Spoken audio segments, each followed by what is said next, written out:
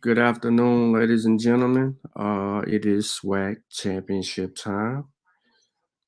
Could this be the end of Coach Prime Deion Sanders in Jackson, Mississippi, as they play for the final game in Jackson this year, Swac championship against Southern? There's a lot of noise that has been circling around social media, ESPN breaking certain things, um, news. They've been breaking news, breaking news, breaking news, breaking news, breaking news. That's all ESPN has been doing. Coach Prime has not said anything to anyone as of yet. However, it's getting to that particular point now. Um, People are frustrated. People are mad. People want answers. Um, they're emotionally invested into uh, the whole thing for all of Jackson State.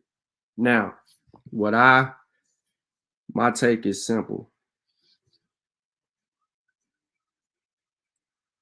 My take is very simple. First of all, I'm not into being emotionally invested into other human beings outside of the human beings that I directly work with on a consistent basis, which is my family and our business and my friends that are close to me. Outside of that, when it comes to sports, um, schools and affiliations, I tend to I tend to check all of that at the door. Like you can't get inside of me like that. But um, what's going on, El Swanigan? Was good. Uh, but man, listen, I wanna, I wanna, I wanna say this. I'm trying to wait to see if I get some more people in here. But I know there's people that'll maybe catch the replay. But I'm pretty sure that a lot of these people will be tuned in for the game. So I want to I want to say this. Uh,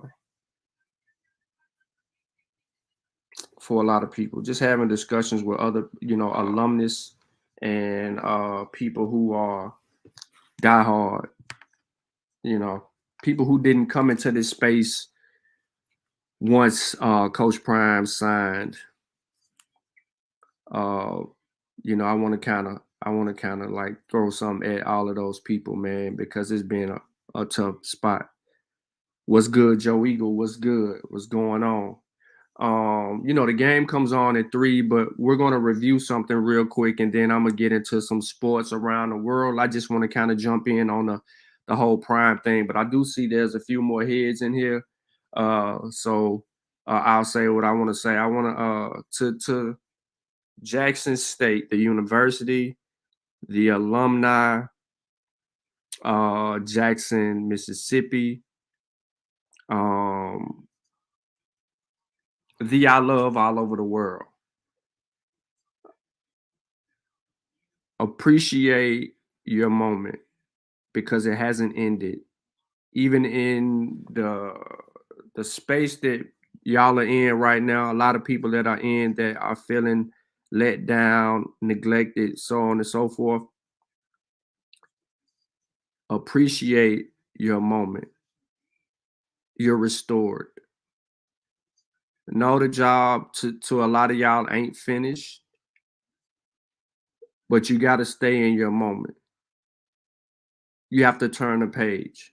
Similar to the Celebration Bowl last year after the loss. That was a tough loss. Shouldn't have lost, but you took a L. You got to turn the page, right? But in this instance, you're not losing.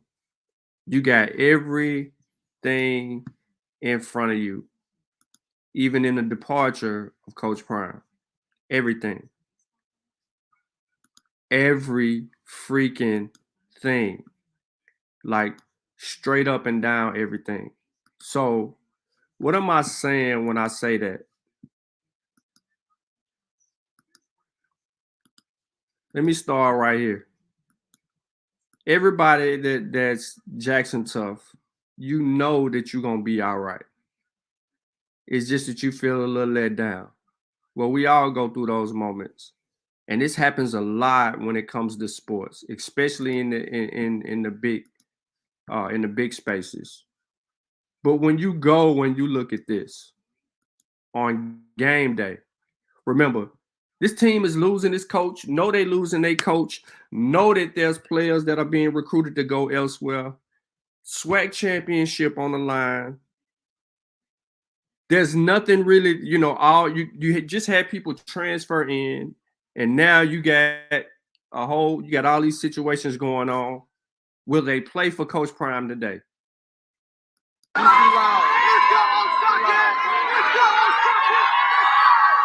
Just watch, man. Hey, I'm Swac fat, Macho Man. Bank call me Red.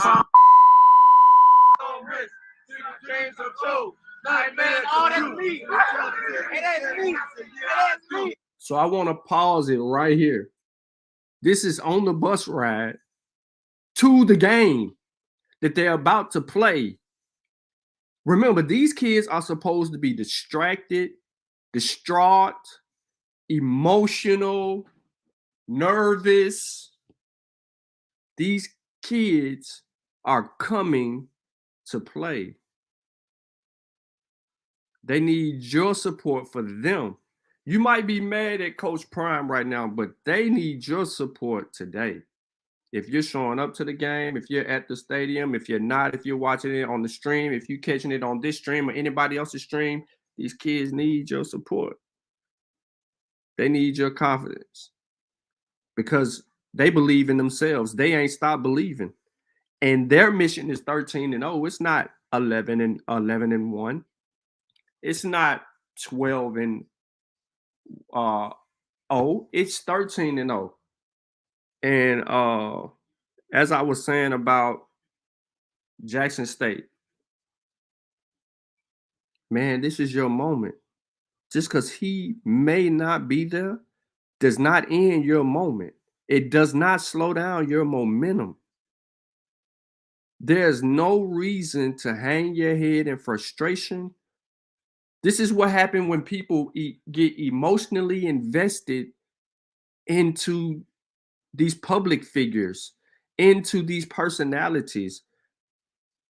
When you begin a personality worship, my coach, my pastor, when you get into that and they let you down, then you go through that emotional roller coaster because you never know. But in sports, this is what happened when your coach is dominant, when your team is winning, when you are the shit, Jackson State. I'm going to say that again for everybody who might not be catching what I'm saying. This is the type of energy you get when your program is the shit.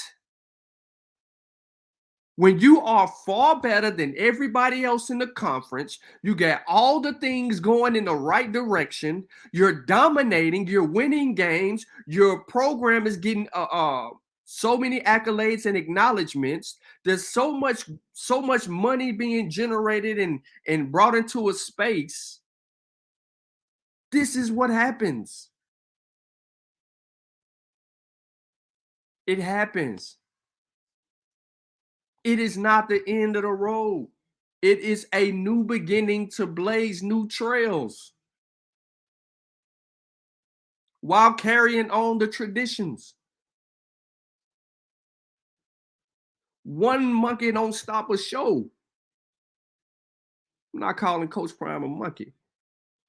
And you don't have to belittle yourself down to slandering his name because he goes somewhere else to continue his career. He always wanted the job. Everybody know he always wanted the big time job. So what? What happened at JSU can't be replicated. It's not going to be 60,000 black people, but it is going to be some crazy white high fans. It's going to be a bigger budget. It's going to be a whole lot of other things.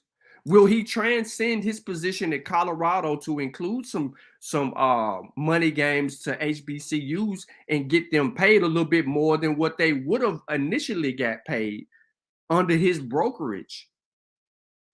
What other ways could he be more influential? Because his platform is big enough. He's trying to reach other children outside of just, football and in a particular community. However, man, let's look at these kids. I see it with a clear view.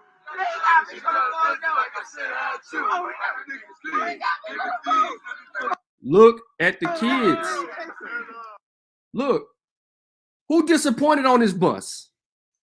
Who head hanging low? Who frustrated? Who going through all these different issues? They are on a live, Instagram live with Wallow and Gilly with Meek Mill on a FaceTime, rapping the Dream Chaser intro. That's where their mind is at.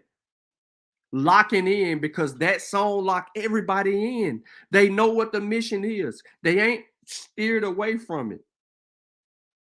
And the announcement still hasn't been made. There's nothing signed on the dotted lines. No matter the hour. But even if and when that occurs, you still are the shit. 8-0 in the Swac last year. 8-0 in the Swac this year. About to play in the championship game. Swac East back-to-back with a Celebration Bowl trip. Handle business today. Back-to-back Swac champions. Back-to-back Celebration Bowl. All you have to do is believe. Just because he ain't there don't mean you don't stop believing.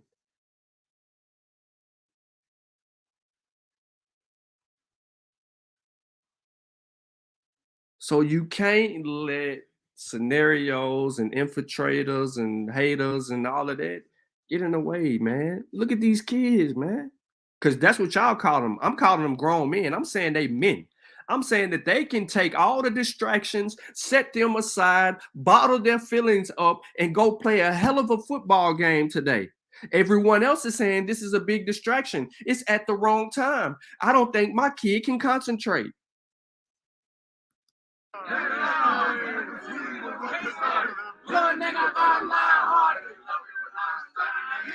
Look at the smiles on their faces. They got their phones out. They on Insta. They recording, vlogging. They gonna make sure that they got Meek Mill on there. Look who on the phone with us. He ain't here with us, but look who on the phone, Meek Mill. You still got their attention. It don't die today. It don't die. It dies when you stop believing. So look, here's where I'm at with the whole Prime thing, man. I understand the move. I understand the mission, and I understand the purpose in which he wants to go and move his life. He's entitled to do that. Now, I also understand that the level, to me, in my opinion, and others, right, that historically, Prime is such a big name. Historically, the bigger deal would have been to stay one more year at Jackson. But you still would have had to come to a conclusion in your minds, ladies and gentlemen, that he was leaving if he stayed another year. The thing about it is this. If he just continued his years on in Jackson and never wanted to evolve outside of the HBCU realm, he would have fulfilled everything in a short amount of time as he did. There wouldn't be much more of anything left for him to accomplish. Go undefeated in the Swac again. Go back to the win the Swac championship. Go back to the Celebration Bowl. I mean, I know y'all don't get tired of that. You know what I'm saying? but there wouldn't be much more continuing to get these recruits in, trying to level up in a particular place and space. Okay, cool. That's what everybody wanted. It would have been historic. It would have been forever. But he's already created forever. He's already created the moment in history that sports writers will always talk about. Do you remember the time that Jackson State, along with A.D. Robertson, went out and signed Coach Prime, brought him to Jackson State in a spring year with COVID? After that spring season, he went on a tangent, a tear in the Swac. Ended up in the Celebration Bowl. His record was X, Y, and Z. In the 2 years before he goes to a Power 5, he only lost how many games? How many games did he lose in the last 2 years? Exactly. He's etched his name. He's forever indebted to JSU. It's not the other way around. Because I guarantee you, with the type of person that he is, he knows that he's indebted to JSU. But he also values his friendships, and he's loyal to his friends. Stay the course, JSU. You're about to land the next best thing for the program, which will continue the success moving forward. Now, that's if an announcement is made. We all wanted to see that story. How long can Coach Prime coach in the SWAC? Would he be one of those long tenured coaches? Remember 3 years ago, people, even JSU fans, was conflicted on the hire because they didn't know if he would commit for as long as he did. That's the truth. The real truth is they didn't know how long he would commit. So they were restrained from buying in. And then it was like, well, you know, everybody talking junk. Then social media spaces blow up, YouTube spaces blow up, and then people began to believe. But his players always believed in him from the spring season going into the new season, all the way to the Celebration Bowl.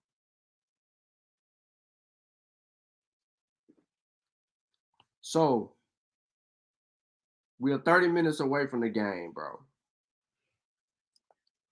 Rally the troops because they ready to ride. But are you?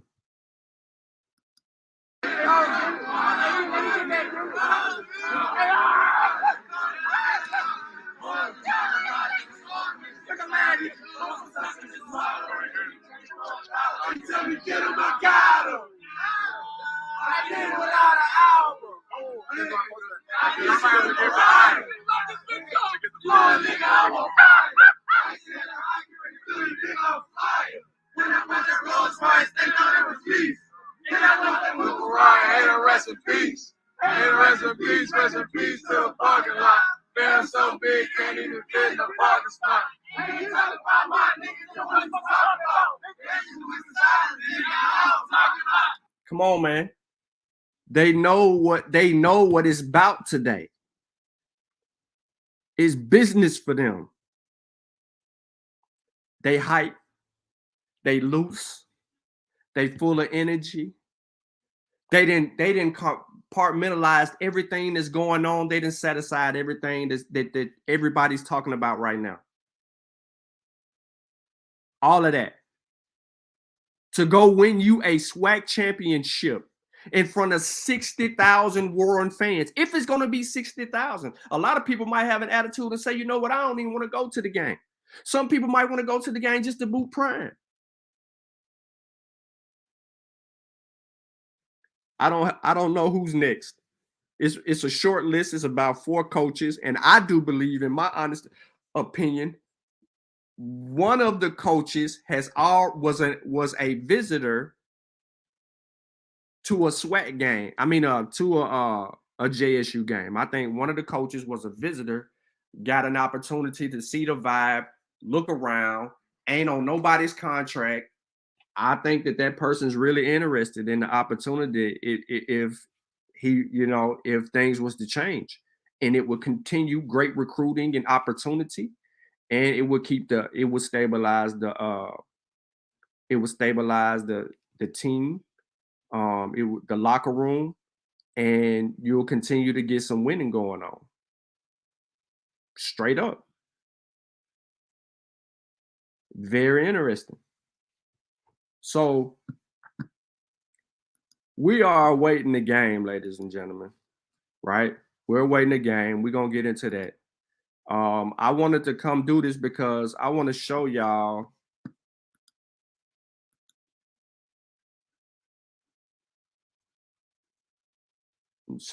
right now what's going on in Jackson.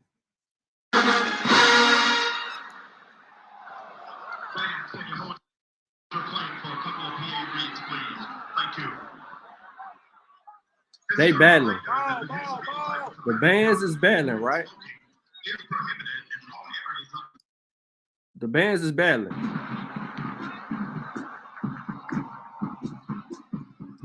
It ain't a lot of people that's already in the game.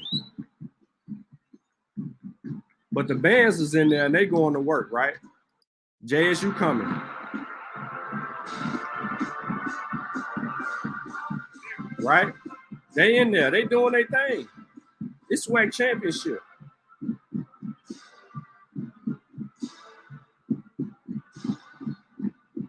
This what they doing. Everybody online arguing. Jackson State side is filling up. It's gonna probably be about 30 or 40,000 people when it should be a lot more.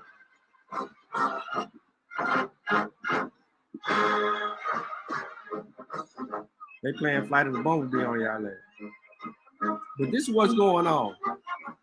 This is what's going on. They going back and forth. The bands are playing. It is what it is, right? It's almost go time. We 30 minutes away, baby.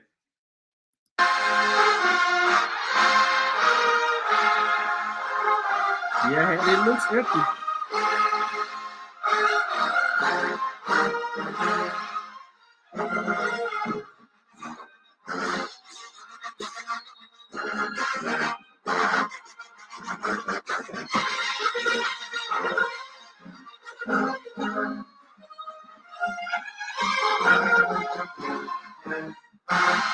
Browse. Nah, I think he's going somewhere else already, man.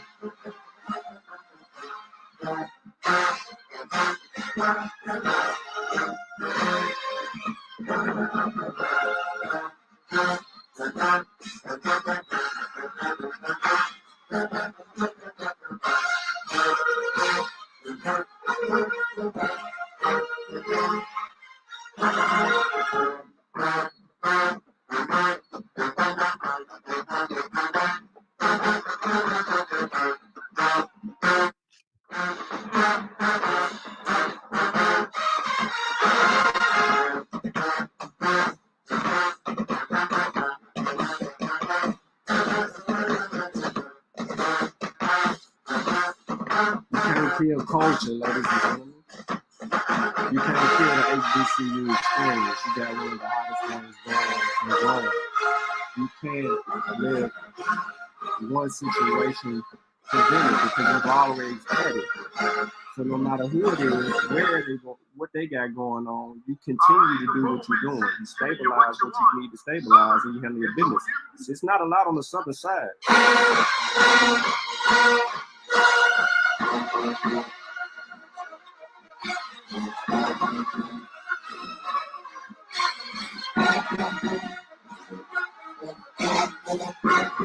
Yeah, man. Come on, man. You know, like I know, bro.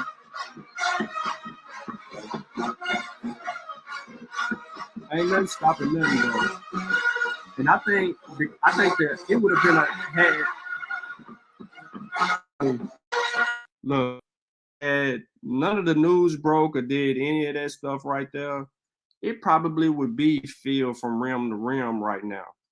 But like I said, this feed is behind, and you already know it's a lot more people that's probably going to straddle into the game a little bit later on. You know what I'm saying? Like, that's going to happen.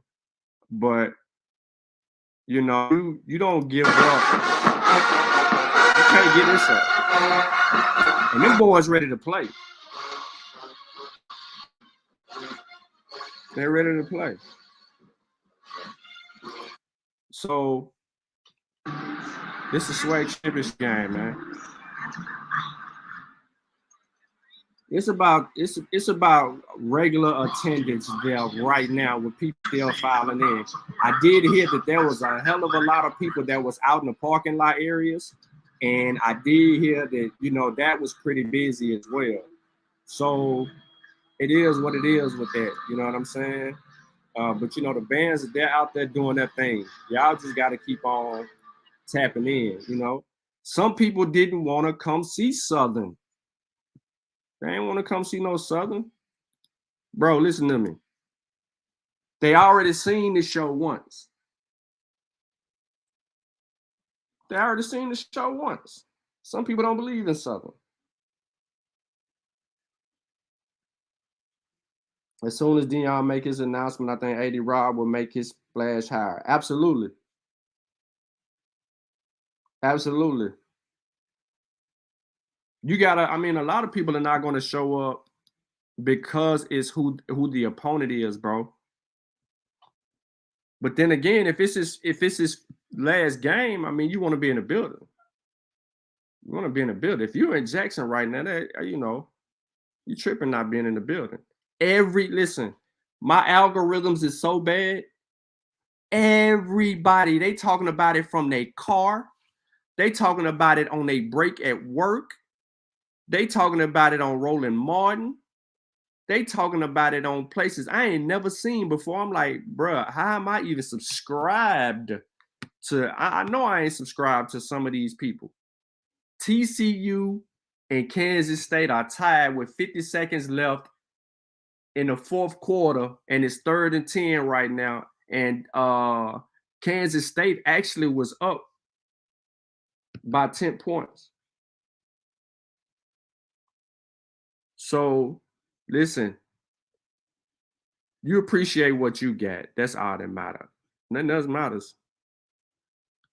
Appreciate what you got. You got the best thing going. Can't nobody replicate it. I don't want to hear no Southern this, Southern that, yada, yada, yada. I ain't listening to none. I'm not entertaining none of that. None. Let me get some stuff on the screen for y'all, man. True. Ain't no sense in y'all being up in arms, man. You got the best thing going. Period. It can't be replicated. Nowhere. So why even invest your time and space into a place that you ain't gonna get no benefit from it? You know what I mean? You want to cuss them out? Okay, all right, I understand. Cuss them out. You hurt, you want to cry about it? Okay, get you some tissue. But get over it. Because you still the shit. So I'm gonna cut the scoreboard on real quick just to kind of go around and give. I shouldn't have to do all this. Just to kind of give people some insight. Look like I got to log back in. Bloop, bloop.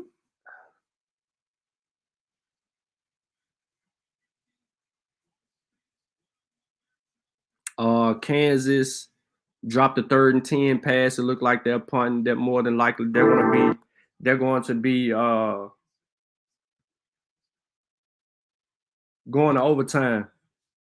Well, it's 45 seconds left. So they're putting the ball away right now. So it looked like more than likely it's gonna go into overtime.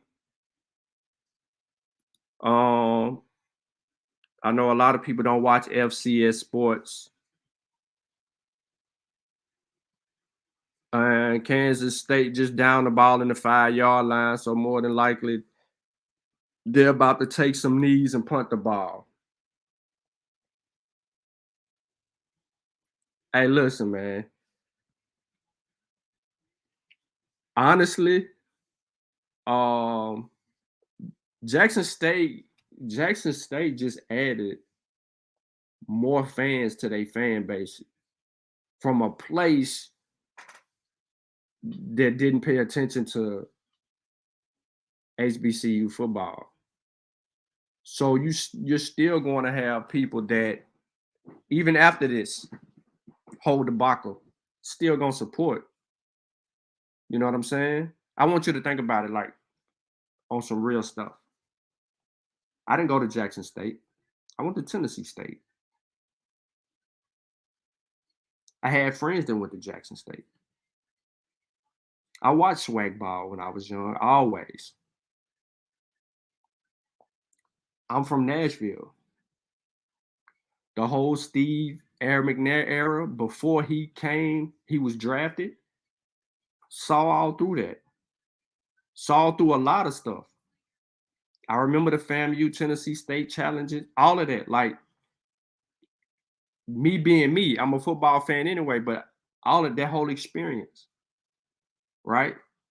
Seeing them SWAC teams go at it, the MEAC go at it a little bit. I ain't paid much attention. As a kid, I ain't paid much attention to MEAC football, MEAC sports, except for, when FAMU was over there, and only because rightfully so that, you would see a game or two of them. But I paid more attention to what was going on around the SWAC. So what I want to tell y'all right now is there's people that never saw the SWAC before that has been exposed to it and like it and will continue to watch it. That's something to build on. That's something that you can elevate up to and continue to grow from. Everybody now know what the standard is. JSU has set the standard. Listen to me. Y'all have set the standard for Black college football. There's a new standard. Ain't nobody taking mediocrity no more. People are expecting more out of their coaches. People are expecting more out of their top players. People are expecting better quarterback play, better play calling, better special teams, better defenses, right? All of that is the key. Better recruiting, right? Going after the big names, trying to make splash recruits, going into the portal, looking outside of quote unquote SWAC. It's a new standard. So don't trip on none of that old coach leaving stuff, man. You still got the purest dope on the block. If you don't think you got the purest dope on the block, ain't no sense in trying to sell it to somebody. You got it. You got the purest dope on the block. Do people want to see you lose? Hell yeah. Now they really want to see you lose. You losing has heightened because you know why? If you don't lose next year coming into the season, if you ain't taking no L's next year and it's a continuation of a level of success in the SWAC, they're going to be even more pissed. Even more pissed. So you gotta keep the purest dope on the block. He messed that whole play. It was there too. He messed that whole play up. But that's how it's got to be, ladies and gentlemen. And hell yeah, everybody is trying to break a news or break a story. Carl Reed is in Jackson, Mississippi 2 days earlier because he's trying to break the story. So all the ESPN and all of that, until Carl Reed breaks the story, it ain't broke yet. Until Prime says something and Carl breaks the story, it ain't broke yet. There's a reason for that. ESPN writers and analysts, they're speculating. They're depending on particular people to provide them with information. What do you think that Colorado was saying? If you go look at the Colorado newspapers and reporters, the Colorado newspapers and reporters are saying the offer is on the table and they are expecting to sign. Expecting. They don't know if he's signing. They're expecting. They're hoping to sign.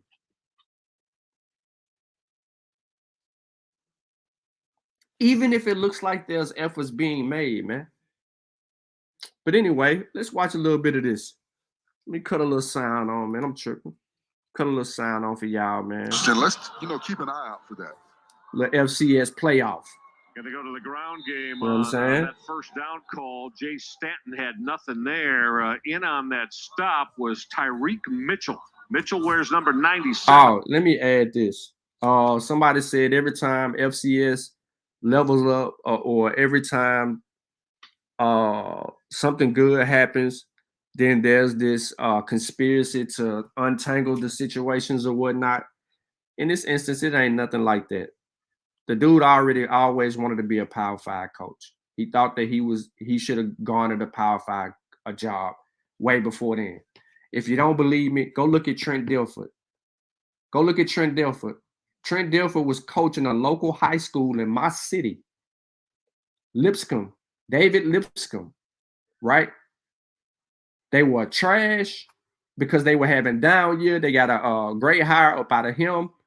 Next thing you know, he turns the program around, and then he gets a job at a Group of 5 UAB. No noise. ESPN wasn't raving over the hire of Trent Dilfer all week long. That wasn't what the hell they was talking about in the media. News outlets wasn't, and 247 Sports wasn't running around there talking about Trent Dilfer hire to UAB, fresh out of high school like that. That shit was mentioned, backdoored, Dion.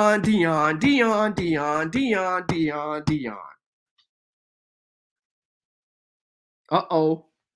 She loves D, says she got SELA. Yeah, win that money. Win that money, Tamona. But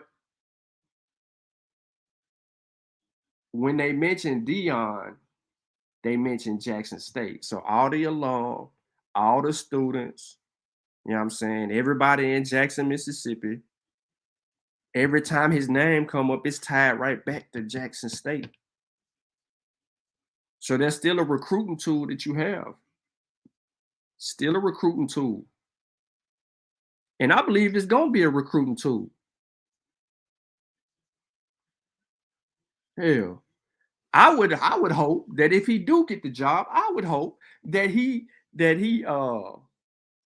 sign Jackson State up for a money game with the next coach and AD Robson, get a money game and pay Jackson State $1.5 million to come play in Colorado.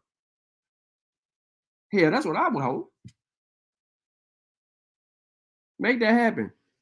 And do it next year too.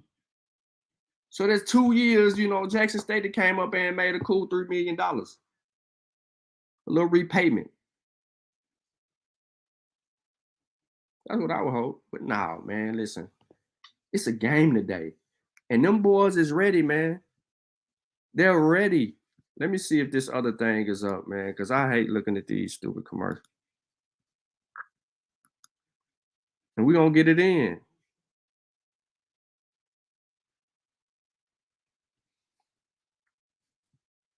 ESPN should be live here. Ain't live yet. They should be live. Everybody want to talk about Jackson State. All right, back inside Cybert Stadium, Bobby Bowden Field. That starting quarterback of Michael Hires of Sanford did on this throw. Forrest Conley did the throwing hand hit a helmet. Yeah, it looked like he jammed his thumb on that throw, and that may be why we have not seen him in the ball game. And you know, when you think about it, you want to play, but you don't want to hurt your ball club at the same time. And when you look at what's been impressive in his ball club is we come into this game where Hires was passing at a 77% completion clip, but you bring in Crittman, and before that throw that he just threw out of bounds, he was 7 of 8. So he's 7 of 9 passing right now. So you're kind of hovering around that same 77, 80% passing when you've got the backup in.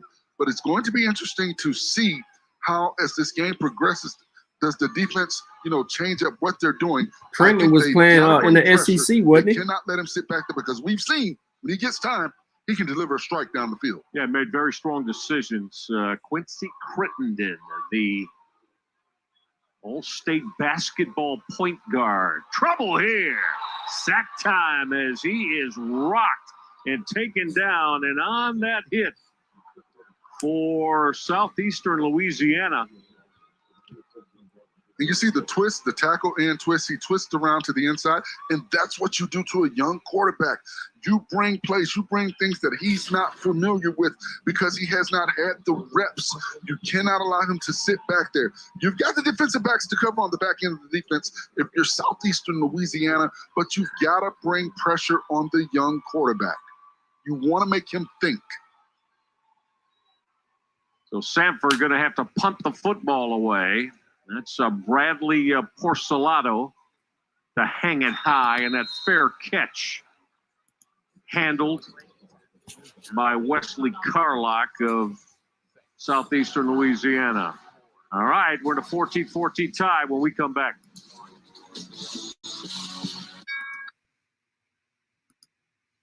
Yeah, man.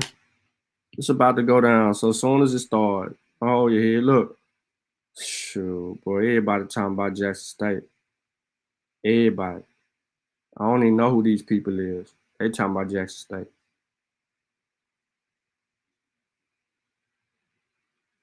My cell phone algorithms is up. Jackson, Jackson, Jackson, Jackson, Jackson. Look at this. Look.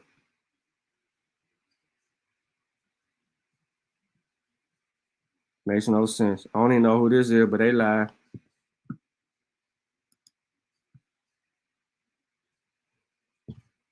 What up, Shad? What's good with you, homie?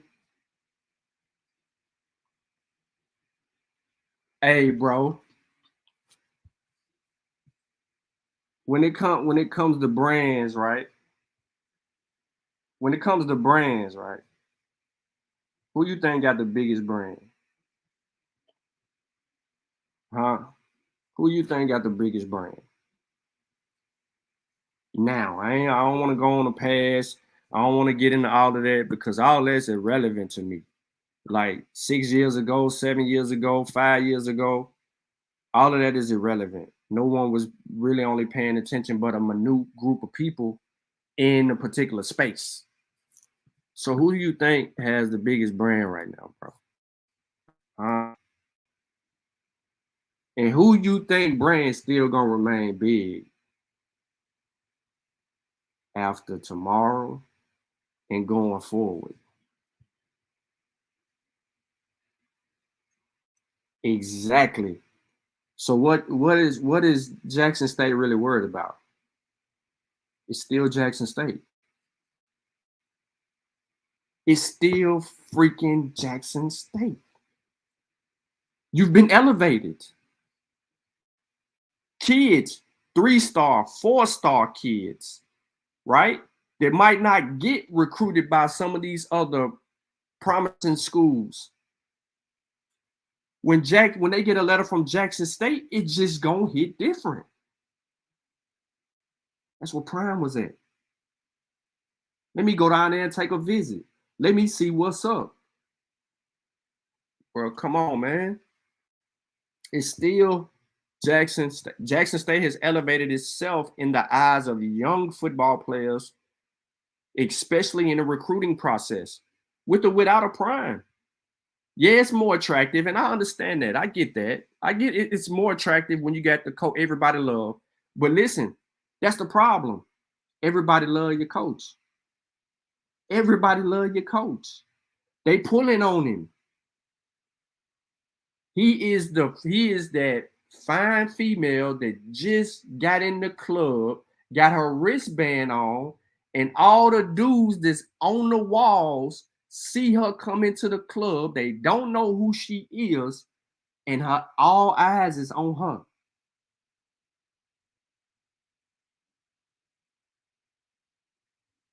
All eyes. However, you can flip that and say JSU is the female that just walked into the club, and all the dudes is looking at her like, Damn, you sexy. And it could be that.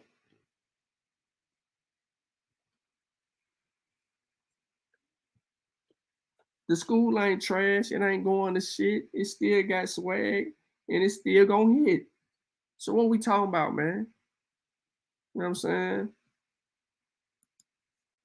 I mean, people got the right to feel emotional about stuff and want to be mad because people out. All that's cool. I ain't got nothing to do with none of that. But we going up on this game. Straight like that. Nothing else matter but right here. And as you can see, I'm waiting on the event to start. And usually it would have started by now.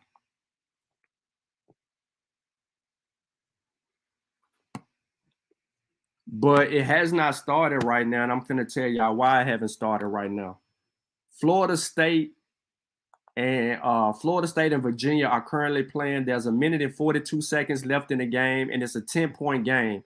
And of course, the team that's losing by 10, Florida State, is fouling. So the broadcast hasn't come on with them starting due to that. And you know, I don't know what's gonna be made of it, but the clock, man, they've been playing basketball for about 15 seconds. And they just called a timeout. The clock never started when they initially threw in the ball. Florida State down 7. So unless there's a cutaway from this,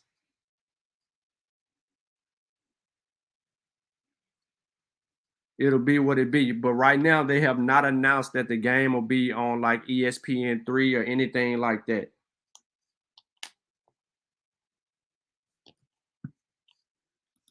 But listen, man, if JSU is recruiting kids without a prime, that's what you want. There's some people there that's still gonna fight to maintain. There's a level. Them coaches now know, like the TC Taylors, all of that. It's a level, bro. It's a level. They know what it looked like now. They've been exposed to it. And guess what? NFL coaches NFL scouts are still gonna be in the facilities because, you know, as long as JSU is recruiting the portal, recruiting high school players, they're going to continue to win Swac ships. The people ain't caught up with you.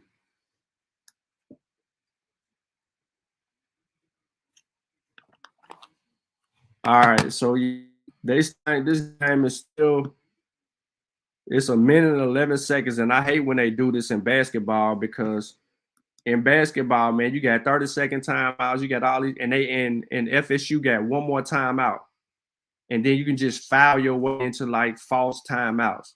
I hate that. You know what I'm saying? Like one of the players' shoes just came off, they stopped it. It's a 7. All right, so dude just hit a shot. The clock is running. They got the clock running. Florida State just is a foul. It's a 5-point game with 52 seconds left. The clock ran for 5 seconds after a made basket. It shouldn't have ran. The referee stopped the game to fix the clock. So we can't get the announcers on talking they junk and going through the whole speculations of the Swac earlier on because of this stupid game, bro.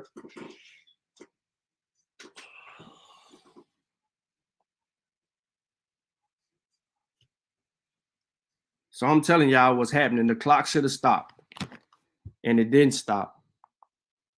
And TCU should be winning the ball game. The SEC championship game is about to start. They started late too. Oh, TCU didn't score. They stopped them on 4th down. And it's 1st and 10 for K-State. And I do believe they got to score a touchdown. They can't kick a field goal.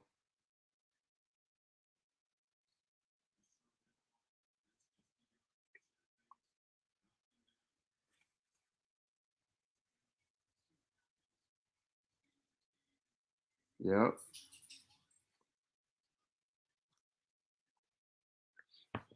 So will all the noise be a distraction?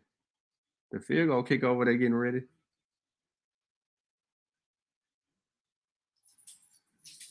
TCU loses game, they don't deserve to be in the playoffs. They don't deserve to be in the playoffs, bro. Punish them, bro. They already had a weak strength of schedule. The Big 12, sorry as hell. Don't put them in there, man, so they go play Georgia and Georgia kick they behind real bad.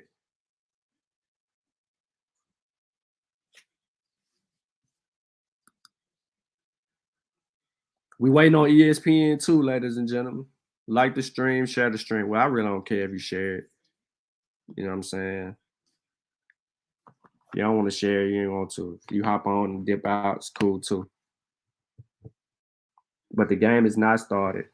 K-State is 4th down. They're about to kick the field goal to win the game in overtime. If the field goal kicker misses, then they're gonna continue to play. The SEC just now starting to introduce their game as of right now. They haven't started either. Florida State is still down by 6. There's 49 seconds left. And we ain't cutting away from this game until this game is over. So if you see me continue to refresh the screen, it's because of that. All right. Florida State was just blocked out of bounds. 42 seconds left in the game. You know, the live game is ahead of us a little bit. So it is what it is. All right. We can go back over to Southeast Louisiana because Timona got money on the game. And it's tied 14-14. And Southeast Louisiana is hanging in with the number 6 team in the country, Sanford, who many argue should have been ranked lower than JSU. 34.3 seconds left. Of course, Florida State fouls. They're down 6 points. Florida State coach has to know that, bro, it's over. But the dude keep making 3-pointers.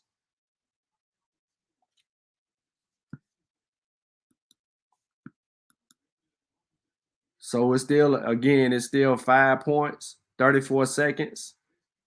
It's a 6-point game, 34 seconds. The clock is running. They coming down trying to shoot quick. Nope. They dribble, dude pulls up, misses.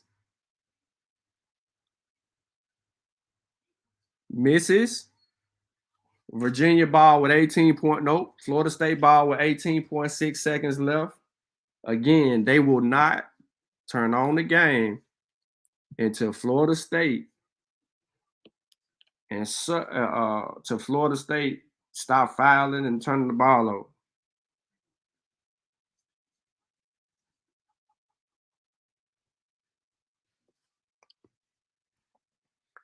So now they looking at the clock. The ball is out on Virginia. Should be Florida State ball. We're going to see. We just trying to get through these 18 seconds.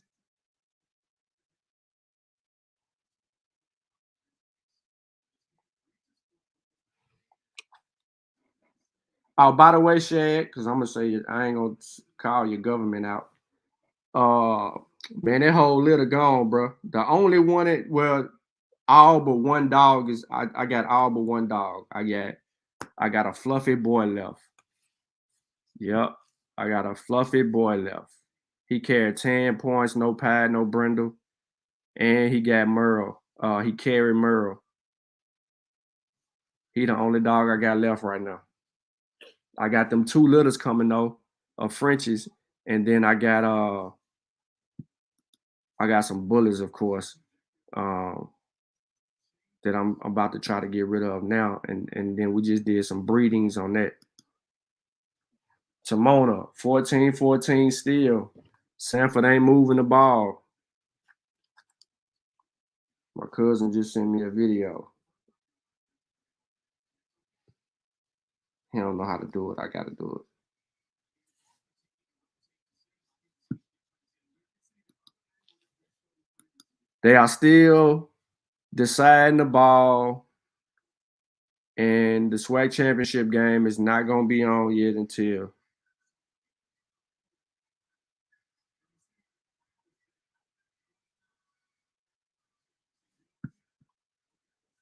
All right, Florida State ball, 18.6 seconds left, 58-52. Florida State is inbounding the ball, quick two-pointer. They can't call a timeout. All they can do is foul. Hold up. Oh, they had a 30-second timeout left. The game is extended again.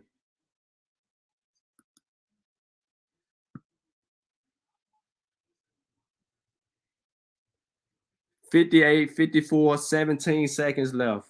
There will be a quick foul. The dude to be on the free throw line. It is what it is. Virginia gonna have to make field goals. So instead of me going back and forth, I'm gonna play this game a little bit.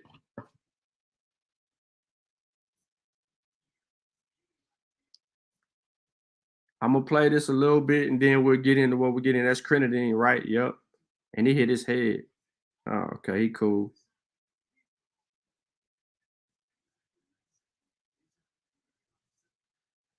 Hey, maybe he the next Jackson State quarterback. You know what I'm talking about?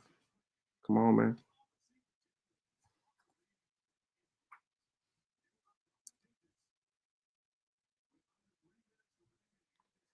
L. Swanigan. Yeah. The receiver from he was supposed to go to Ohio State. The player was going to Ohio State, but Coach Prime had called him, and when Coach Prime called him, he said he wanted to listen, so he opened back up his recruiting instead of committing. And he was supposed to sign to Ohio State early on, but he said he would be doing himself a disservice if he didn't hear Prime out. So he opened back up his recruiting for Coach Prime, and he said that, but I think he said that to 247. If I'm not mistaken, it was 247 that he actually spoke to, because they interviewed him. He was the number one receiver out of this class, 5-star receiver.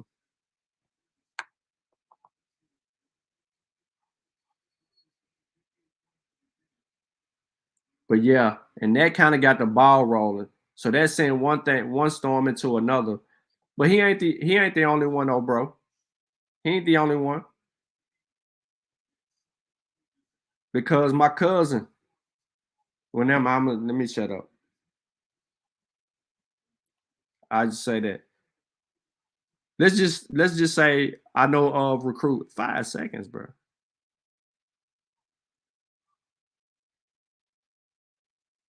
All right.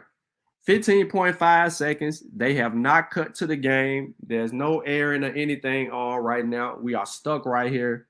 Florida State player just got injured. They pulling him up off the floor. 15.5 seconds. Again, they will not start the Swac championship until, so when they break to it, they may already be playing. This dude just hurt himself pretty bad. But he got up. He probably messed a meniscus up or something. He could have torn an ACL the way that knee popped. Yeah, he can't even stand up, bro. Oh, he need crutches. Ooh. I'm glad I ain't show that on the screen. 15 seconds left. Quick foul by Florida State. They're going to make this game go another 5 minutes. I'm finna tell y'all that right now. It's going to be the first quarter. I don't care where y'all get people just hopping on and hopping off. The game is not on. The game is not on. The game has probably started. The game has started, but the game is not on. It's not aired, I should say. It is not aired.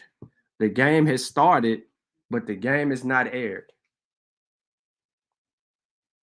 So we watching what we watching right now until we can get the game on. So if all them people in other chats and all of that, you know what I'm saying, don't even matter. Florida State is down 6 points with 10 seconds left. 9, 8, a whole bunch of dribbling and a foul and 1. 7.6 seconds and the dude commits the dumbest foul ever by Virginia. Florida State is going to the free throw line for a 3-point play. Made me feel like all the recruits that's been coming to JSU have been for Colorado. Man. No, not necessarily. Cause you don't have the offer. You didn't have the $5 million a year offer, and then the ability to increase and pay the coaches a certain amount of money. Or you didn't have a whole bunch of stuff that was required, like the total keys. Some people are asking about Under Armour, and I can't answer that because Colorado is Nike right now. But I don't know if something could be worked out to where the football team is Under Armour. You know what I'm saying? Because I seriously doubt that Coach Prime will relinquish his deal with Under Armour, because Under Armour, he was like one of the first. So, you know, he got ties to Under Armour.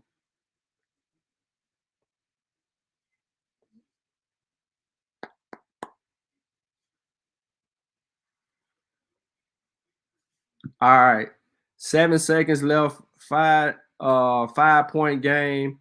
Florida State pulls up quick for the 3, misses. Game is over. Can we get to the Swac?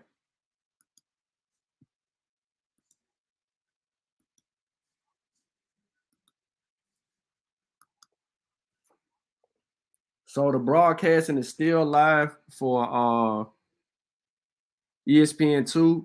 Yes, the game has started. But like I said, now they sending us to the Swac championship game.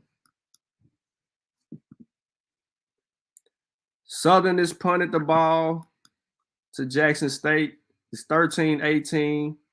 So Southern got the ball first. I'm probably going to have to go out and watch and come back in and watch.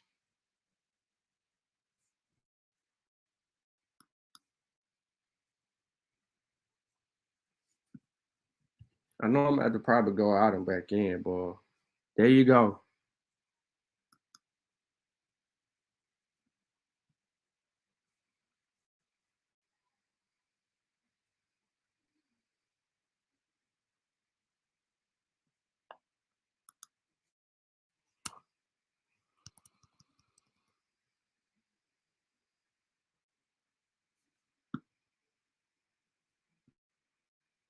The main thing. And I think this is a program that's had a lot of outside distractions ever since he's gotten there. The team can handle the shine, the extracurricular noise that goes along with having Coach Prime as coach. He's done a pretty good job of trying to negate all the talk that's out there. Hasn't confirmed anything with you or I or basically anybody. Said, we'll see. But I'll say this final statement. Deion Sanders, Coach Prime, owes HBCU in Jackson State. Shane Hooks. Hold on, let me try to switch it up for y'all because the ESPN app just tried to play us real quick. Shane just had a big catch.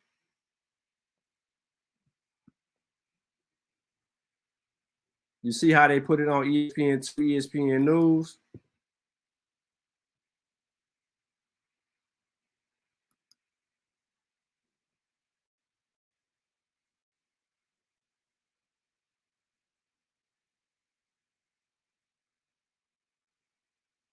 Yeah. Second down, 12 minutes, clock ticking. Jackson State is on the 30-yard line driving. Door then did this swing pass twice. Sanders is going to make the right decisions, along with Wilkerson. And you're talking about a potent offense. Out of the backfield, they toss it over to Wilkerson, and Wilkerson nowhere to go. When we talk about Jackson State's defense, you have to herald also the Southern defense, second in the conference behind the Tigers. And when they played earlier this season, I thought Southern defense played phenomenal. They really kept this Jackson State offense at bay for the complete first half, but they were on the field so long. But if Dumas doesn't get double teamed and find a way to get him one-on-one matchups, he can be the disruptor. If we don't call number one's name, could be a long day for the Southern defense. That's number one up front for the Jaguars. 3rd and 11 on the way for Jackson State. Shedeur Sanders dropping back, has time, and connects with Dallas Daniels. Daniels refusing to go down, and now game tackled down just near the 10-yard line. A pickup of 21. Pocket too clean. And everybody knows if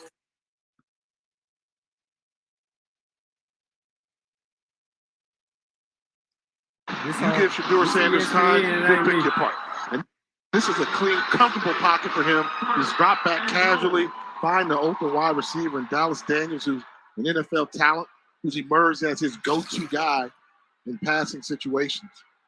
Inside the red zone, this JSU offense putting up 38 points a game. Again, with plenty of time, now feeling some pressure from Taj Brown, going backwards near learning to play the quarterback. The 30-yard line, eyes downfield, and then wisely throws it out of bounds. Good job, just a throwaway. That's part of the process of learning to play the quarterback position. You see the numbers there, 70%. Boy, they playing with me right now. Completion percentage, phenomenal. But the decision making does not throw a lot of interceptions. His freshman year, a year ago, might have tried to force that ball in the end zone.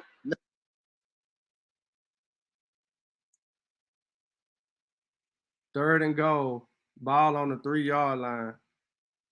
Southern is focused on stopping the run and allowing Shedeur to throw the ball. And I don't know why it's not, you've already maximized the number of strings allowed. Area for the Jaguars. Yeah, just going taking what the defense gives you. They give you a clean release, nobody touches you, get them the football. And we've already seen them complete passes to 4 different receivers on this drive already. That's how Shedeur Sanders plays the game. He dropped the using touchdown. His high football IQ. 3rd and goal, they've been able to move the ball down the field with some ease early on, and a strike into Hollywood Hooks, and it's broken up in the end zone. On the coverage was Rodney Johnson. That brings up 4th and goal. So the kicking unit will come on for Jackson State. Another look at it here. They tried to rifle it in there. Tough throw and good defense by Rodney Johnson. NCAA sprinter / cornerback. He's a championship hurdler. 3-0. A little chip shot for Alejandro Mata from 22 yards out, and that gets the Tigers on the board first. As soon as I did that. Those of you watching our game now on ESPN News, we'll see you on ESPN2 after the break from the Vet here in Jackson. All right, so ESPN showed the game and then stopped the game. What I mean by that is because they switching over. So they didn't show the video plugged up. So when they return, I should be able to get right back into the game the way I need to be.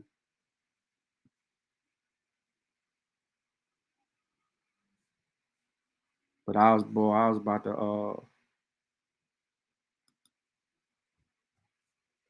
go at this a whole different way.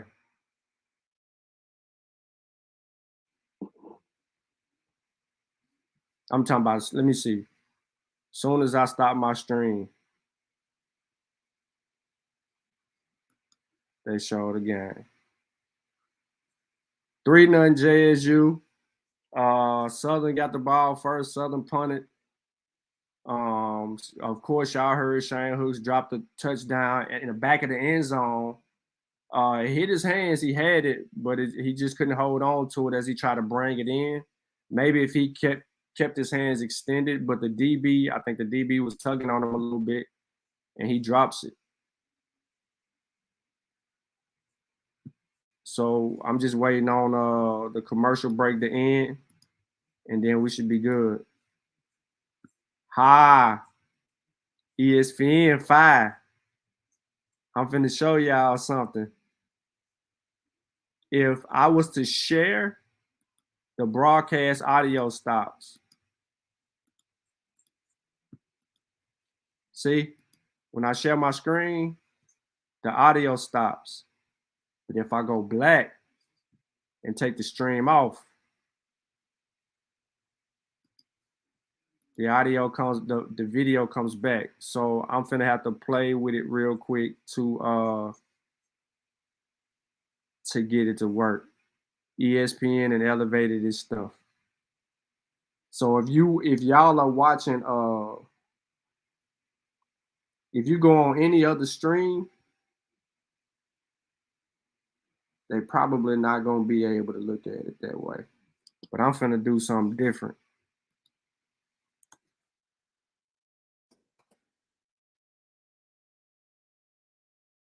I'm finna go through the TV side of it and do it.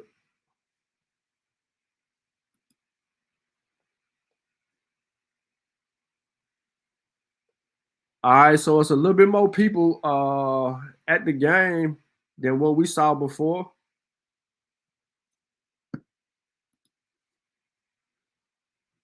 Presented by McDonald's as a part of Dr. Pepper Championship Week. 3-0 advantage early on for the Jackson State Tigers in their first drive of the ball game. What's at stake? Well, the winner of this one will punch their ticket to go on to the Cricket Celebration Bowl in Atlanta on December 17th.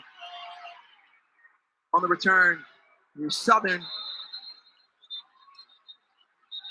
And if you're just tuning in, we'll break down the tale of the tape between these two schools. When you're looking at what they've done throughout this season, they're 1-2 in pretty much every category when you think of yards per game, scoring offense and defense, along with yards allowed per game. I'm going to tell you, the one that stands out, that 10 points a game.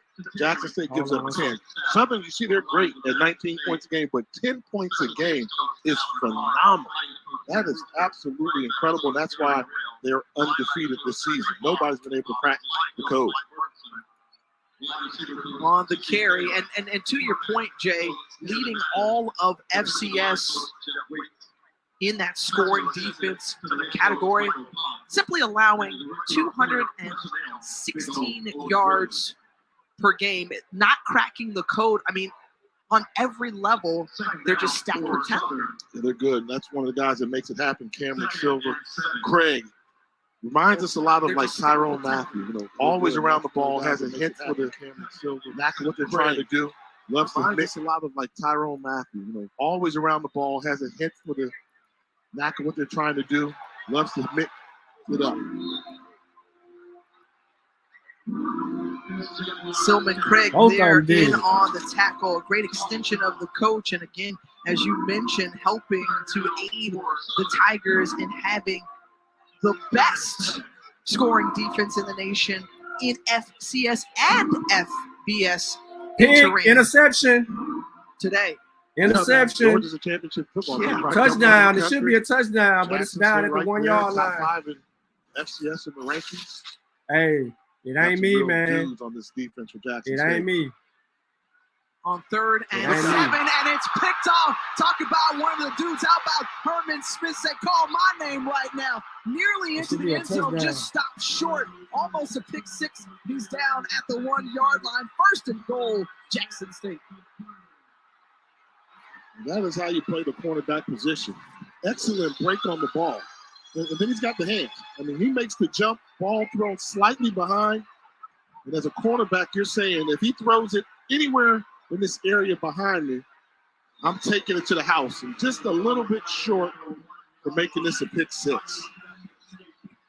Cornelius Dyson was the target, but great anticipation by Herman Smith, who Dennis Thurman says is one of the best athletes in the secondary, and his 36-yard return sets up his. All right, so look, shout out to ESPN, bro.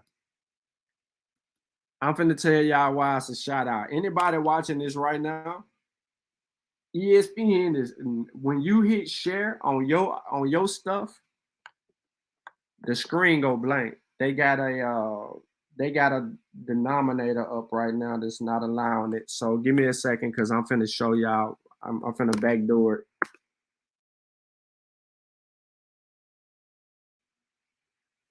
Oh, don't worry. I got away. Sets up his offense to punch it in from 1 year out, and I think maybe there's some delay for the offense to go on. They want to make sure they call up and dial up the right play, and I'm thinking 36, Savion Wilkerson right here. Get him the downhill runner compounded, but this looks like quarterback sneak formation. Shedeur tries to sneak it in, a little extra push at the line, and held up just short. We'll bring up 2nd and goal. No game. 2nd and goal, Tigers of Jackson State. This stream Well, the test garbage today for defensive coordinator Henry Miller. He garbage.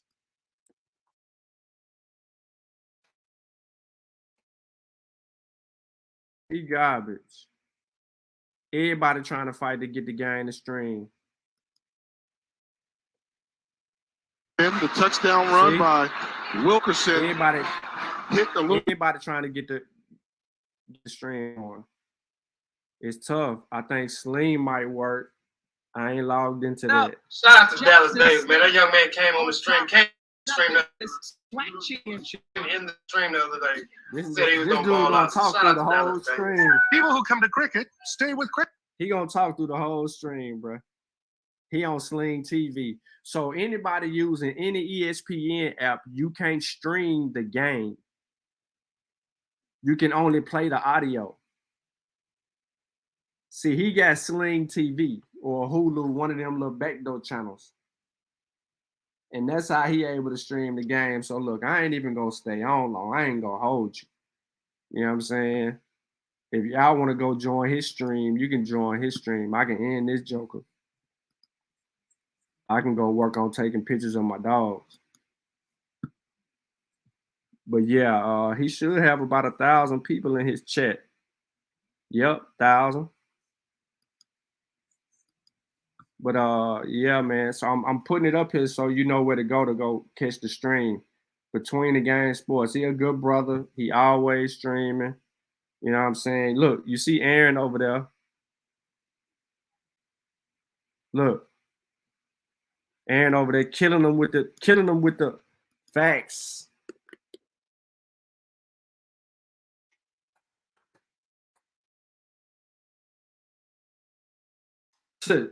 Look how stupid this is. Rumor is he leave at halftime. Why would he do that?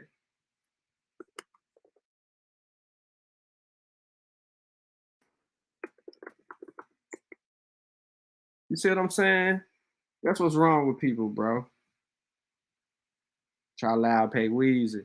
Oh yeah, Loud Pack. Yeah, Loud Pack. He do be having Loud Pack Weezy be he do. Oh no, this ain't the one though. This ain't the one. There you go. And he ain't even got that many people on the stream, bro.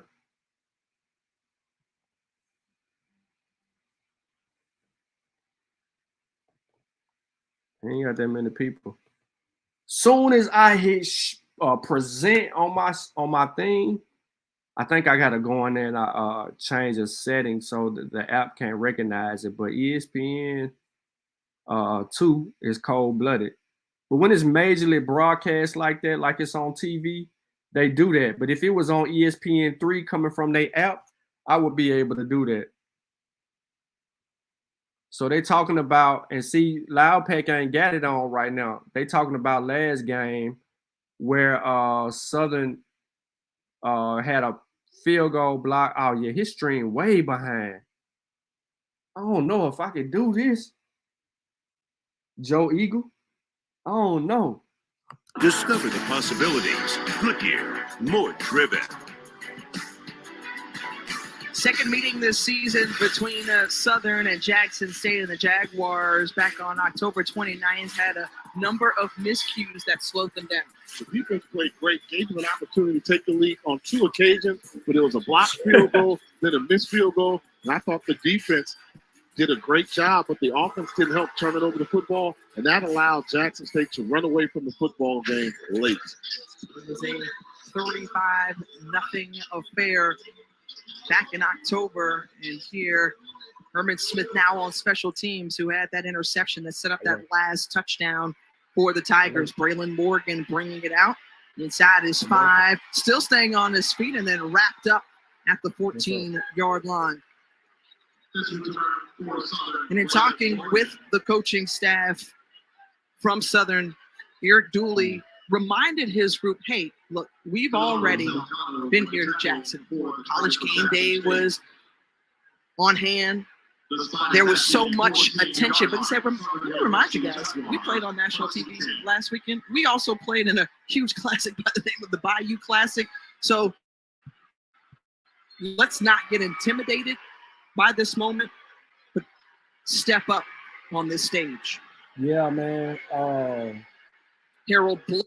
His stream is so far behind. It's 3rd down right now. He's still on 1st down. You know what I'm saying? And they're streamers. These are streamers. But that's why I like about my stream, because I don't be this behind. He behind too. He behind too. It's 3rd and 14, bro. They just ran a draw and got a 1st down. Travis just dumped dude on his head. I want y'all to, before I switch it, I want y'all to see what happened by Travis. He ain't got no. Oh, sorry. My guy Lenny Hughley on $2 me to death, man. I appreciate you, bro. $2 at a time, man. I appreciate you. What I wanted to see was when we talked to Southern, I asked him specifically, anything schematically going to do different? When you get shut out, you normally want to make some things offensively, and they were pretty adamant saying, no, we just need some more guys to make some plays. I don't know if that was the right thing. Another turnover, y'all. Here, the carry. Boom! Rhymes. That's a good carry by Southern, man. I just don't think you can keep that up all game long. But more importantly, you can't keep that up all game long, man. Wow. How about that? You're up there to get you with this little draw play counteraction. Wash down. See, that's a good play to get you back out, out of your own end zone. But is that sustainable up the field, man? This is what I didn't see last week with Grambling, man. Watch Aubrey see Miller. what Coach Dooley got dialed up. Watch Aubrey. Watch Aubrey, y'all. Watch Aubrey. Oh, wait. Ball out. Oh, man. Oh, man. Oh, man. This ain't good. It's going to be bad, man. Oh, wait. Oh, this is at the wrong time. The team going to be distracted. Touchdown. Protect the football, trying to run away, and there goes Aubrey Miller. Got to protect that football. Yeah, they go that man. You're going to see him on Sunday like your boy Jameson. Just saying. Disrupted the Swac defensive player of the year. And guess what? Antonio Doyle falling on that's a different quarterback. Back-to-back turnovers for the Jaguars. 2 in the that last ain't Bashawn McCray. Thank you, Lennon. That's Bubba. Brother. So you give me That's Bubba. That ain't Bashawn McCray. That's Bubba, ladies and gentlemen. They done already went to the backup quarterback. Watch this, though. Huh? This is why I say the string is so far behind, bro.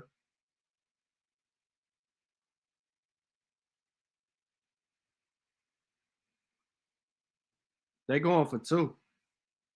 Jez, you going for 2. So let me – and they called under the Shane. He took his helmet off. Yeah, bro. You told me to go to hoop jogger. He doing the damn. I'm sticking to Loud Pack, bro.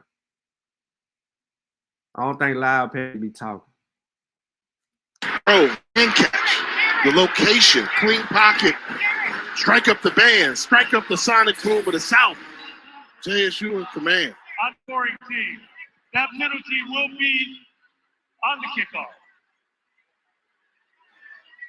And what did Coach Prime tell us this week? He said, we want to dominate. That's been the theme all season long. And while they started out slow in that last meeting, they have poured on 16 points in under 4 minutes, Jay. And now they're going for the 2-point conversion here.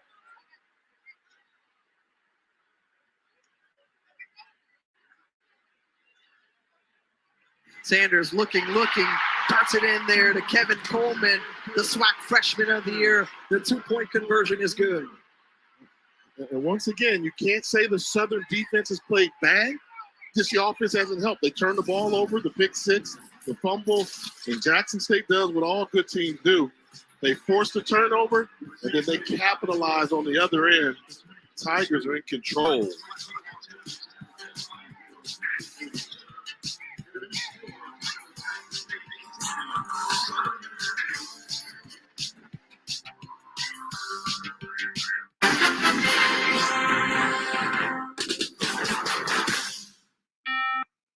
All right, so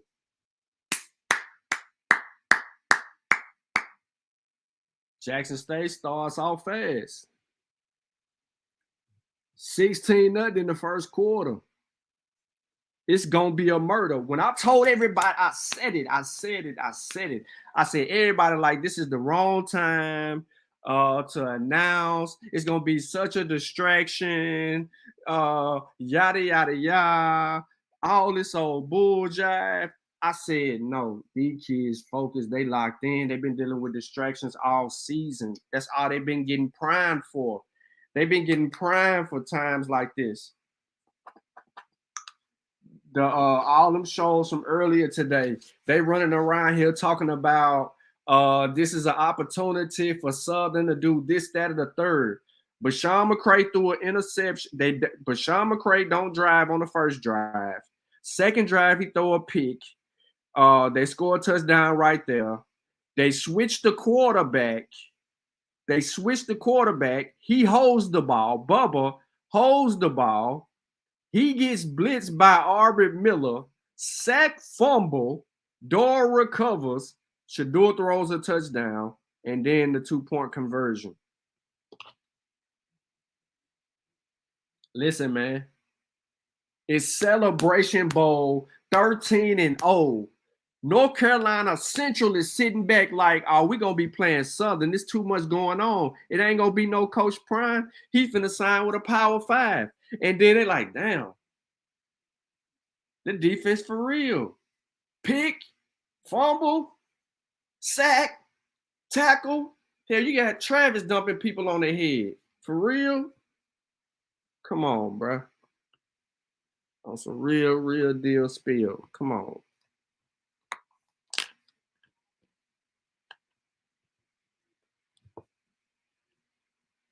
Crazy, bro. Crazy.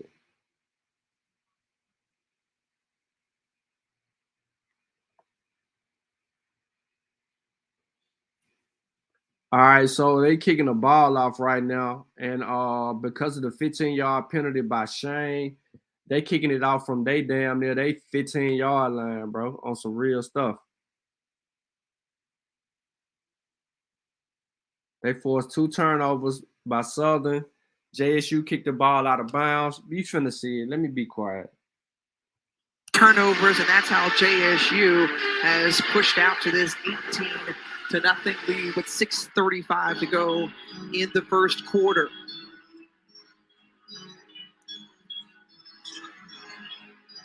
A fantastic season so far for the reigning SWAC champions. They're looking to remain perfect and get back to Atlanta for the Cricket Celebration Bowl, and thus far, they're playing like they're ready to roll. A penalty will be assessed on the kickoff as we send it to the studio and Matt Berry. Good afternoon. Happy Championship Saturday to the AT&T countdown to the CFP National Championship Studio Update. LSU had a field goal attempt blocked. Watch what happens. Chris Smith waves everybody off, lets it set up, picks up the blocked field goal, and returns it for a touchdown. That's how Georgia scores the opening touchdown, 7-0 Dogs, end of the first. will win or lose in that game, Jay, and Georgia is going to be one of the 4 teams in that college football playoff. And we talk about postseason football, and when you look around the boot, the state of Louisiana, several teams in action today, including the Southern Jaguars. Eric Dooley is hoping that his group can answer and respond. And look, they have their best starting field position after that kick out of bounds. Penalty yardage assessed on the kickoff. So they're starting from midfield as Deshaun McCray will try to start off this drive. You can take advantage of this field position. I mean, the celebration in the end zone was 15 yards plus the kick out of bounds. And you get good field position, you make the other defense pay. Good start for the Jaguars on this possession. The one thing about Bichon, he can get it going in a hurry. I mean, steps on the gas, downfield, that's when he's at his best. When he's running sideways, sideline to sideline, yeah. But if you can get him downfield, just running downhill, he can get upfield in a hurry. And so can Aubrey Miller, as he can get into the backfield in a hurry. After that 15-yard pickup from Deshaun McCray on that first down run, Aubrey Miller was right there. 5 tackles for a loss so far for this Jackson State defense. Does he represent the bros? With Omega Psi Phi. If Aubrey keeps making plays, we expect to see some hooks thrown up. Damn, I wish I was able to give y'all better video. McCray with time, but not much time as he's wrapped up, bottled up the fumble, and it goes back to Jackson State. Justin Reagan on the recovery, but Barron Hobson was the one who forced the turnover. This linebacker core is very active. We always say Aubrey Miller doesn't make a normal tackle. He's always disruptive. But here you see Hobson get a running start, gets up after being pushed to the ground, strips the ball, no ball security from the quarterback position. And yikes, Southern just can't get out of their own way on offense. I think they'd be happy just to punt the ball now. Just punt it one time and see if Jackson State can drive the length of the field on them, because the offense is doing nothing to help out. 3 takeaways in the last 8 plays. That sets up Santee Marshall on the carry. First down, and look at this run from Santee Marshall. Taken down after a 24-yard pickup. And you have to love Santee Marshall. That story never gets old. The walk-on who played at Division II Miles College, earned a scholarship, became a starter. Now he's part of the backfield along with Wilkerson. Great kid, great example, great leader. Travis Hunter on offense, the great 2-way player and 4-star recruit. And you see a number of penalty markers go down as Travis Hunter just absolutely will not go down. No matter what the outcome of the play is, it's always fun to watch him. Oh, and this is probably coming back by penalty. But what a just exciting swing pass. I mean, you thought he would have stopped, but his superior athleticism came to the forefront. They could not bring him down.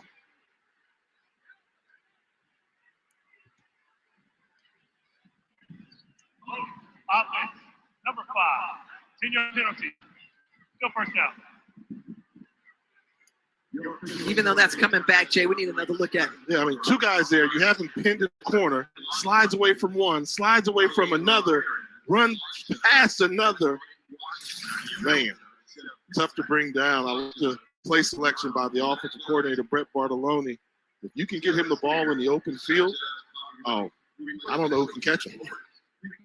Ever 5-star recruit to sign with an FCS and HBCU program turned heads when he made his decision, and certainly he has elevated the play on the field. And when you talk to the coaches, they have nothing but gushing remarks for Travis Hunter and his God-given ability. 1st and 20. Shedeur Sanders feeling some pressure, able to avoid it, still scrambling and getting some positive yardage as he steps out at the 40. Derek Williams giving chase with the pressure. Now, here's how you play quarterback. When the play's not there, just pick up some type of yardage, positive yardage. He realizes this bubble screen's not there. You never do that. Double clutch on a wide receiver bubble screen, but he realized it's soon enough where he could do that, spin out the pocket, and not come up with the negative play.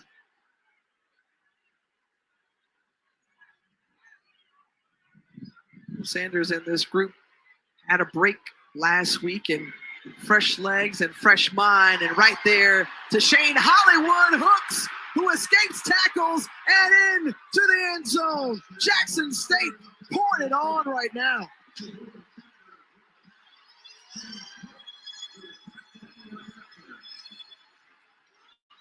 "40-yard catch and run for Shane Hollywood hooks." You talked about big target, and he likes them so far today. 2 scores. Yeah, found the soft spot in the cover 2, and this a poor angle coming over to try to make the would-be tackle. It's Corian Harris, their defensive playmaker in the secondary. We wondered if Jackson State could drive the length of the field on them. Well, they just answered that question. Offense stays on the field for the 2-point conversion, already up 24-0. This would put them up 26-0 if they can convert. Looking into the end zone, and Coleman once more on the receiving end for that 2-point conversion.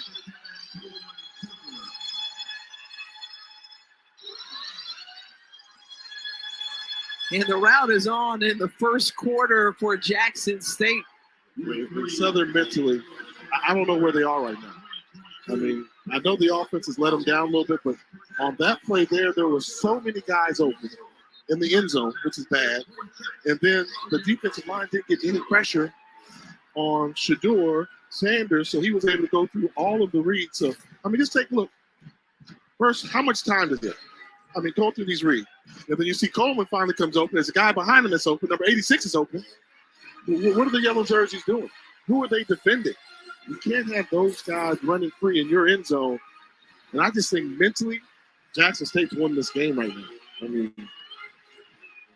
and I'll tell you, Jay, it could have been perhaps a different story given all of the outside distractions with reports about Coach Prime potentially taking that Colorado job, as our Pete Thamel reported last night. But right now, it's Jackson State who is completely on the third locked quarterback, in ladies and and gentlemen. focus. Coming up at 8 Eastern over on ABC Championship. Saturday rolls on with 8th-ranked Clemson taking on the Listen to me. Southern is rolling in a third quarterback. Third.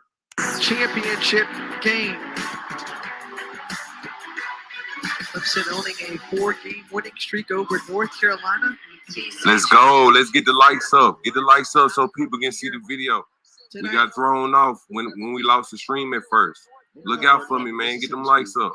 it's all in the Appreciate it.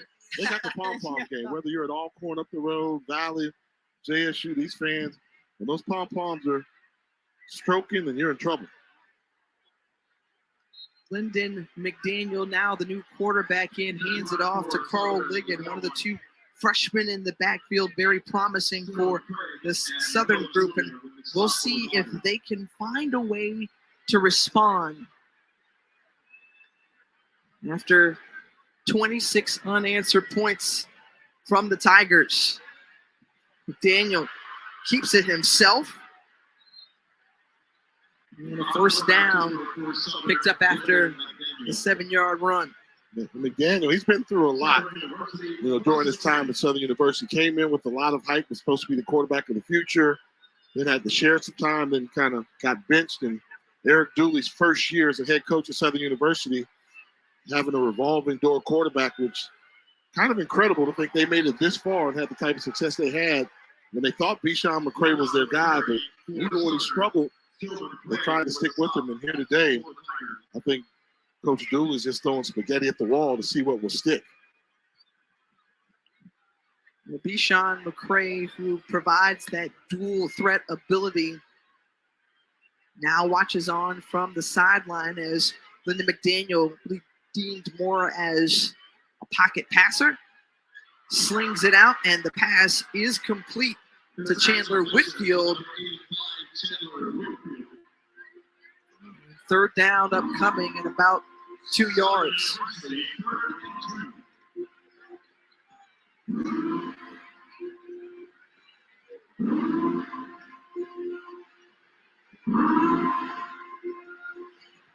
They'll bring pressure on McDaniel. This is what they do, Jackson State. They play man-to-man across the board. Safeties crowd the line of scrimmage, and they make you throw the football, and you need to throw it in a hurry because they're betting one of those blitzing defenders is going to get to the pocket. You see nearly everybody up, and McDaniel with the pitch over. That's Carl Ligon, and Ligon finding a little cut and run. He keeps going across midfield. And a 17-yard run for Carl Ligon out of Prattville, Alabama. So when you got a little scat back there, right, I'm going to give it up for the individual effort of Jeremiah Stafford, the right tackle. He's 6'4", 320 pounds, hustling down the field, trying to lead blocking. He wasn't used to being 30 yards down the field. McDaniel putting it up and some contact on the outside, and no whistle as August Pete was the intended target. John Warren on the coverage, 2nd and 10. And one of the things I thought that Southern University settled for too much in their first contest, too many throws like that. Deep throws down the field, low percentage passes. I mean, some contact there, but if they're not going to call that for you, don't settle for that. Defenses like you throwing low percentage completion passes, and I thought they did way too many of those in the first contest against Jackson State. McDaniel stepping up, sees some real estate on that left side, and wisely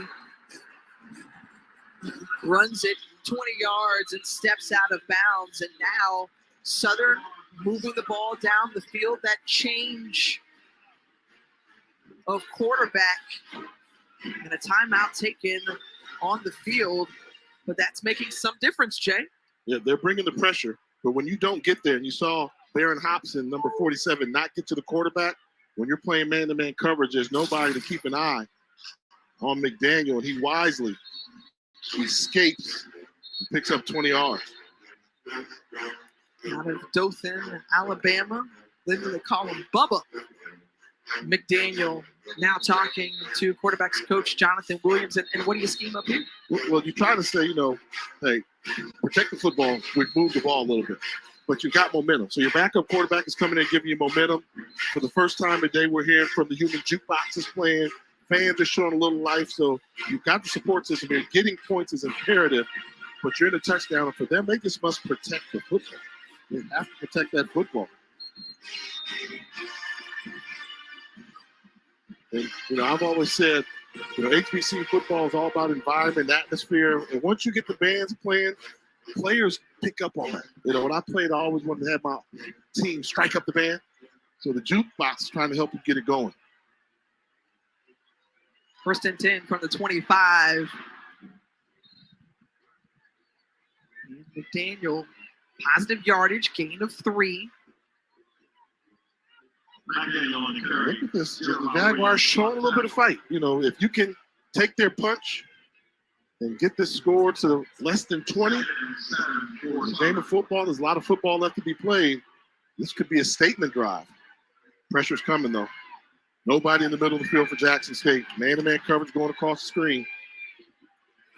There's that pressure you're talking about, but able to get away from it. And Glendon McDaniel inside the red zone picks up the first down, tripped up by Devontae Davis. But again, the injection of life from Glendon McDaniel, the backup quarterback. A little bit more size, too. 6'2", 200 pounds, able to sidestep Aubrey Miller, make a couple tacklers miss. And, when I play golf, I hit a good shot sometimes. My buddies I play with, Doc and all of them say, are you lucky or are you good? Well, I think they got lucky because that blitz was supposed to get there, but he was good enough to escape and pick up the first down. And they said sometimes it's better to be lucky than good, right, Jay? I'll take luck all day. Yeah, lucky, man. Would you rather hit the Powerball, or would you rather build a corporation and make a lot? Sometimes Powerball ain't so bad. Southern spins a timeout with 1 second remaining in the first quarter, and you have to question why they. Why? Wait 1 more second and tick. Maybe you want to stay away from the speed section. They're pretty equal here. That's that game awareness. Maybe McDaniel saw something he didn't like and prematurely called the timeout, not realizing that. This could be pretty important. I mean, because one thing about Jackson State, we know this: they don't like to be scored on. They don't like to have drive. They want you to. They take after the D coordinator. They don't want you to get nothing. Nothing. Well, they've played as about as spotless a half of football or quarter of football as you can ask for right now. Last play of the quarter, and ooh, the hit delivered by Geronte Davis, and that brings us to the end of the opening quarter, and quite eventful in this first quarter, Jay.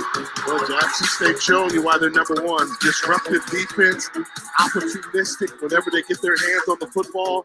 A quarterback that likes to throw it everywhere. Jackson State's in Janet Jackson. Control.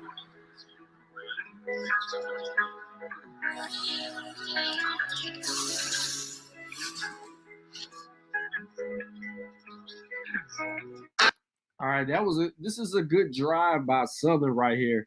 It's after the penalty, right? Shane Hook's taking his helmet off. Then you kick it off, and the ball goes out of bounds. So now you walk it up even more. So you're at midfield immediately. You get a couple of little loose runs from your running back first, and then the third string quarterback, he comes in, he gives you a spark. He gets slippery a couple of times because you're not expecting him to be playing. I don't know why, but you're not expecting him to be playing. He gets a couple of runs. He completes one pass, couple of runs. Now they're down inside the red zone. Now the field has shrunk, and now those running lanes become a little bit tougher for the quarterback. So we're going to see what we can get out of that. However, he's not going to place the ball anywhere unless there's nobody there. JSU hasn't made the adjustment yet. They're continuing to play their defense, which they should. They're just missing the tackle, over pursuing. Like Arbery comes in there on that second down play, over pursues, he gets away. Somebody else slides off of him on a sack, he gets away, he gets a little bit more. They're not accounting for him, so to say. But expect the pressure to ramp up a little bit more. It is what it is at this particular point. Man, this is it's 26-0 right now, and I don't feel like Southern's defense can stop Jackson State. I mean, they've had opportunities. Jackson State walked down the field, for a touchdown. Jackson State had 2 turnovers help them get touchdowns, and then they went for it and did what they did. But Southern stopped them that first drive where they get the 3 points. So right now, man, it's a first quarter massacre, but there's a spark right here to end the first quarter for Southern, and let's see how long they can keep that up, if they can keep that up at all. And I don't think that they can keep that up.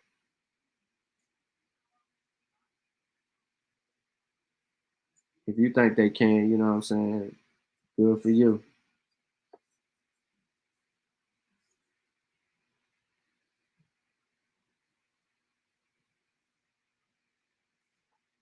People want to buy the dogs, you feel me? It's like, so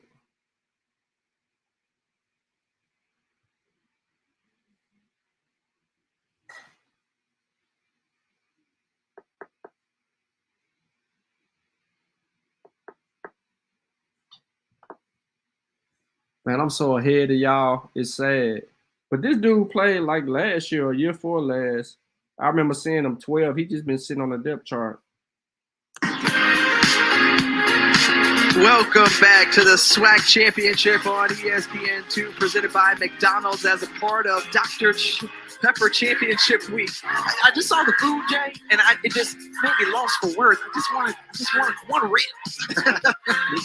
Between these two, I mean, I would say Baton Rouge is the best tailgate city in America. The food is so good there.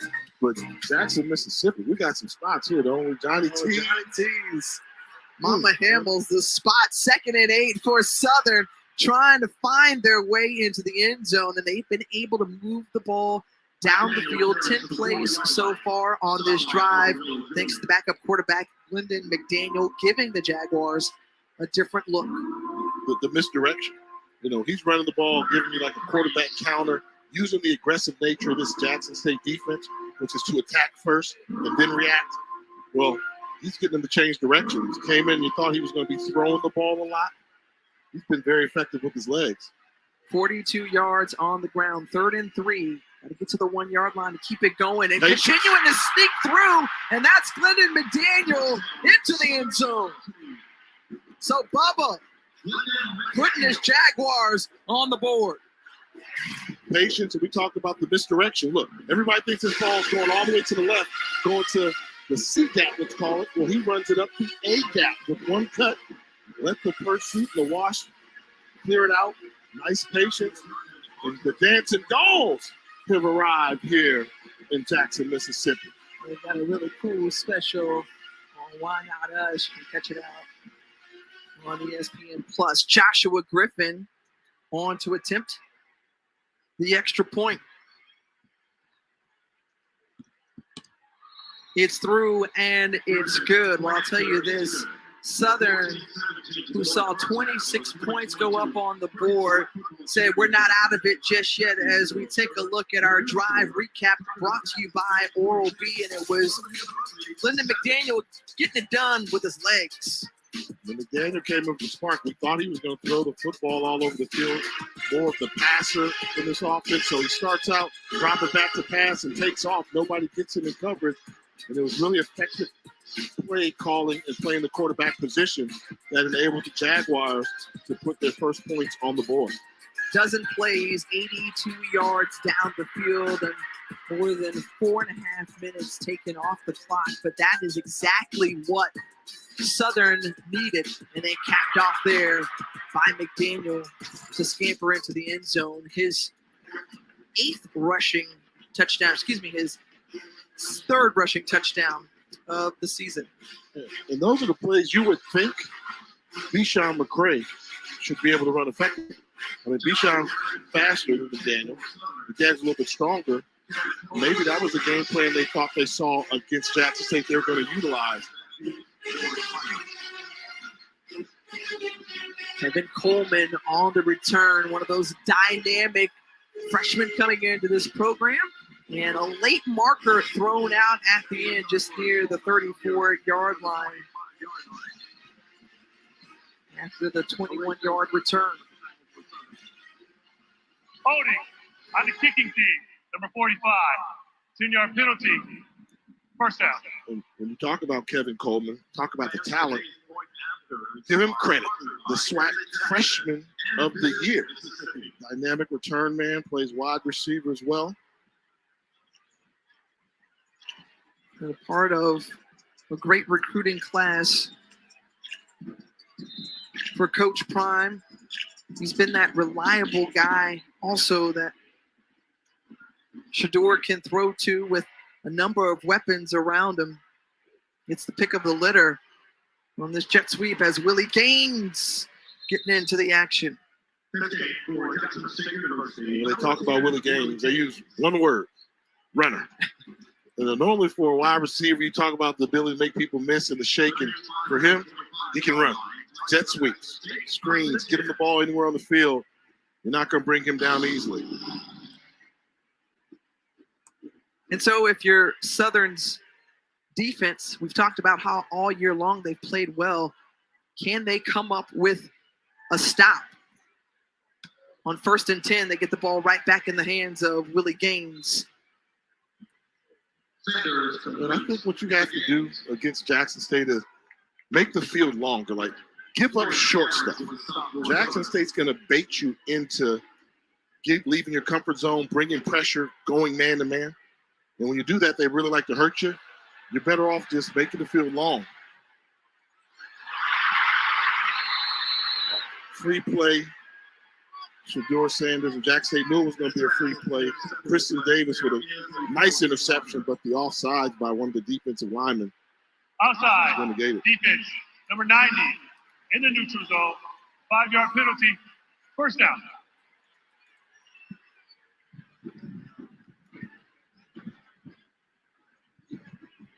Kristen Davis there, they played through the whistle because had they caught it for a touchdown, they would have celebrated Sonic Boom would have been playing. So good job of playing it out, although the interception was wiped off by the penalty.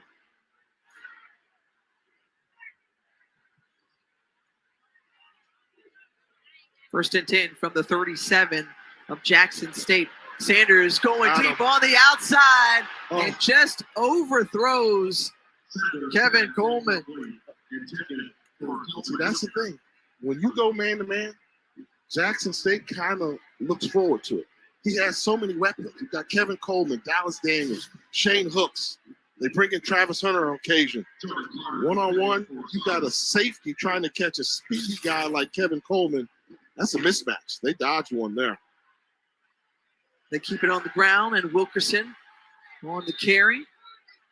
And how about Taj Brown coming in? They call him the run stuffer. He's been a beneficiary of playing alongside Jason Dumas. Brown's had a pretty good year himself. Tackling the football.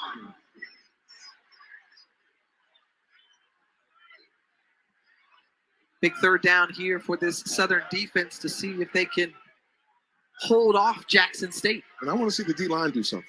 Dumas, Brown, you got Jordan Lewis in the game, who's a great pass rusher. Plenty of time and just able to pick apart and go wherever he wants with the football. And Rico Powers, the guy that Coach Prime said, watch out for him, a 35-yard catch and run. Starts with the protection. If you keep number 2 upright, then he will pick you apart. And Rico Powers wide open in the secondary. They move quickly. Savion Wilkerson powering ahead.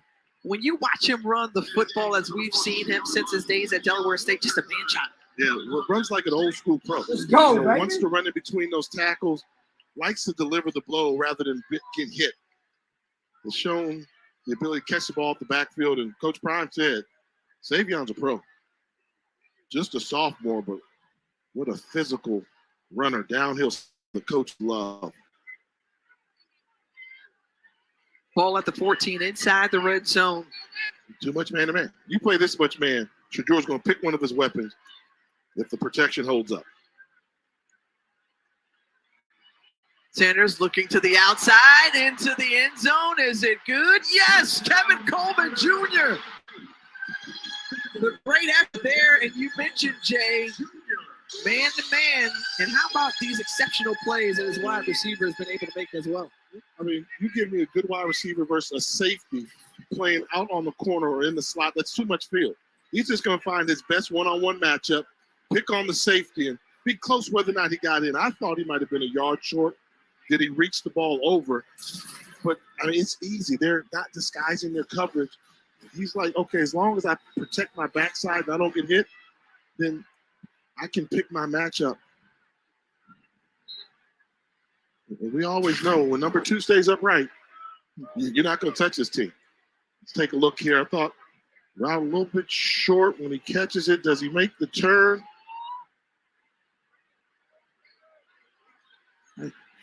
I'd be hard-pressed to give him a touchdown. When I saw it in real time, I thought he was short of the end zone, but it's very close there. What do you think there? I felt like it crossed the plane, but again, the angle there was kind of difficult to see. Yes, he was short, but that extra extension there at the end. And again, under further review, if the ball crossed the goal line. One of the things that Hubert Owens, the replay official, will have to take a look at is where the ball crossed the plane, was in or out of bounds. But more importantly, you have to applaud the awareness, at least, to try to hook it in there. But is there irrefutable evidence, Jay, to overturn it since it was ruled a touchdown? That's why I think you go with the call on the field. I mean, from that angle there, I cannot tell that the ball did not cross the plane or if it did. And they, on the field, they said that the ball crossed.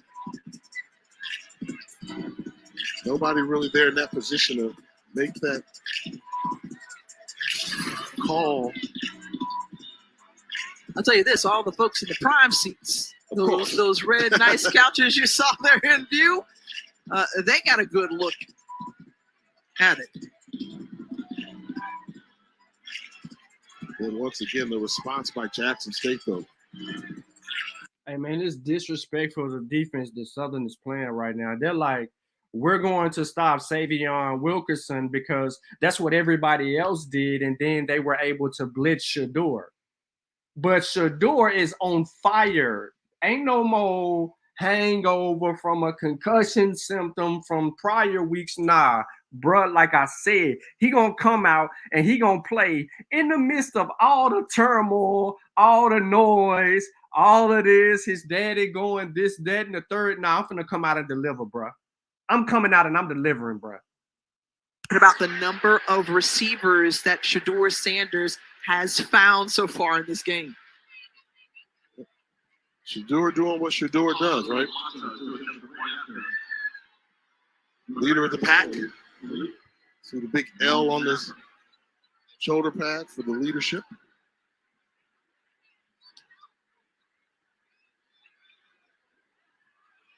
Mata puts it through 33-7, Jackson State. When the offense needs to do it, Shador Sanders likes to find his best matchups, makes it look easy. Jackson State rolling.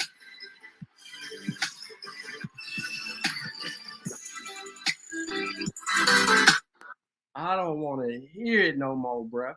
I don't want to. I tried to tell y'all, I don't want to hear it. These kids came to play. The kids came to play.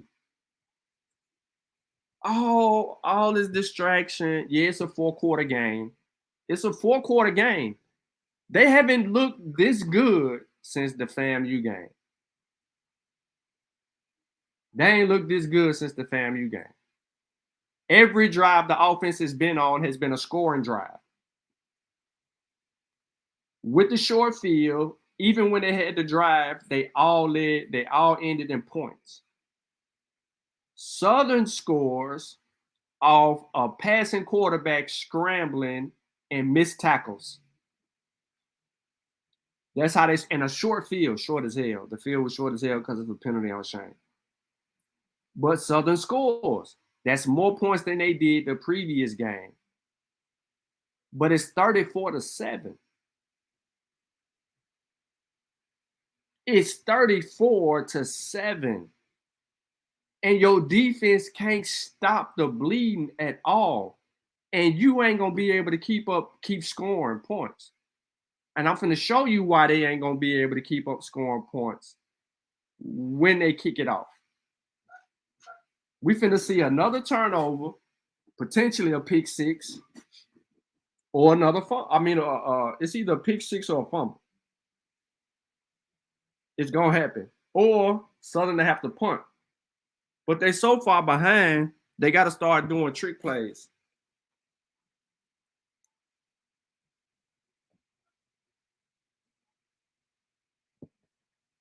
They got to start tricking. Oh,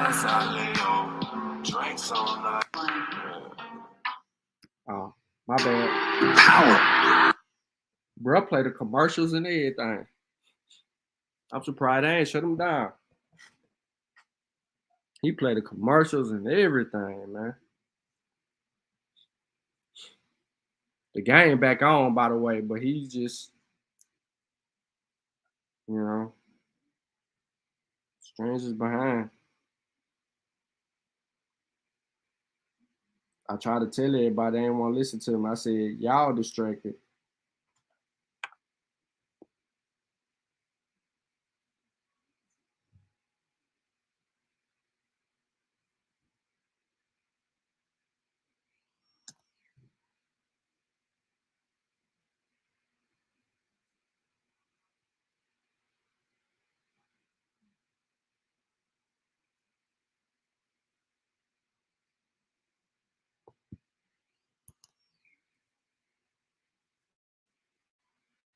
He the one who got his mute off.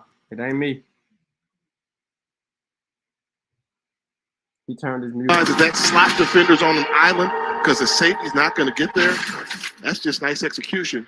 Too easy if you're Jackson State.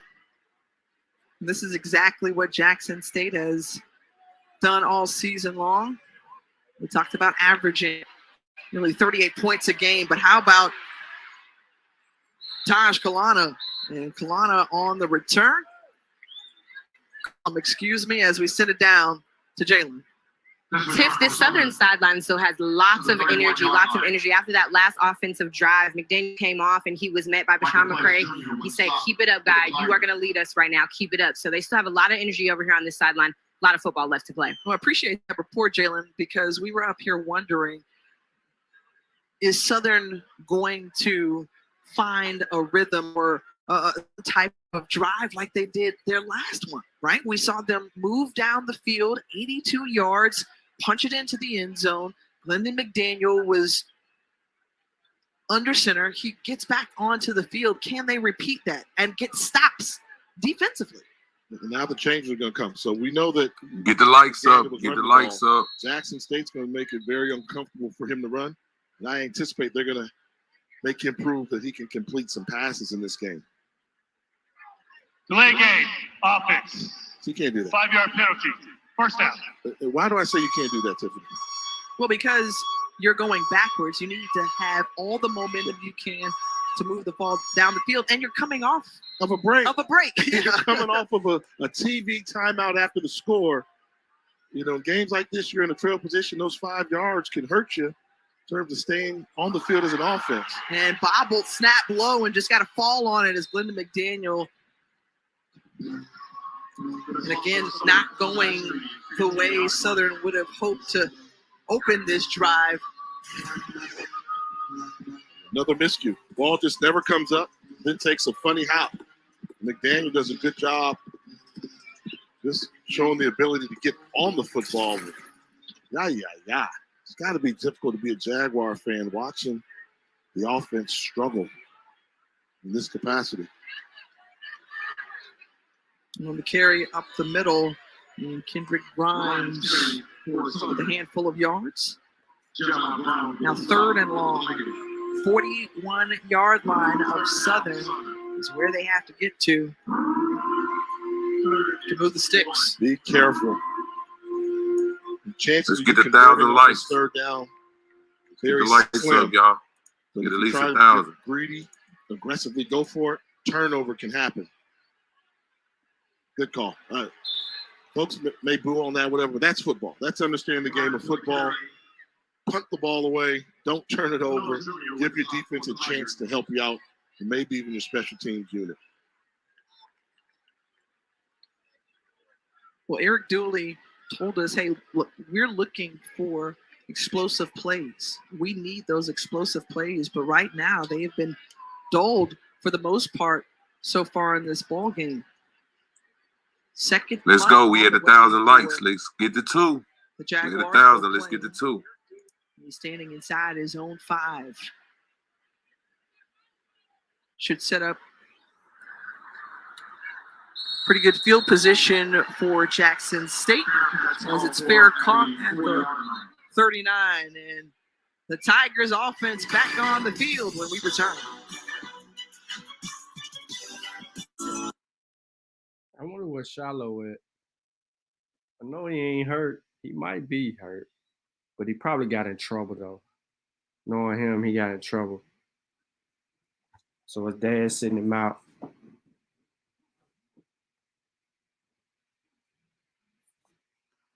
But yeah, I told y'all what was going to happen.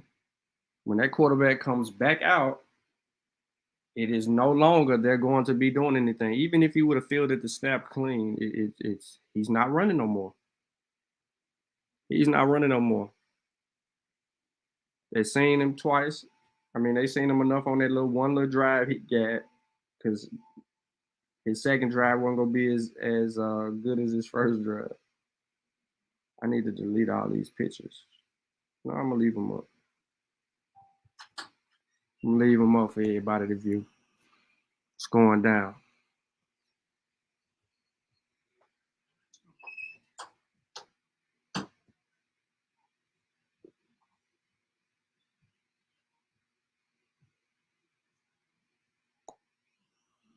All right, so the game is still under commercial break for the umpteenth time.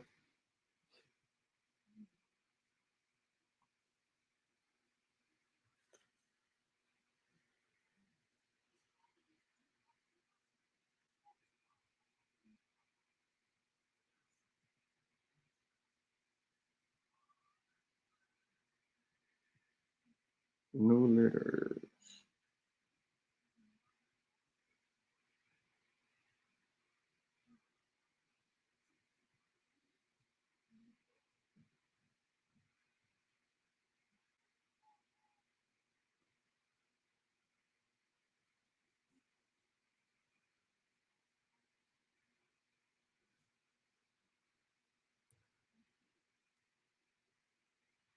All right, so the game is back on, but of course this stream is gonna take you behind it a little bit more. The offense is coming on the field. It's 11 minutes. It's only the beginning of the second quarter. It's 11 minutes and 12 seconds into the second quarter, and they got 33 points on the board. 33 points on the board. Monday Night Football down in Tampa Bay as Tom Brady and the NFC South leading Buccaneers host Alvin Kamara and the Saints at Raymond James Stadium, 8 Eastern on ESPN, ESPN Fortes, and the Manicast is back on ESPN2. Our coverage begins with Monday Night Countdown at 6 p.m. Shedeur Sanders trying to follow in the footsteps of his Pro Football Hall of Fame father, Deion Sanders. And look, he is pro-ready when you watch him, or at least he's well on his way. Yeah, I mean, see the arm strength there. People wonder about the arm strength, throwing the ball downfield with that much velocity and accurately. And this is what he's added. I bet you a lot of people didn't realize that he could top that speed on the radar gun there. Really added the dimension of being able to run the football to go along with the other tools he has. And his number one thing is what's in between his ears. I mean, his mindset is above those of a kid just 19 years old. They call him Grown. That's his nickname, the way he carries himself. And right now, Grown standing in the pocket, and Rico Powers being held the entire way as Kristen Davis was trying to get any form of an advantage, but a clear infraction on Davis. Yeah, I mean, Golden all the way, almost takes him to the ground for a takedown. Pass interference, defense, number 17, 15-yard penalty, first down. What I like to say is, how do coaches know the pulse of their team? And we've seen Deion Sanders improve in terms of learning his team. As you see it, defensive coordinator Henry Miller for Southern University's got a tough task trying to slow down this offense. And, Coach Prime said, I think Rico Powers is going to make some plays for us, right? He said, I think Santee Marshall is going to make some plays for us. He's got the big run. So once you can kind of know who's ready and who's up, that lets me know you got a great chemistry with your team. We'll swing pass out to Travis Hunter, and Hunter trying to stiff arm a defender. And a penalty marker comes out as Corian Harris taking him down. Is that a face mask, horse collar? Personal foul, face mask, offense, number 12, 15-yard penalty, still first down. The defense got one. Harris said he grabbed my face mask. We thought it would have been 4.7K viewers. I need a like at least from 50%. At least from half y'all. Like the video. Look out for me, bro. And I believe Hunter's hand got caught within the face mask. It looked like a takedown. Look out for me. And he's fortunate he didn't hurt his hand. The bad things can happen when fingers get caught in face masks from an off-center side. And remember, he missed 5 games this season with an ankle injury. We saw him the start of the year at that Orange Blossom Classic against Florida A&M, and then he really didn't get back onto the field at full strength until homecoming against Campbell back on October 22nd. 1st and 25, and Santee Marshall on the run as he's finally brought down, and we send it down to Jalen. Tiff, I got to talk to Travis yesterday, and I asked him how rehab went. He said, I went as hard as I possibly could, and I asked him, what percentage do you feel like you're back to right now? He said, I'm my full self. I'm 100%. I'm ready to go, and he's out here making plays like he has the past couple of weeks.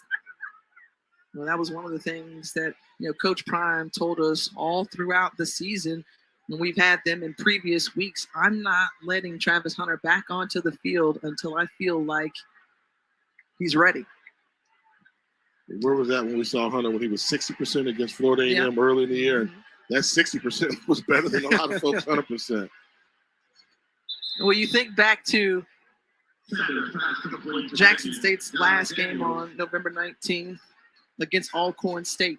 And if you've seen anything on highlights on television or across social media, you saw dynamic footwork for a touchdown against the Braves, a pick six for Hunter, and one of the best to ever do it,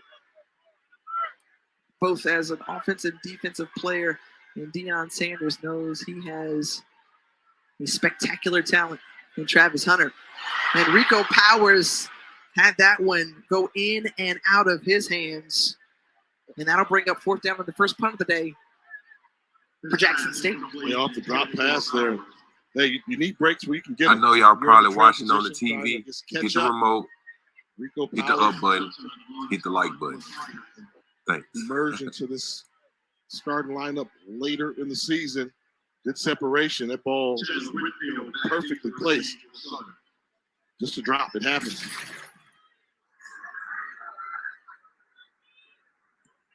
Sam Johnson on the punt it. And Chandler Whitfield calling for the fair catch as it bounces out of bounds at the 10-yard line after 38 yards. 7:13 remaining in the first half. Jackson State leads. When you join the HBCU family, you become part of the tradition. This dude, bro. If I had 4,000 people in here watching this stream right now, man, it would not look like this. So I want to show y'all again, man. I want y'all to see it for yourselves. So I'm going to go to ESPN Watch. And when I'm going back to it, but when I go to the game, now, when I hit it to watch, I believe because it's ESPN 2. Usually when I do this, I can see the game.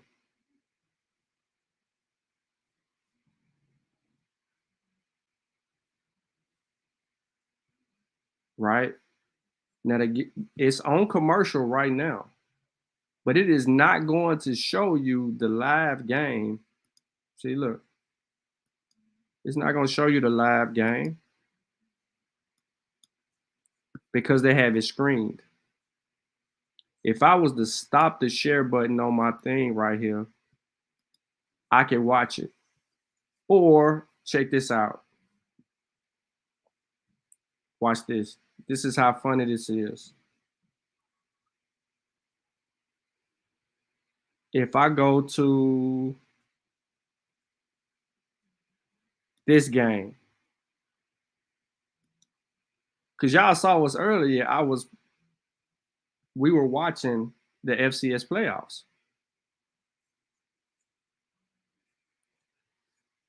I can stream this.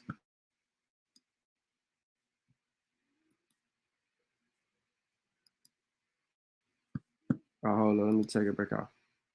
It's only when it's ESPN, when it's ESPN or ESPN 2, that it won't stream those. Now the game is back on. But his stream ain't caught up.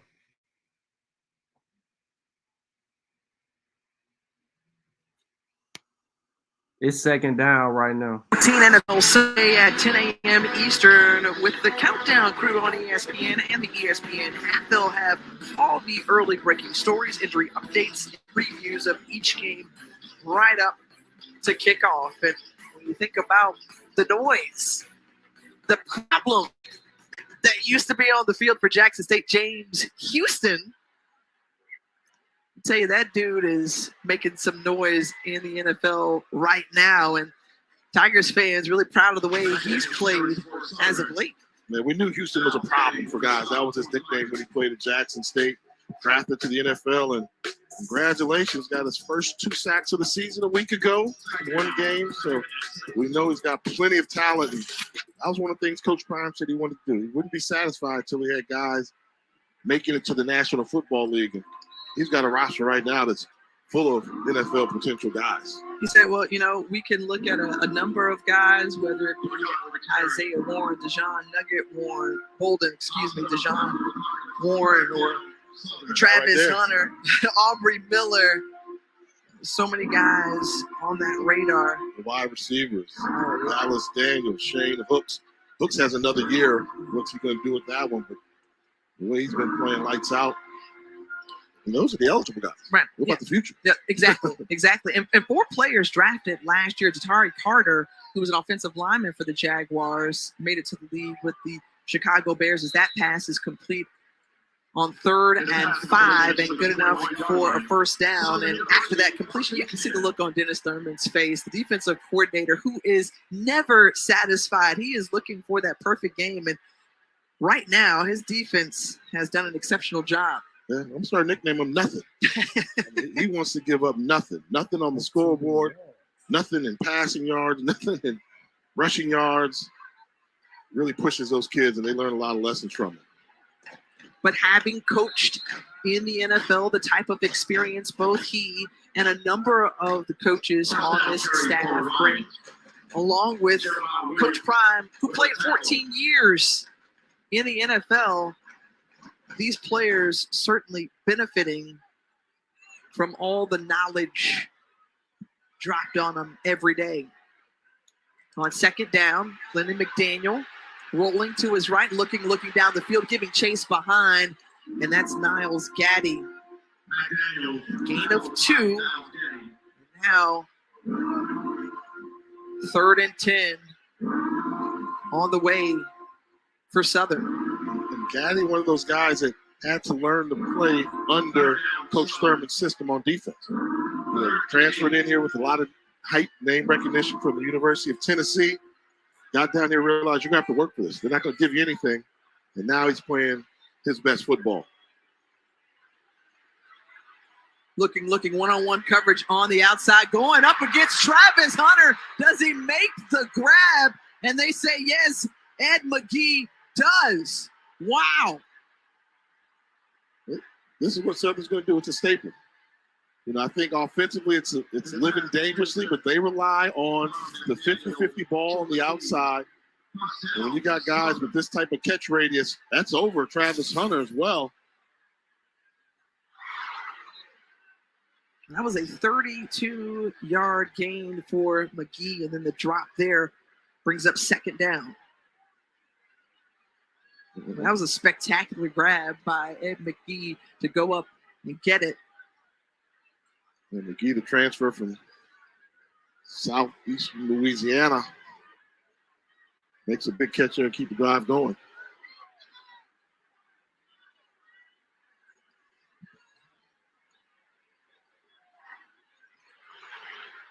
Going to the outside, again on the left side, Tyler Kirkwood, and it's incomplete. Wow, this is a great throw by McDaniel. They're attacking him vertically. Normally you don't see guys do that, but he drops this ball right into his breadbasket. You need to make that catch. As a quarterback, I'm telling him when he gets back to the huddle, what, you want me to throw it and catch it too? That was a nicely thrown ball. Back-to-back drops, not helping the cause. Got to get to the 35 of Jackson State. It's not running vertical routes. Jackson State plays man-to-man coverage. Crossing routes. Guys right over your face where you can separate. They like to go downfield. Offense, number 78, 5-yard penalty. 3rd down. The problem you have with that is you're just not going to make a living running by Jackson State. Their team speed is too great. They're probably faster than you in most of those positions. The athleticism. I think you need to set them up with some double moves if your line protects you. But in this series, I've seen them just count on the great catch, the miraculous throw. Show that you can pick them apart in the passing game. This is against you, right? Man to man, across the board. If they get you to settle for throwing some fade route. Timeout. Southern. And it's a conversation Should be a 30-second timeout. 30 seconds. Eric Dooley wants to have with this team on 3rd and 15. The great offensive mind. I'm gonna need some likes. Dooley Get them likes up for me. With his Look unit. out for your boy. And I think so. I mean, this is what you do right here. Big play in this game. 3rd and 15. If you don't get it all, you may go for it on 4th down because of the scoreboard. They showed you the look that they were going to bring that pressure. So what do? Come up with something. Don't keep doing what you're doing. Don't settle for downfield throw. Get yourself a little rub play. You know, call it a pick. We call it rubs on offense. Defense calls it picks. So get something.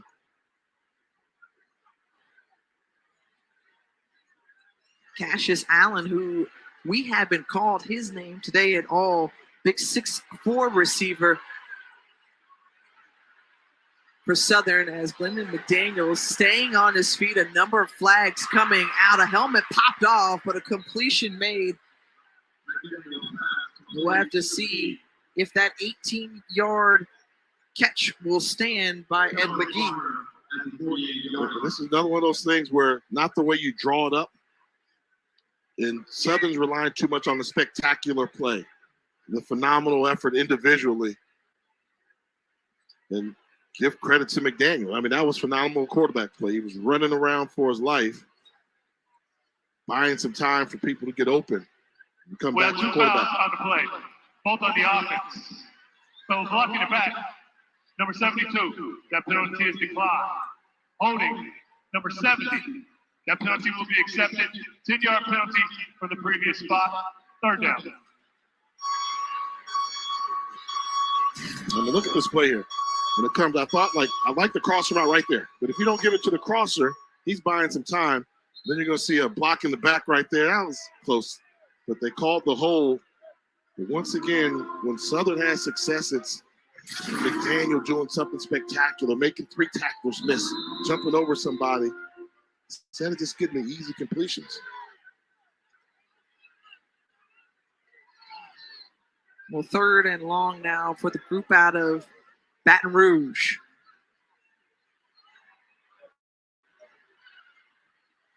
McDaniel, and the pass is incomplete as we sit at the back of the studio. All right, time now for our Twisted Tea drop-in, and that's going to be a drop-in of the SEC. And if you're watching some of these games, you might want a Twisted Tea or 3. Stetson Bennett, Darnell, Washington. It is Bark Dogs, 28-7 in Atlanta.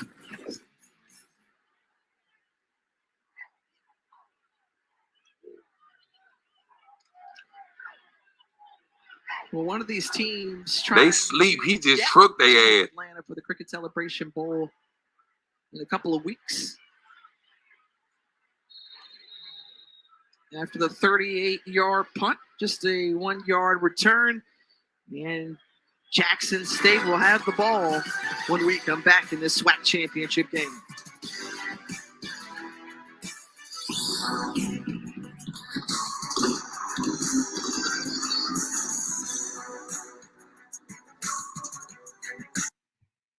This game just has the feel like it should be over already. But unfortunately, it's not.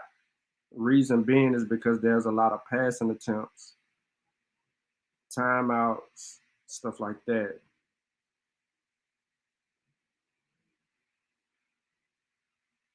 Yep. So that's why it just feels like it. But there's a whole nother half. There's a lot of football left. Southern did force Jackson to punt. However, Southern couldn't do anything after the miraculous catch on the sideline. I think Travis mistimed that one. Once he located the ball, and the receiver makes a catch behind that one hand up there. So we're about to see an explosion. It's gonna be. I'm telling you, we finna see another drive right here. Some points before the half would be cool. If they got 40 points at halftime, It's going to get interesting. But it's what they do in this third quarter that's more important. They clearly have control. It's their game. They're not distracted.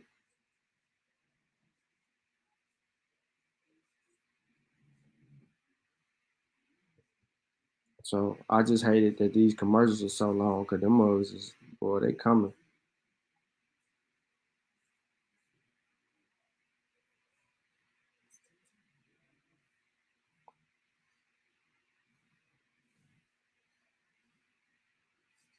Yep.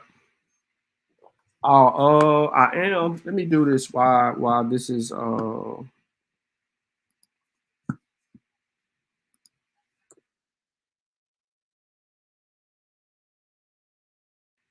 because I know what y'all want. See, I'm gonna have something everybody else ain't gonna have.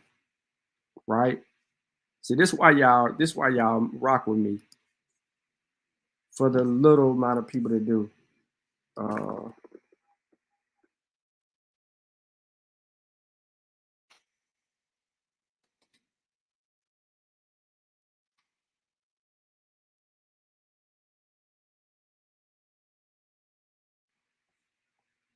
All right, so let me show y'all.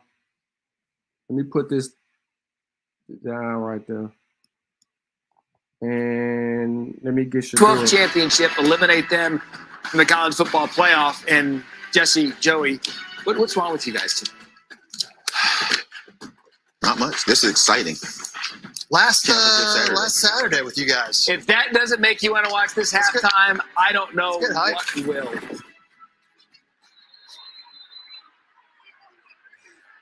Well, I'll tell you this.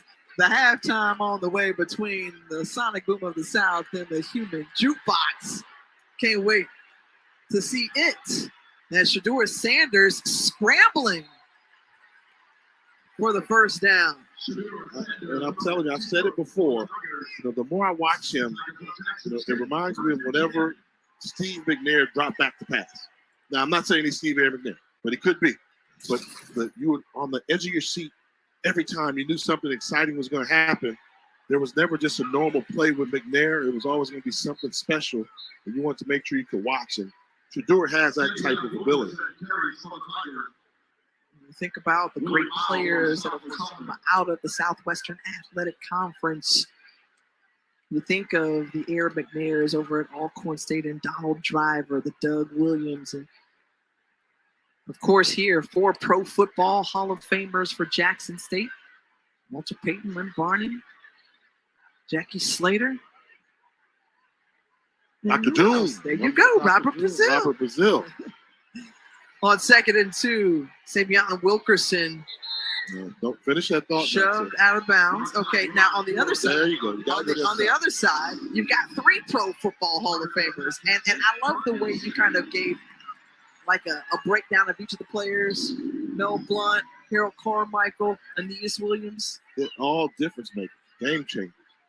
Mel Blount made it possible for long cornerbacks, but you want to see Aeneas Williams got rid of the 3-step drop because he turned on it and take it to the house. Harold Carmichael, one of the tallest wide receivers in NFL history, and a Pro Football Hall of Famer. I would say, but out of those guys, they made it from Jackson State. 4 of them played on that team in the 74 area. Southern has the shinier rings of the bunch, with Harold Carmichael being the newest inducted member. I think he went in 2020, I believe. That's correct. Long overdue. Should have been in before that. But the player that Coach Prime mentioned was Mel Blount. He said, "Hey, look, he was the one I was looking up to. I learned a lot." I think right now Jackson State, what's their motto for the season? They wanted to dominate and finish. Focus and finish, especially this coming into this game. Yeah, and finish this half off. Minute 42, up comfortably, but put a 40-piece on the board before the half. And that's what you call a dominating performance. Jackson State will get the ball to start the second half here on 3rd and 3. Now watch what they do. If you see man-to-man, watch the crossing routes you'll see from Jackson State. People running sideways. See, that's what you do versus man-to-man. Don't attack vertically. They want you to do that. They had 3 guys running double slant combinations to get open. One of them is going to separate. That's an easy throw. We're not seeing that from Southern. Southern makes it so difficult.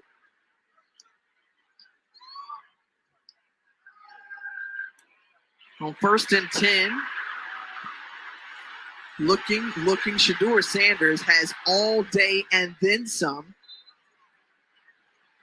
And then decides to look there at the end. Runs out of bounds after 7 yards. And so they drop back into all zone coverage, relying on just a 4-man front with 5 guys blocking. Nowhere to go. And this is the thing. Like, you see that wall there? They've got 6 blockers. He makes one guy miss all day. I need yellow jerseys around there.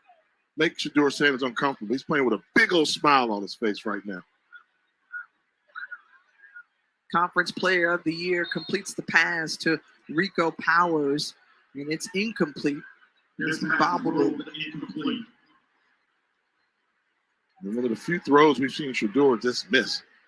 On this level football, that out route, you have to be able to throw that ball at the belt line to the shoulders, and he just missed it low, and Powers not able to go down and make the catch. Shedeur, you look at his statistics, and so many things jump off, but that 70% completion coming into today's game, among the best.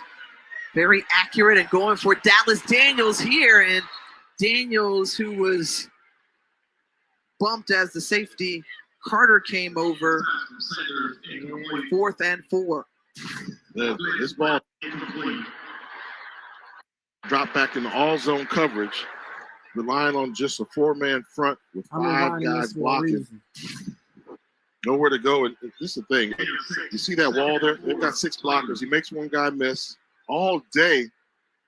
I need yellow jerseys around there. Make Shedeur Sanders uncomfortable. He's playing with a big old smile on his face right now. Conference Player of the Year completes the pass to Rico Powers, and it's incomplete. It's bobbled. And one of the few throws we've seen Shedeur just miss. On this level football, that out route, you have to be able to throw that. Henry Miller, the defense. Absolutely. They were looking at 3rd and short and 4th and short, able to make a play both times. And, can't put it all on this defense. The offense has not helped them. The miscue showed up again. The tight end was More open than on half the of Jackson backside State's points have come off before of the turnovers, turnover on great downs. field position. Before he threw the ball to Dallas. Well, don't forget to go to ESPN3 to watch the halftime performances of both the Human Jukebox from Southern University and the Sonic Boom of the South from Jackson State. They played that Boom Box Classic back in October. And now here, rematch in the Swac championship game. If you're just tuning in, Jay Walker, Tiffany Green here with you, Jalen Johnson on the sideline, and it was the miscues as you referenced just a moment ago. I will try to get that halftime show pulled up for y'all. For Southern, halftime come, just Jackson State scoring stay tuned. 23 of their 33 points off of those miscues. Hard enough to stop this Tiger offense, but when you're turning the football over, not helping yourself, not helping the cause, but look at McDaniel coming and getting the spark. Get a timeout. Take a timeout now. You got to run. You've crossed midfield. They're setting the clock, but I'm not setting the ball, but I'm not letting this time tick away. This is a good play. This is a good play right here. Saying, look, let's spike the football instead. They snap it. They want to play. Push off. Going on the outside, and what a move and catch made. That's Tyler Kirkwood, 33 yards. And hold on. Southern trying to get into the end zone before the end of the half. Good job. That's what they rely on. One-on-one coverage outside, the 50-50 ball. McDaniel scored the first touchdown and only touchdown for Southern, and a flag comes out on the play. A lot of jawing going on right now. And holding. Offense. Number 62. kick a field goal. From the spot of the foul. First down. You have to kick the field goal here. You got 5 seconds left. When you kick the ball with 30 seconds on the clock, why are you running downfield? Call the timeout. You've got 2 timeouts before the half. I mean, you got the big run there, the cross midfield. I thought you should have called one there. But if you don't call one there, then on the completion, you call one. They continue, let the clock run. So at 30 seconds, you got in attack mode, and now inside the 5-yard line, you got 5 seconds left. So you don't even need 2 timeouts. Let the clock run. So at 30 seconds, you got attack mode. Now, spending. You get inside the 5-yard line, you got 5 seconds left. So you don't even need 2 timeouts.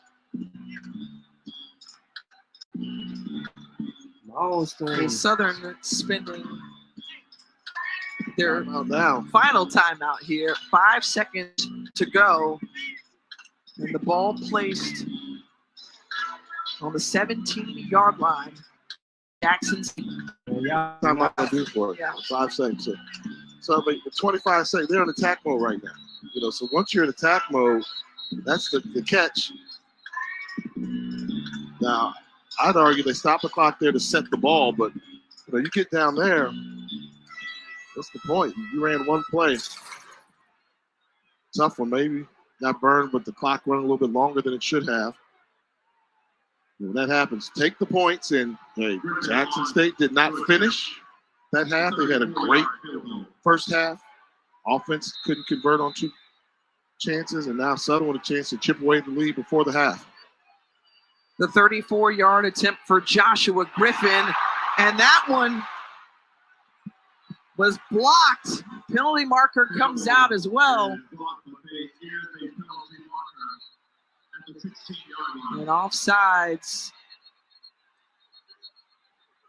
against Jackson State. So extra pushing and shoving on the sideline of Southern. And another flag comes out here. So we'll have to wait for the officials to sort through and let us know. And this could get interesting. So let's imagine if it's the offsides like we thought it was on the field goal attempt. Well, that's 5 yards closer. And so you're going to see the guy at the right end on the bottom of your screen gets off to a start, and the flag comes from there. So if that's 5 yards against Jackson State, now if this personal foul, which came late, is against Jackson State, moving 15 yards. That's 15 yards closer. Then do you decide? We have fouls on both teams. Outside, defense, number 26. We have unsportsmanlike conduct on number 0. That penalty will be enforced. Both penalties will be enforced. We do not have a foul for kicking. Second down. First down. So what they're going to do is they're going to go 5 yards against Jackson State. Then they're going to take it back 15 for the personal foul. You re-kick, untimed down, and we'll see if Southern can try to convert on the field goal this time. Can't end the half on a penalty. So you talked about the untimed down here. They'll be able to re-kick it. So it was originally a 34-yard attempt. Now, essentially, it goes back 10 yards when you net the 5 and 15. And so the long this season for Joshua Griffin was 42 yards.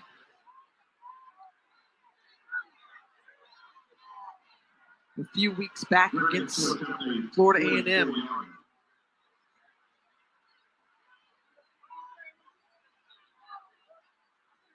Griffin, the sophomore out of Vicksburg, Mississippi, is just waiting as Coach Prime getting some clarification from Preston Clipper.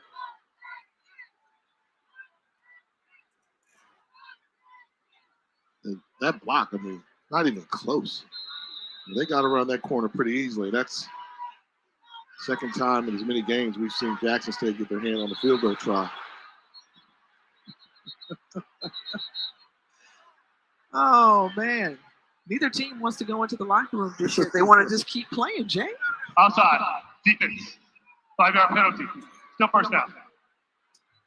And hungry to block it and anticipating the snap. So here we go. Moving in. 5 yards now from 39 yards out is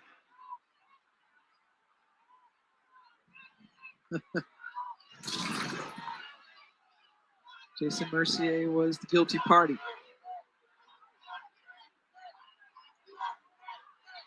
.39-yard attempt is up, and a little curvature and in.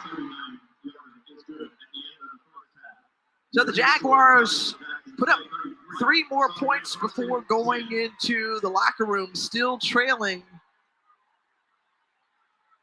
by 3 scores. Look at those. That's faithful fans right there. Team didn't play well first half, but they're still here to try to get them going. They want to go to Atlanta. Jaguar Nation travels. Problem is, JSU already booked a whole lot of hotel rooms in Atlanta. I'll tell you that right now. Trying to repeat as Swac champions and trying to take a repeat trip to Atlanta as Jalen is down on the field with Coach Prime. Coach, you got 23 points off of turnovers in that first quarter. What did you see from your defense that was so effective? Consistency. This is how they've been playing all season. That's why they're number 1 in the FCS. And Dennis Sturman, our defensive coordinator, is doing a wonderful job along with the whole staff. What's going to be the message going into the locker room now to keep the foot on the gas in half? Focus and finish. We got to focus and finish. I don't like the way we finished. Although 33 points, that don't mean a darn thing to me. We got to focus and finish and come back out diamond. All right, thank you, Coach. Thank you, God bless. Director of Diversity Marketing.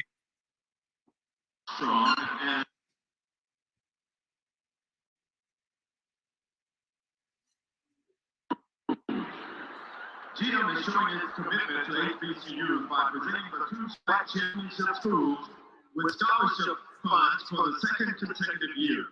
To support educational opportunities and programs, GM is paying $15,000 each to Jackson State University and Southern University scholarship programs, as well as providing university vehicles to the head coaches of both football programs. Additionally, GM donated $100,000 in support of the water crisis to Jackson State University.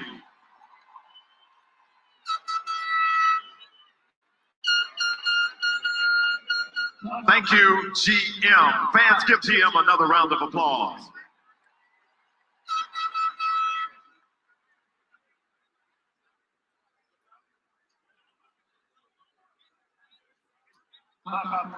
We start the halftime clock. Jackson, Mississippi. You thought it was all over, but we're back. Ladies and gentlemen, are you ready for the undisputed heavyweight champions of the world? The world renowned, the preeminence of all collegiate fortune fans, for Southern University fortune fan from Jaguar Land. The Southern University fortune fan is led by drum major Natas, the Moran Johnson. Show him some love.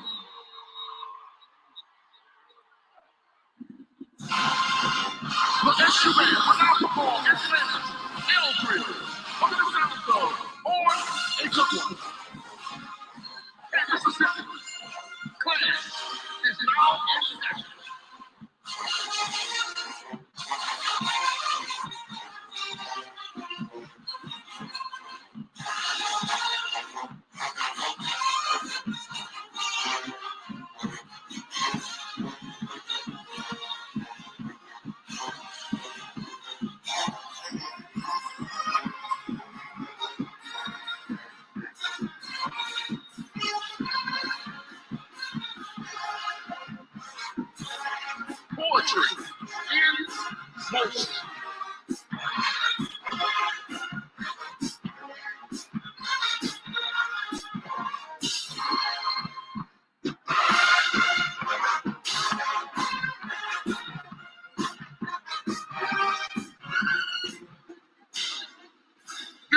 for other things. Try.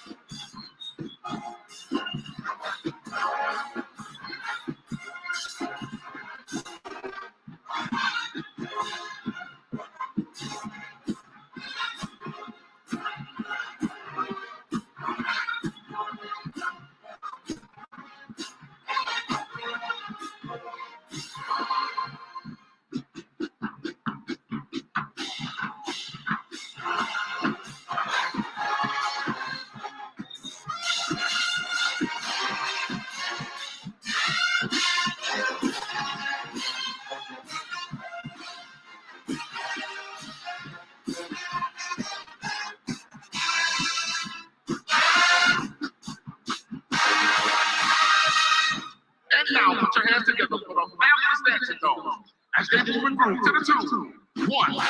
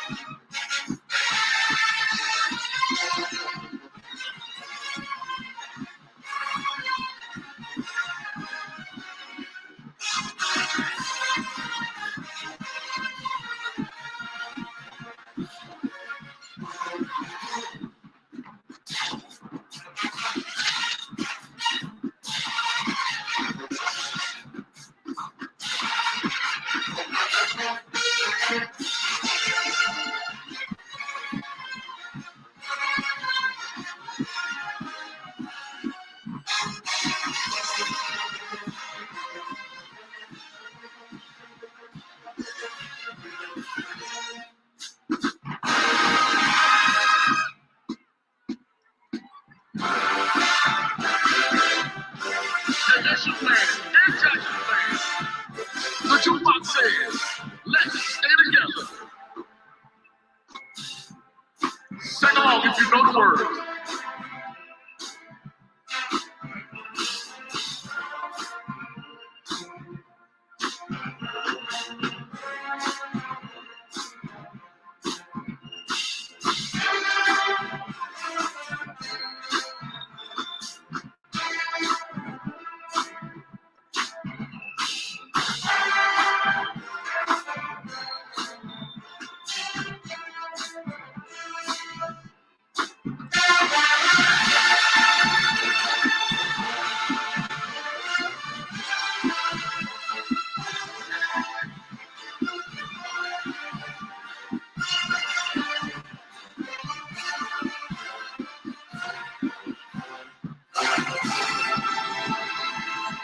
Two, 4, 6, 8. Let's get country like Jackson State. Hey, Jackson, sounds like you need to be getting ready for a new head coach. I think the coach don't want you no more. I told y'all he wasn't Swac.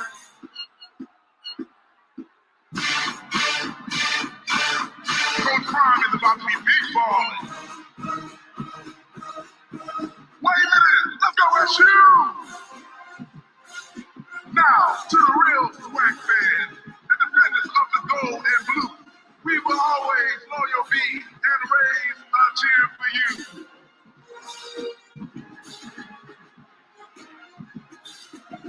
Let's go, SU, make some noise.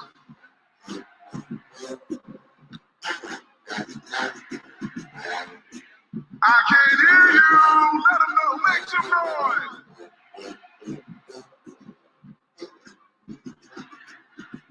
Now, Jackson State, 1 second, we aren't finished just yet. Turn up, Jaguars!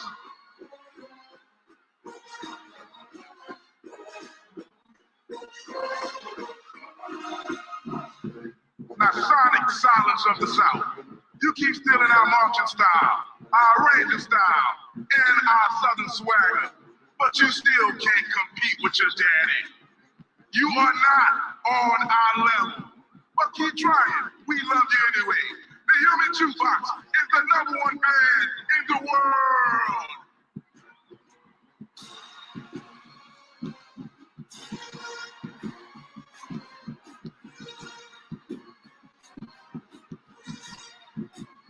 Let's go. Do them jacks, bring that noise.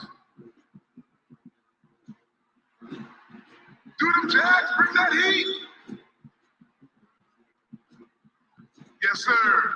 From the north to the south, to the east, to the west, the jukebox brought the show, and we will show you who does it the best. Let's go, SU, one more time.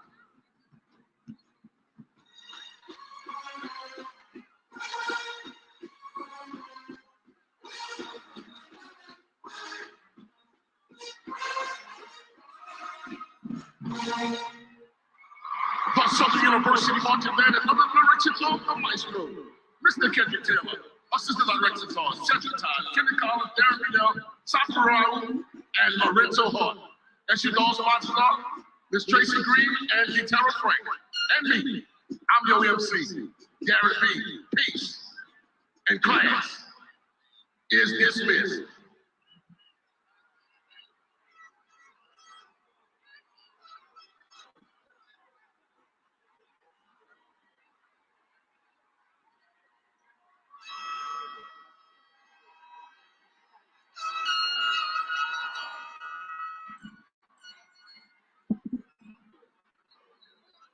Formally starting in 1948, under the leadership of profound musician and arranger William W. Davis, this band has had a storied legacy with over 50 years of prominence, performing at the New York's World Fair in 1965 for several NFL halftimes, the Motown 30th anniversary celebration in Hollywood, California, the 34th NAACP Image Awards.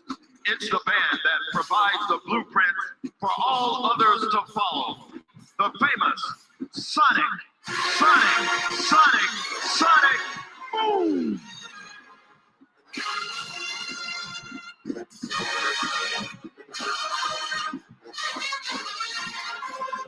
The band will feature music from Tina Marie, starting with her 1984 hit, Lover Girl.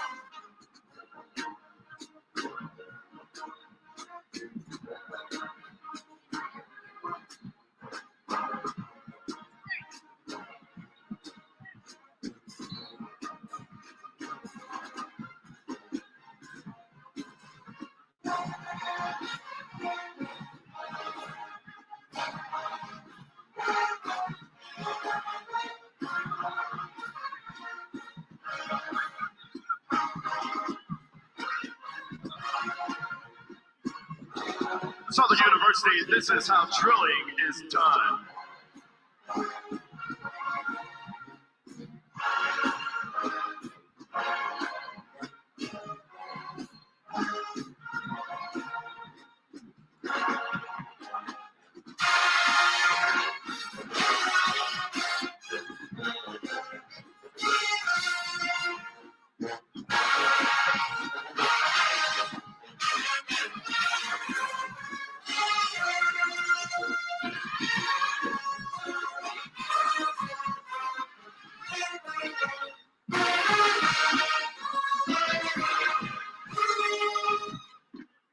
And now, here's Fire and Desire by the dynamic duo Rick James and Tina Marie, arranged and conducted by Director of Band, Dr. Roderick Little.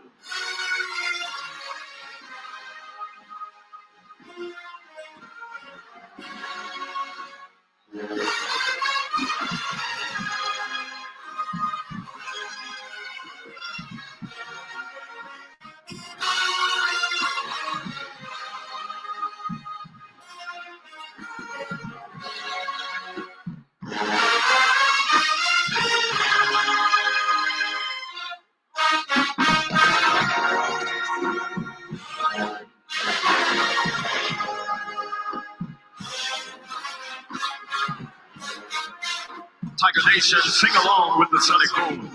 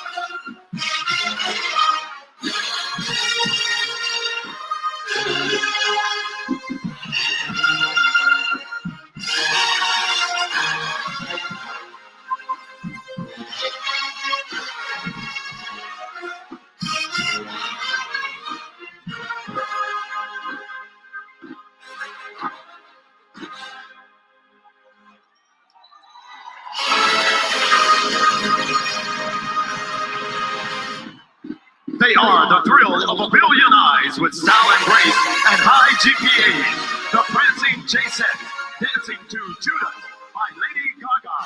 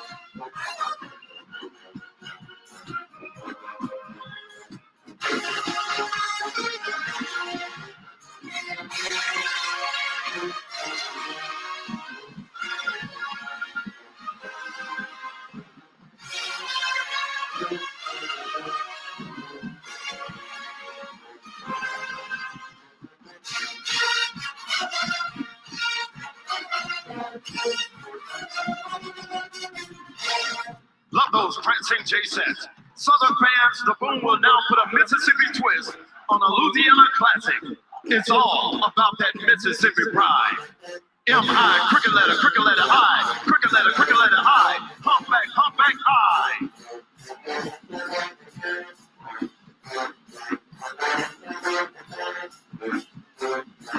That's it, Boom. Show them how we do it in the silk, baby.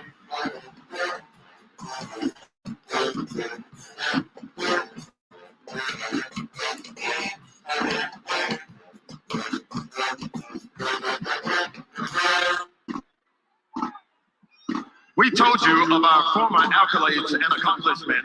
Now let's fast forward to 2020 and beyond.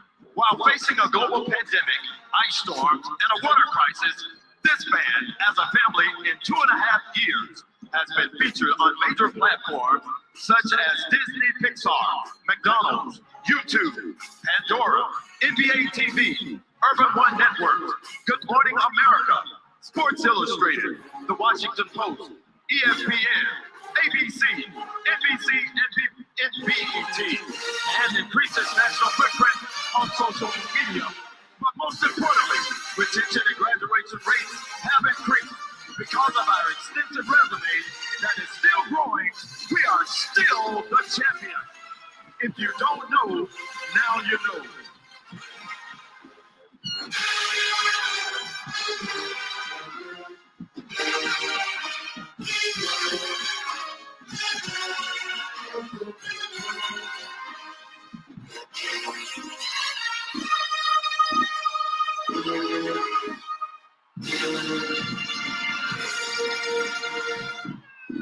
Dr. Roderick Little is the director of bands. Mr. Kevin Johnson is the associate director of bands and chief arranger.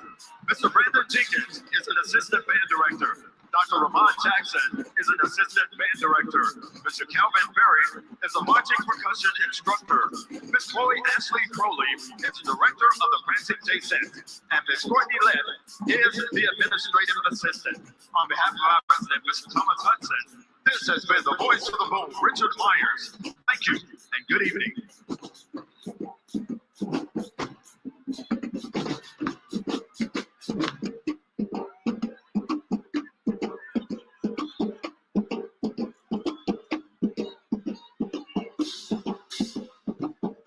Fans, please direct your attention to the 20-yard line for a special check presentation from Home Depot.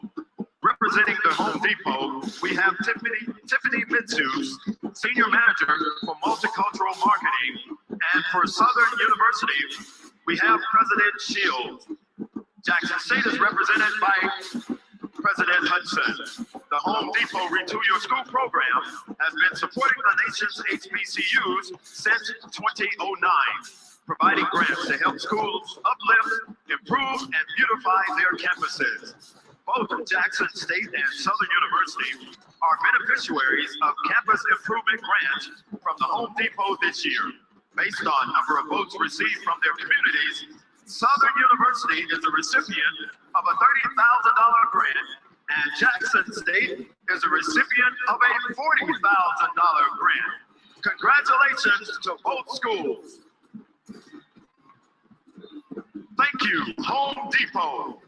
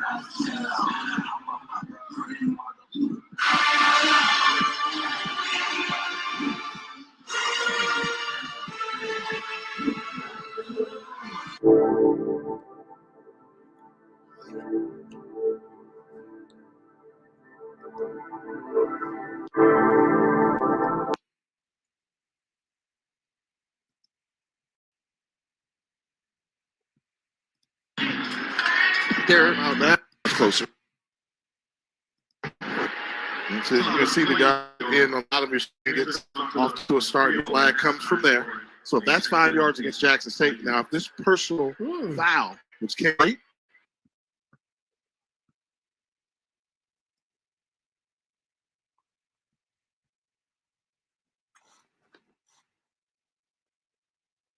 the game is back on though.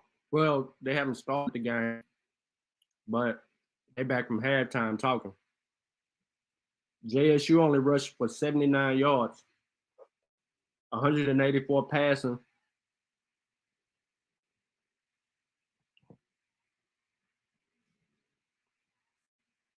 But again, man,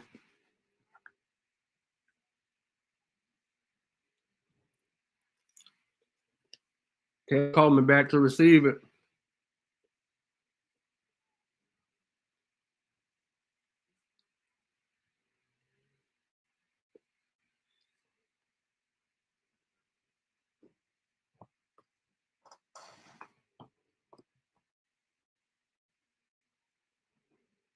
Hello. Hey, how are you? I'm fine. How you doing? I'm good. You spoke with Michael. You were able to get a deposit? Not yet. Yeah, I did speak to him.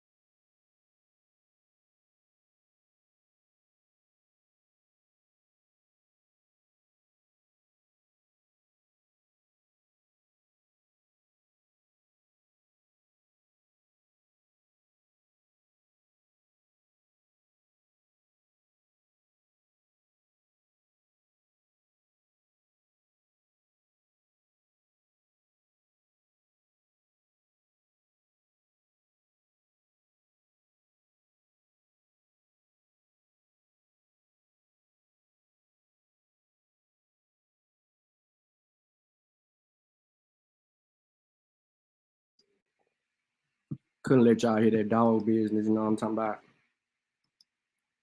This stream is way behind, bro. He needed to refresh his screen. And because he didn't refresh his screen, he's way behind. Like, he's so far behind right now. They done ran 2 plays.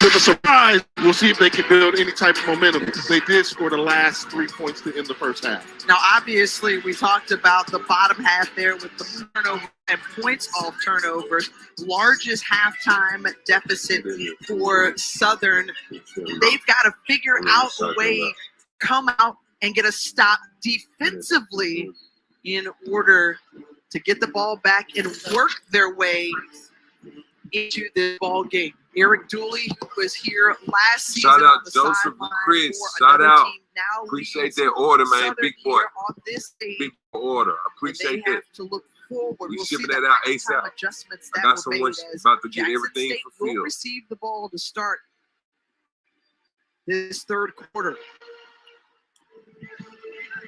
Squib kick, great return and field possession for Jackson State as we send it down to Jalen Johnson on the sideline. Thanks, Tiff. Yeah, you guys talked about the energy backup quarterback McDaniel has given the Southern offense, and I asked Coach Dooley what was the decision-making behind that, and he said, there is no tomorrow. We got to go out and try to win this game. He said the message at halftime for his team was to go play Southern football. He said, we're only down 23 points. He has faith in his team to come out and play differently this half. They've got a big deficit to overcome, but not impossible, and one way that they can get back into this ball game quickly lends itself to the way they play offense. Big, explosive plays. But first, defense has to do its job as Savion Wilkerson on the carry. The first to meet him was Davis. Coming out of the locker room, this is the most important drive. If Southern's going to make a run in this game, it starts with the defense making a stop, stopping Jackson State from putting points on the board to increase their lead. This is where you want your playmakers to step up and make plays. Just tuning in, second best defense in the conference. Southern only allowing 20 points a game. You see the 33 spot hung up by Jackson State through the first 2 quarters. That pass complete to DJ Stevens. And what Shador Sanders did in that first half was really spread the wealth. Spread it around all the receivers, and he didn't get sacked.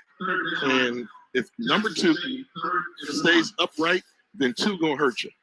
And when he starts talking in third person, 2 gonna hurt you if you don't hurt him. We saw him do that as Jackson State opened the season with a 59-3 win over Florida A&M, and Shador Sanders certainly hurt the Rattlers. The flag came out on the play. We'll see if Preston Clipper and his officiating crew can discuss it. I think and give us a call. They'll get the 5-yard penalty because there might have been some contact made. So a lot of people don't understand that rule. If you're in the neutral zone and you snap it, free play. If contact is made, whoa! 5-yard penalty. Excuse me, Jay Walker, be quiet. Hey, give me some likes, y'all. Like and subscribe too. Subscribe while you're here, but like and share the video. Anybody you know want to watch the game, give to them. Hey, be quiet, Jay. I'm gonna be quiet, not believe my eyes. My eyes lied to me because I saw clearly offsides from the defense. But take advantage of it. If you're Southern University, officials gave you one. Let's see if they can capitalize. Chance to come up with a big stop on third down, and they're able to do so. That's Glenn Brown from his nickel position as he broke up that play. Kevin Coleman, the intended target, and helped by that penalty, and fourth down on the way. And I'm a little surprised they're not going for it. Coming out of the locker room, you've got the ball, you cross midfield, you want to make a statement. They've left some points on the board. A little surprised early on in Coach Prime's tenure, he was going for it on downs like this, but showing the maturation as a coach, realize he's got a defense that's played a whale of a football game.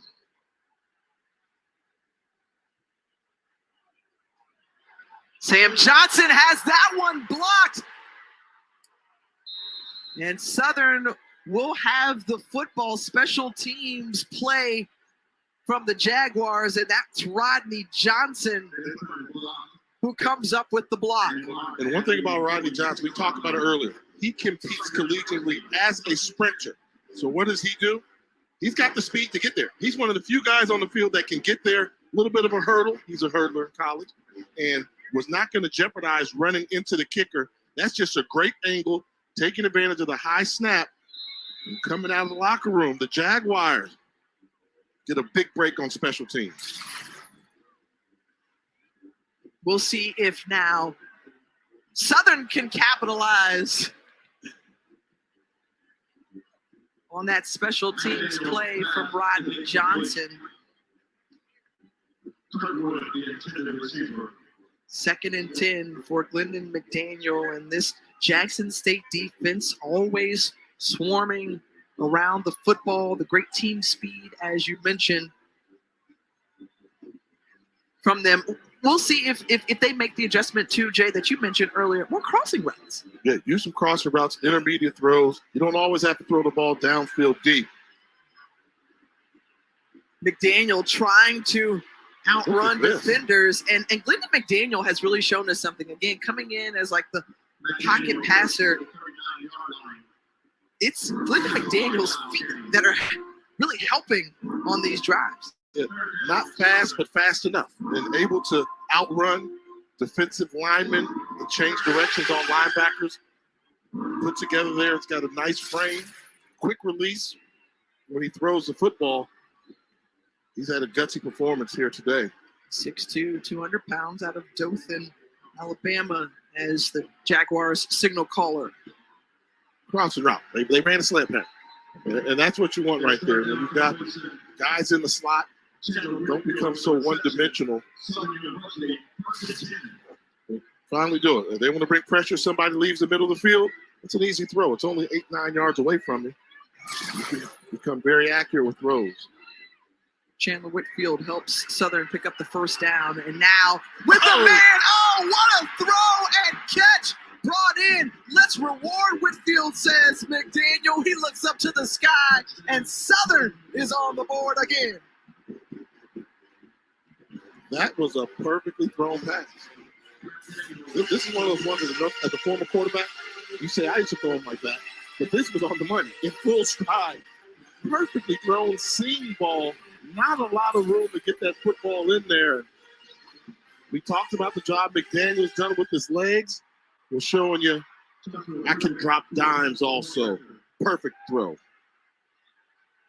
The explosive play, 34 yards, longest for Southern. Joshua Griffin on to attempt the extra point. It is good, and watch out because Southern, the Jaguars on the prowl. Trying to get it done. Look at the location.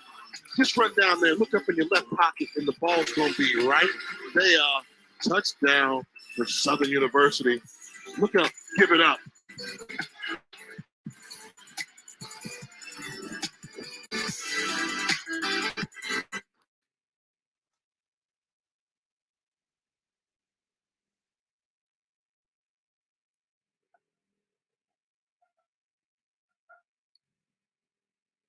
It's you hear my dog snoring. It's 17:33, and he needs to refresh his stream. So I sent a message to refresh. But if y'all want to go watch it over there, man, y'all can. I can close it down. Or if y'all just cool, chillaxing and just catching the stream over there where it's nice and quiet, that's cool too. But he doesn't do a lot of talking on the streams. But Southern is down 16. Came out, they were down 26 initially. Hold up. Yeah, they down 16. They done chopped into the lead just a little bit. You know, JSU hasn't really done anything. That last drive, they could have did something, but it wasn't done. JSU really just trying to make the clock. On that first drive, they could have been aggressive. They just handed the ball off to Savion Wilkerson, which you will see here in just a moment. So I'll shut up and let the stream come back. I mean, but I didn't. I mean, I told the man to refresh the stream. All he got to do is refresh the stream. It'll be caught up.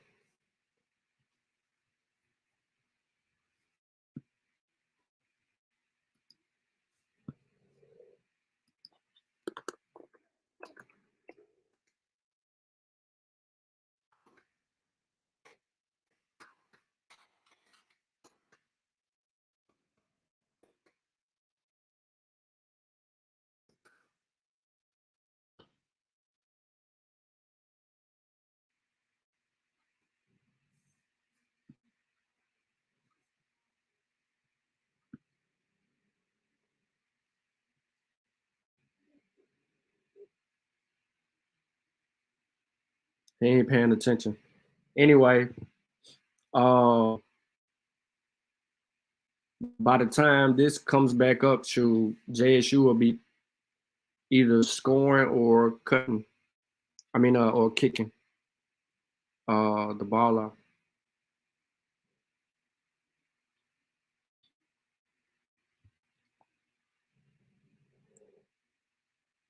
And I don't want to go to the other dude's stream because he talked the whole time. It'll be irking. Folks, a two-score ball game here in this Swac championship. And Southern working their way back in it. This is football 101. You're going to see Whitaker here against the safety Bolden. And what does he do? He gets a nice clean release and runs right up that seam. This is how you draw it up. Football, get behind the defensive back, line of contact, run in a straight line. Don't let him get back in there. Perfectly thrown pass, nice execution. Jaguars. And it's important to note that 26-0 in the first quarter for Jackson State. And since then, Southern has been able to put 17 points on the board. They're closing in, and you have to credit the play of Glendon McDaniel. He and this offense have been clicking. They figured something out. And now, what looked like a bleak outlook for the remainder of the game, hey, Glendon McDaniel says, we were down, but we weren't out. Made it a two-score game. The special teams got involved. And just like we saw Jackson State take advantage of Southern miscues in the first half, Southern took advantage of a Jackson State miscue on special teams. Now can their defense continue to slow down this JSU offense? For Jackson State, it's been a punt, turnover on downs, and another punt in their last possession. So Jaguars have figured something out. For more on that, we'll send it down to Jalen. You guys, as I was walking on this Southern sideline, Corian Harris came up to me. He said they thought it was over, but it's never over. He was leading his defensive guys saying, we just have to make plays. Let's get a stop. Let's get to the ball. Let's get back in this. Corian Harris, first team All-Swac selection, one of those dudes on defense for the visitors. We'll see if they can come up with a stop here on third down. Jalen Campbell coming off a great performance in the Bayou Classic, 11 tackles, 2 sacks, tackles for loss. Now hoping he or his defense can come up with another big play here on 3rd and 4. Don't get so aggressive. They're playing man-to-man. I understand it, but make him drive the length of the field. Don't give up the big play right now. This is aggressive play calling by Southern on defense. Hooks underneath, open, first down.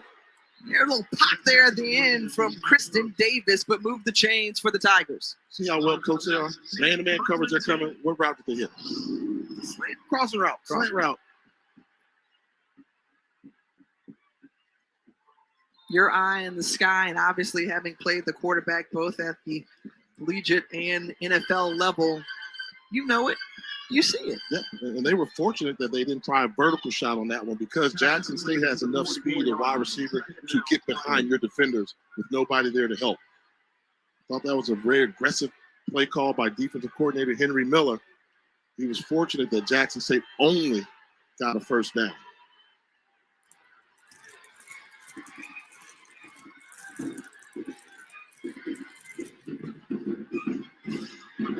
Shador with the defender in his face, flips it out to Dallas Daniels. Daniels, wow, near midfield, and Dallas Daniels in the yak. The yards after the catch. When you've got athletic wide receivers, there were two Southern defenders that could have made the tackle short of a first down. They both missed. First down, Tigers. Rico Powers targeted right to him.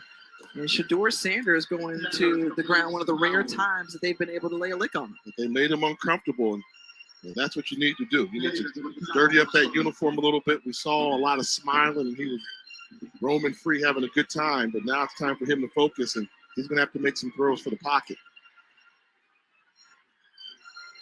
Does so, swings it out to Savion Wilkerson, and another first down on the way, gain of 7. We heard Coach Klein tell Jalen going into the locker room, while we played well, we didn't finish. And so we'll see if they are focused and finish. They tried to move quickly with tempo, but an offsides. Or false start. Offense, number 73. 5-yard penalty.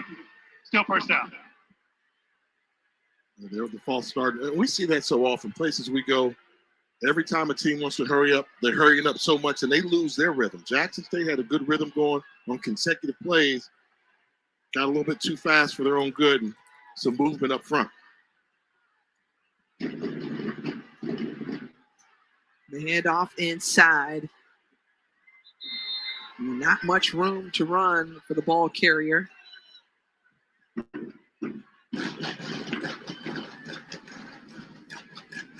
This game is getting real interesting. I mean, this chess match between Henry Miller and Brett Bartoloni, it's you've only got so many plays you have, and although Jackson State has so many weapons, there's only one football. So who are you designing the play to go for?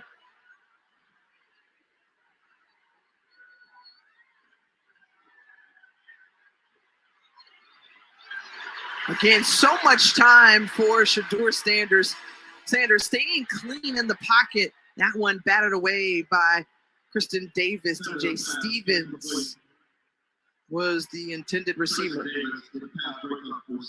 And you live with that.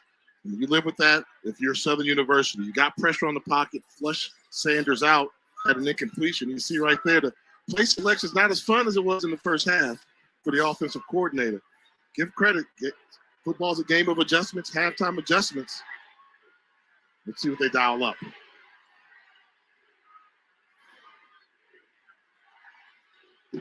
On third down, Sanders looking, has Rico Powers, and just finding the little soft spot within the defense and keep this drive going. 16-yard gain. Cover 2, soft spot, middle of the defense. Get behind the linebackers right there. Wide open in between the two safeties. Sanders had enough time to stand tall in the pocket, and we know when number 2 is clean, he can do some damage. That's why he's led the conference in completion percentage, passing yards, and touchdowns. Phenomenal year for Sanders. Trying to let his legend grow here as a marker down the field. They're going to call holding on the defense. Tough one, too, right when Sanders is going to give it away. Holding. Defense. Number 17. 10-yard penalty. Automatic. First down. You know, one thing I've noticed about this situation, this type of drive, Jackson State doesn't like this. Like, this is frustrating. You know, they've got athletes. They want explosive plays, too. But if you're Southern, you have This dude talk too much, don't know what the hell he's talking about. making an ugly drive, and right now, if you get him to settle for a field goal, you'll take that. But JSU likes to score in a hurry. Southern slowed them down.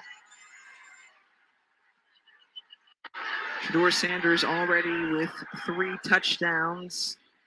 8 of the 11 games he's played, he's been able to do just that. Savion Wilkerson. Wilkerson with a nice little burst there for 4 yards. Good opportunity to run the football behind Willis Patrick. Their big right tackle.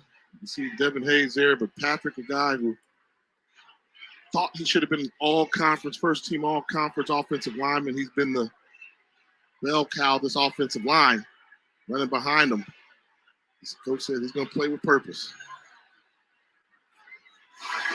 Well, to your point, Jay, he said, well, he felt snubbed, right? 12 all Swac selections for this group. 4 out of the 5 were players of the year. And Willis Patrick said, well, shoot, I feel like I should have been on there as a first or second teamer. False start. Offense. Number 86, 5-yard penalty. Still third down. Let's get on this drive. Big play here. 3rd and 9. This is not how Jackson State likes to operate. They want that tempo, light up the scoreboard, strike up the sonic boom in a hurry. And this drive really putting some strain, though, on Southern. 6 minutes so far on this drive. Big 3rd down. Got to get it off. Sanders snaps it in time. Goes on the outside.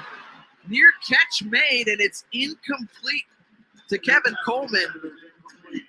4th down, and you said a win for Southern if they could see the Tigers kick a field goal. And it was because, you had just alluded to, hey, but Southern's been on the field for a while, 6 minutes, 0 points during those 6 minutes. And we've seen them score in bunches. So now if they have to settle for just 3 points in 6 minutes, you take that if you're defensive coordinator Henry Miller. See Sanders talking with offensive coordinator Brett Bartolone. 33-yard attempt for Alejandro Mata. Mata, 10 of 11 this season on field goals, and this one right in his wheelhouse, and it's good, and that makes it a 3-score ball game. All points are good points. The defense was a little bit thin, but they didn't break.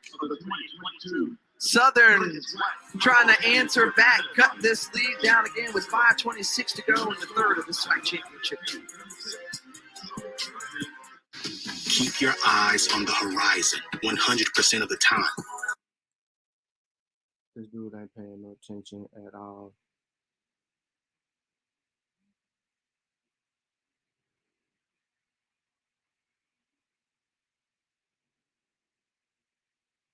All right, so Jackson State has kicked the ball off.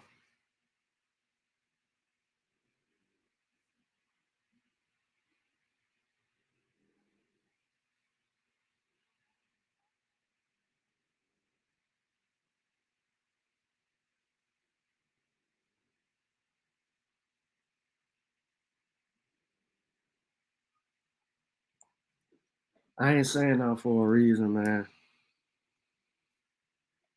All this dude got to do is hit refresh. I really want to kill the stream, though.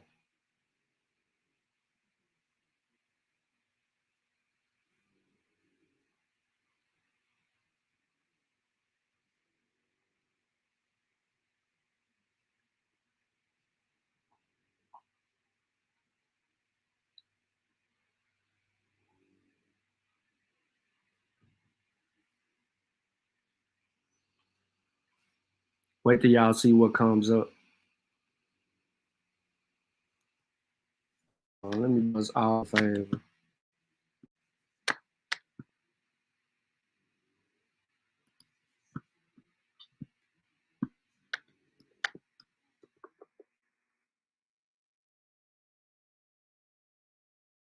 Dude playing. He got all them people on the stream. And all them people on, he got 6,000 people on the stream, and the game will be over. The game will be over by the time he realized. Year by year, jump ball rather than trying to throw an accurately thrown pass. McDaniel, 119 yards to the air and a touchdown. That has game up to speed. He himself has been responsible for more than 200 yards of offense with 87 yards on the ground. Batted away by Mercier, and now 3rd and 10. I was the one sending that song to try for. Yeah, they did. Yeah, he did. 12 is hurt. 12 is hurt. Twisting his ankle, I think. As they bring the blitz. They bring the blitz. 50-50. And another one on the outside. We've this seen kid is dropping spectacular plays dimes. made. That's August. This kid is dropping his dimes. He has definitely changed the They game. like to do. They like to take deep vertical shots, and I call it a low risk pass. The weather When I report say, in Colorado is when great you year convert round. it, it's a great call. Where they get physical on the outside, separate, and locate the football. This kid is dropping Concentration dimes. by Pete. Who was 27? I don't know. Oh, 27 look, just made a play. You No, talk no, about trying to get big chunk plays, That's Isaiah big Bolden, I'm sorry. explosive plays, and that's what Dooley said. That's when our team is at their best. I don't know. Double T. We haven't seen guys get wide open. We've seen great catches. Right, we saw the great You're throw talking by about the Texas, McDaniel. Oklahoma SEC. Still think you got to. It might not be even 3 years. I'm thinking they're eligible. Line on the They're vertical trying to go pass, next and year. That may be your strength, but a team that can run step for step with you makes it Colorado tough. could go back to the Big 12. Yeah, people forget that they used to be in the Big 12. Or more here on 2nd and 10. And that was tipped at the line.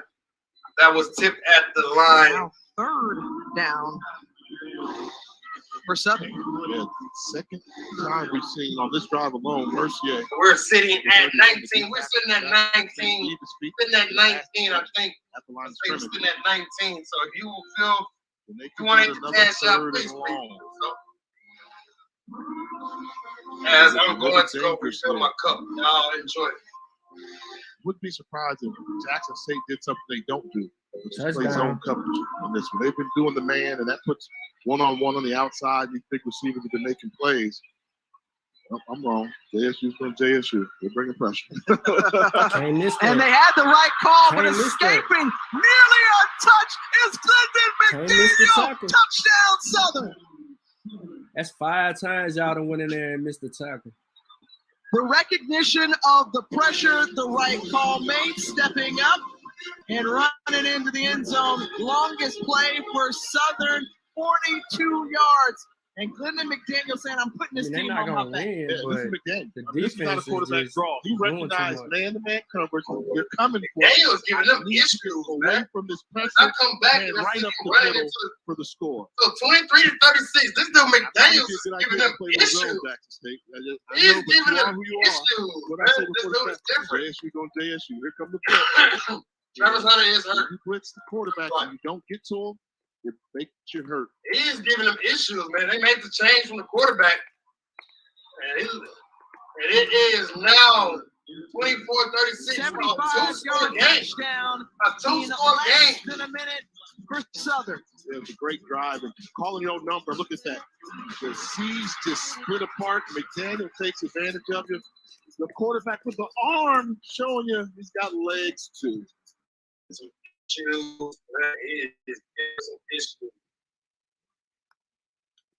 All right. It's a game, folks. It was a game. They were down 16. JSU scored. They were down 19. They just scored a touchdown. They're down 12. JSU just going through the motion defensively. You don't see they are using a bunch of DBs. They are using a bunch of DBs. And they just rotating too many people in and out. Their game plan was for Bashawn McCray. You put Daniels in, you do get some plays made, but you get a closer game. But still, he ain't doing too much. The defense just beating himself. You never seen him miss this many tackles.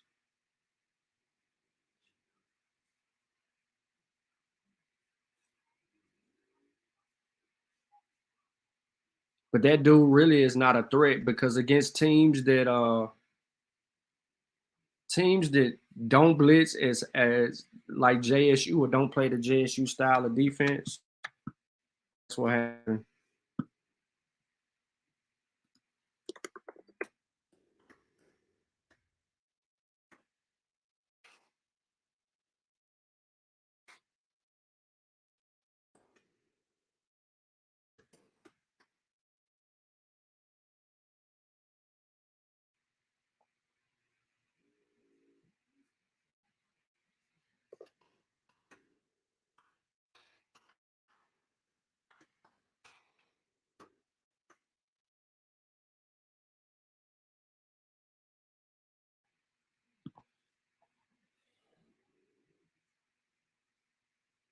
JSU not losing the game, so it don't matter. The stuff's over. They just going through the motion. Like they always do. They go through the motion.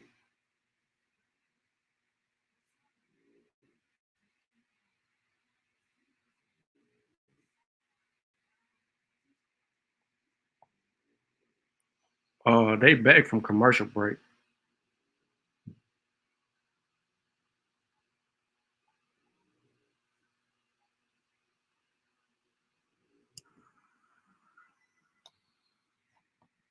Young man is coming in ready to rock and roll. Somebody had a comment I want to get to. Since going up 26 years soon as I scored Jackson 2014, yeah. Yeah. Those early possessions, those early turnovers. So Coco light them up in the celebration of defense, had them work from the all season. Get on the ball. Young bro. man eating them up, man. Nobody ain't trying to take that helmet off. Tearing them up, man. That first penalty. Val is calling for Shallow. Steph Curry and McDaniel is that dude. Miller better lock in and have a pep talk to the defense. Yes.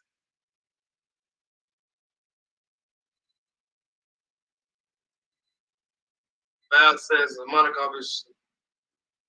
Shallow had a great performance at the time. EJ said, yeah, he's playing. Let's go. We got a ball game. We got a ball game. Face mask. There you go. Should have yanked 11 after that first turnover.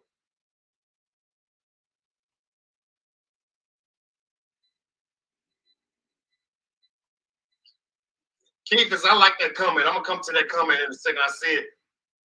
He ain't even cut the audio back on for As Willie Gaines, horse collar, and Keithus, my guy Keithus, man, former old Rebel 49 Patrick Willis will be the next JSU coach. This falls in line with naming a former NFL player from the state. Patrick Willis is. And the horse collar's tough, man. Coach. He just made that up. Yeah, he got him. My bad. We can't hit out there. My bad, Renish. He can Thank you. And slow him down with his hands, but when you go to the ground, they're gonna call it on you. So that moves the ball out to the 30. Swing pass again. Swings it out. That's Santee Marshall. They get about 6 or 7 yards on that throw there. Out of New Orleans, Louisiana. One reason I don't like watching. So again, we're sitting at 19 donations for the day. 19. Let's get to 22. Let's get to 22 before the end of the third quarter. Let's get to 22 before the end of the third quarter.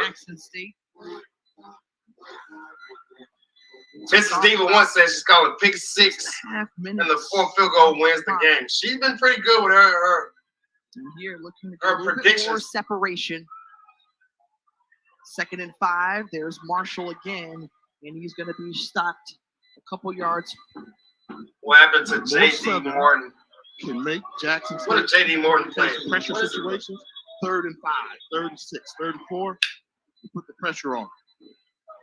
An injured Jaguar player on the field. New subscriber alert. Khalid Nasheed. Bro. This dude terrible.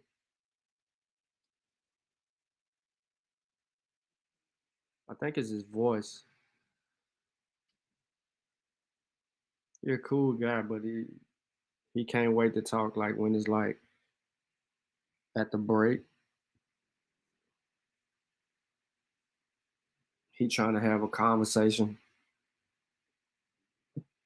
I prefer to watch the game first. Oh no, he hasn't got much. Catalyst of that defensive secondary. Daniel's balling, yes. Walking gingerly to the sideline. Let's see another look at the last play. Coming in there to mix. Oh, JD, he has fumble issues. You wonder. He has fumble issues. A little bit if I remember correctly. Official little Chad says, because from what I see, Travis looks at his prime as a father figure, which.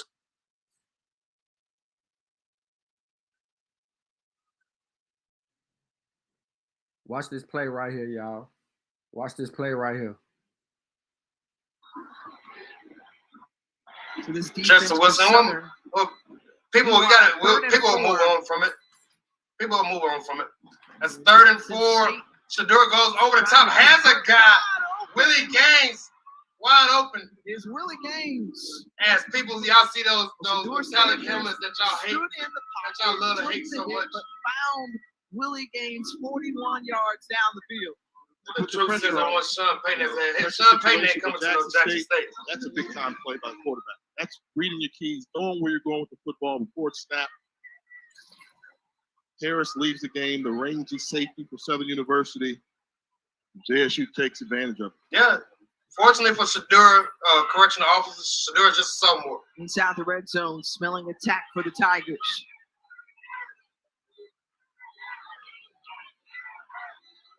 Fired up, Jackson State. Y'all hear him? Y'all hear him as Virginia says HBCUs will be fine. Yes. Yes, we'll be perfectly fine. Like, again, the SWAC and HBCUs was going on way before Coach Prime got there. And they're going to be going on way before it, way after he leaves. Again, now you sell he hasn't said he's leaving yet. When I watched number 4, Dallas Daniels in the slot. Hell of a catch. Go on, throw to Dallas Daniels, man. So I can give him a shout out. Dallas Daniels came to the stream on Thursday night. Don't give it to Dallas Daniels. He came to the stream. He had him too. Going to the He outside. had him too. And then Rico Powers touchdown. Dallas Daniels was wide open. That's a hell of a throw, though. Fireworks emerge in the end zone. Great answer by Jackson. 4th touchdown through the air. Dallas Daniels was wide open. How accurate was this throw? The defensive back doesn't even realize that he just gave up a touchdown. This is what you call back shoulder. He's looking around. What happened? Powers gets up with the football. How do you defend that? That's one of the hardest. Romeo Carter says Cam Newton next JSU coach. Back shoulder. That would be interesting. Rico Powers has showed up today. Prime. Yes, Monica. Yep. Just as I stated. Rico Powers has showed up today. Haven't heard much from him all season. It's been Shador. Hattie Ross Wilkerson is out there, Hattie. Deliver the ball in the hand. Man, look, again, if y'all got Instagram, if y'all got Facebook, man, y'all reach out to me, man. Follow and then message me and say, man, hey, this is such and such from YouTube, man. We're just hollering. And the 40 just hollering. 3rd point of this ball game for Jackson State. Grab support, yes, sir. Great throw and just that was designed back shoulder throw. Shador Sanders has led this offensive explosion. Darren just said they said 5 minutes ago, ESPN he going after this game. Yeah, maybe so. ESPN is usually correct. 300 yards through his career. Let's see. Let me go to Twitter. He has been a SWAC killer because he does not lose against SWAC opponents. Yeah, true sophomore. I mean, that's the thing. True. No red shirt. Came in and played right away. And they knew they had something special when they got him to come along. His brother Shiloh's also there as well.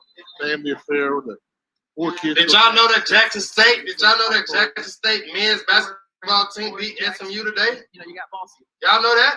Jackson State men's basketball team beat SMU. So that's another great win for the SWAC basketball. Caliber game right now. It's all on the line. He's going to go over 300 yards. That's against a Power 5 school. Hasn't come close to an interception.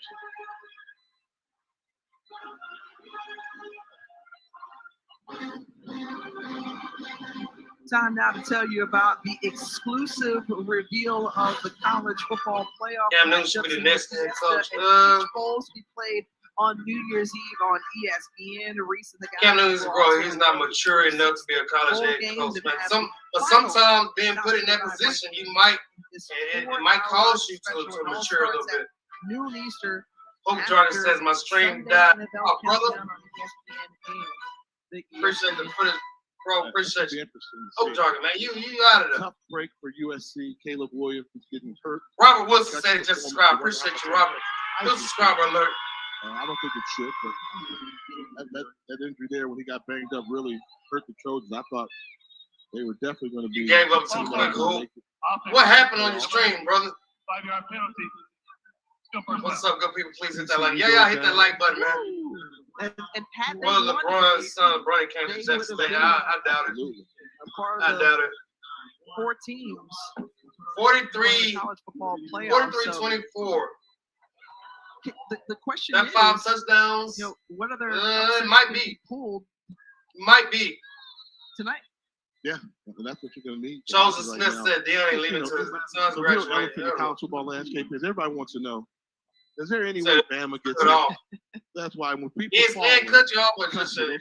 Alabama, like, see, you guys think that Coach Brown going to I'm not going to answer that anymore. So that's what folks want to know. LSU and SU both leaving. Both losing by the same score. Oh, wow. Passes complete to Cornelius Dyson. Random also, I look at how people in the prime leagues, like 45 says, this don't stop. Yes, man. Don't stop. Don't stop. The news is they'll have that expansion next year to go to 12 teams. Small town hero counting up to go 15-1. Not it is what it is, man. Coaching is a whole different aspect. Punt the ball. Coaching is a whole different aspect, man, because you're leading young men. We know this. One thing to lead adults, right? But you're leading young men. 2014 playoff for a couple years now, and if they're doing 12, there's still going to be debate. That's always teams getting slided with 24. Charlotte will have to sit out a year if you transfer. I don't think so. Transfer portal. You can hit the transfer portal as many times as you want. Instead of running. Again, we're sitting at 19 donations. We're sitting at 19. All right, man. It's fourth quarter, and now on commercial break. His stream is behind, so you're not gonna really catch him. But you're gonna catch him talking the entire time. Something did a little damage in the second and third quarter. A little damage. But as expected, JSU come back and they respond. They kick the field goal to subside that other touchdown they got. Then they came back and scored right there to push their lead back a little bit more. So now it's 20 instead of 19. It's 20.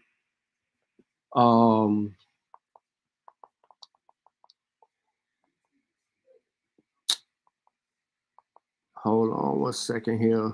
Could it have been more? 42-23, Georgia over LSU in the third quarter.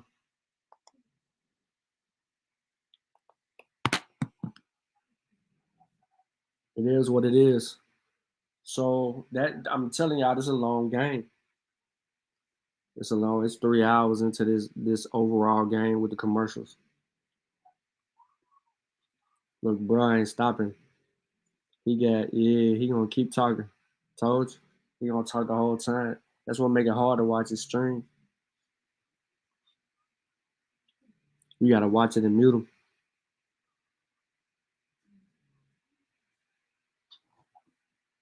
But JSU tripping right now, man. It look like they missing a few people. I know they missing Huggins. I know Shiloh ain't been in the game. Now you ain't got Travis in the game because he tight. I don't think it's nothing major. I just think that he just tight, like his hamstring.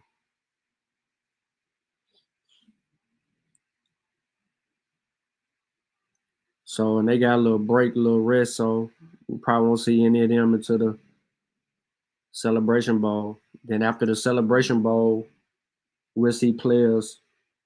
If he take the job, we'll see players going everywhere else. Shiloh ain't played all game. Like he might be injured. Travis looked like on one of those plays he pulled a hammy or something like that. So he out. They gonna sit him out. They ain't gonna, try to utilize him unless they really need to. Huggins, he injured. So that's 3 people from the secondary. They're using a lot of different bodies on the defensive line. But the problem is that they're getting their push, but they're over pursuing, which is allowing McDaniels to look Bubba to look the way that he's looking when he gets out and run. Now, as far as him throwing a ball, he's just throwing a ball against the trail technique. So ball placement is key. Unless, you know what I mean, you going up against a DB who can press at the line of scrimmage, then trail, but accelerate into the ball. But nine times out of 10, what's supposed to happen with the trail technique is your defense is supposed to get enough pressure to either allow an underthrow or overthrow. And, you know, that's the recipe for it. But it's a bend, don't break defense, so they don't care nothing about that. They want to make the spectacular catch, the tough catch. They can live with a tough catch. They just don't want the in the country. So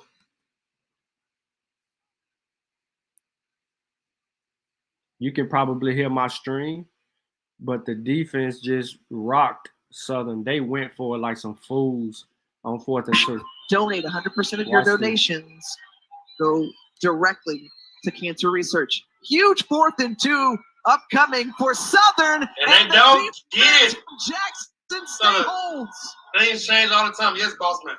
A surge up front and nowhere to go as Geronte Davis leading the charge in a turnover on downs. I'm not letting them off the hook, man. They can crowd the line I'm just of scrimmage, accepting it. but that was just a great individual effort. I'll be free to say that God tell us Mark Charles has to do a I'm better just accepting job. that, man. I'm not going condemn a man for changing his mind, man. Because folks lie every single day. If that's the case, every person in this chat, we got to condemn ourselves because everybody in this chat has lied at one point in time in their life. We talked about the line backing or backer play for Jackson State all game long. Aubrey Miller, the Swac player here, Geronte Davis, who has come alive this season, the junior out of Greensboro, North Carolina, gets a rest after his great effort. Back on the field. Yes, Tweets, and this is what I've been telling folks from the beginning. Appreciate. We should have been appreciating it in real time. In real time, we should have been appreciating. He was a top-rated signee coming out of high school from Trinity Christian. I don't even know think about his line. It's about a death and situation. Yes, Chosen Smith. I get you with that. As Shadur might get sacked and he almost threw an interception. Was nearly intercepted as it was deflected. Almost threw an interception. Almost came up with it. And that's when they're almost threw an interception. As well as they should fire SU coach for letting Bubba ride the bench all season. I thought he was trying to. He almost got picked on that. He stepped away from Brock. Well, slipped up with incomplete pass there. But when you can make him uncomfortable like that. And salute to Derek Edwards. Derek Edwards down this offense. $5 donation through Cash App. Much love and appreciation as they go to the swing route. And Dallas Daniels is behind the line. As he's running backwards. Just trying to get back to the line. Where is he going? So we're at 14 minutes to go. 14 minutes to go in this game. Loss of 7. 14 minutes to go in this game. What you saw, it's all about angles, right? So Corion Harris is back in the game, and this is just a little swing pass. But by design, he said, I've got to force the runner back. You'll see him come from the across the screen right there. Said the truth. It's okay that you didn't make the tackle, but you made a change. This says it's season at time. I couldn't get that out. Good Lord. The negative play. Finally got to say. Baby Ward, the 4th, go Jackson State Swac stand up. Yeah, my first time ever falling HBCU when I left when I couldn't drink the water. Sanders and Shadur is sacked. So Southern's defense stands up right there. Tim Tebow, y'all tripping out. Defense, and they pushed Jackson State backwards all the more. And guess who it is? The active sack leader in Jordan Lewis. They've been wanting Jordan Lewis to make a great play. They say he dealt with a number of double teams. They had him playing linebacker for NFL prospects. That time able to excellent down Sanders. But all that being said, that goes to the secondary. That's what you call a secondary sack. Nowhere to go with the football, down a distance. Most promise Dennis John didn't lie about guys. His time is over. The blueprint is laid. Yeah, I've been talking about the blueprint, man. A lot of coaches can follow it. They might not be able to do it at the level of a Deion Sanders. Punt. But the blueprint is there. And we will step aside between against make a promise here. Are you not held by that promise? And a trip to Atlanta. I'm not saying I'm not held. I don't have. First of all, but I'm not saying I'm not held by that. But at the end of the day, if somebody promises and they don't deliver, Audio bad, bro. Sorry. Can't do it. Can't do it, man.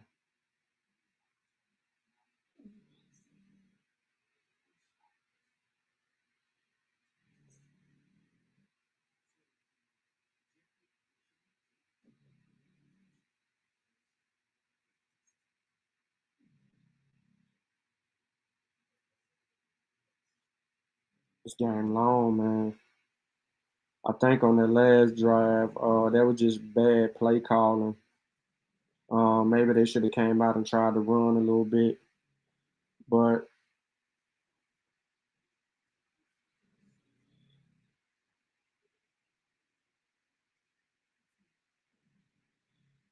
I don't know what happens here. Anything that's going on this stream, man, I ain't got nothing to do with it. Let's do them while they talking. I don't want no part of it. I think some of the people are overreacting. You know what I'm saying? Everybody asking the same questions over and over. Nobody has an answer. The answer to the question will come from the person delivering the message. That'll be when they deliver it, whether it's after the game or whether it's tomorrow or whether it's Monday. It got to be before Monday. Because people hitting the portal on Monday. Not like FCS players, but FCS players are already, they want to be in the portal, are already in the portal.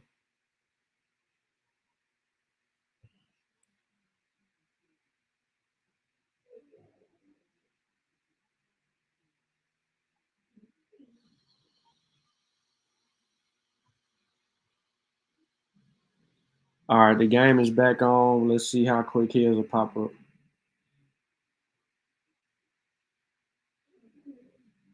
My dog won't stop. One person in this world is in.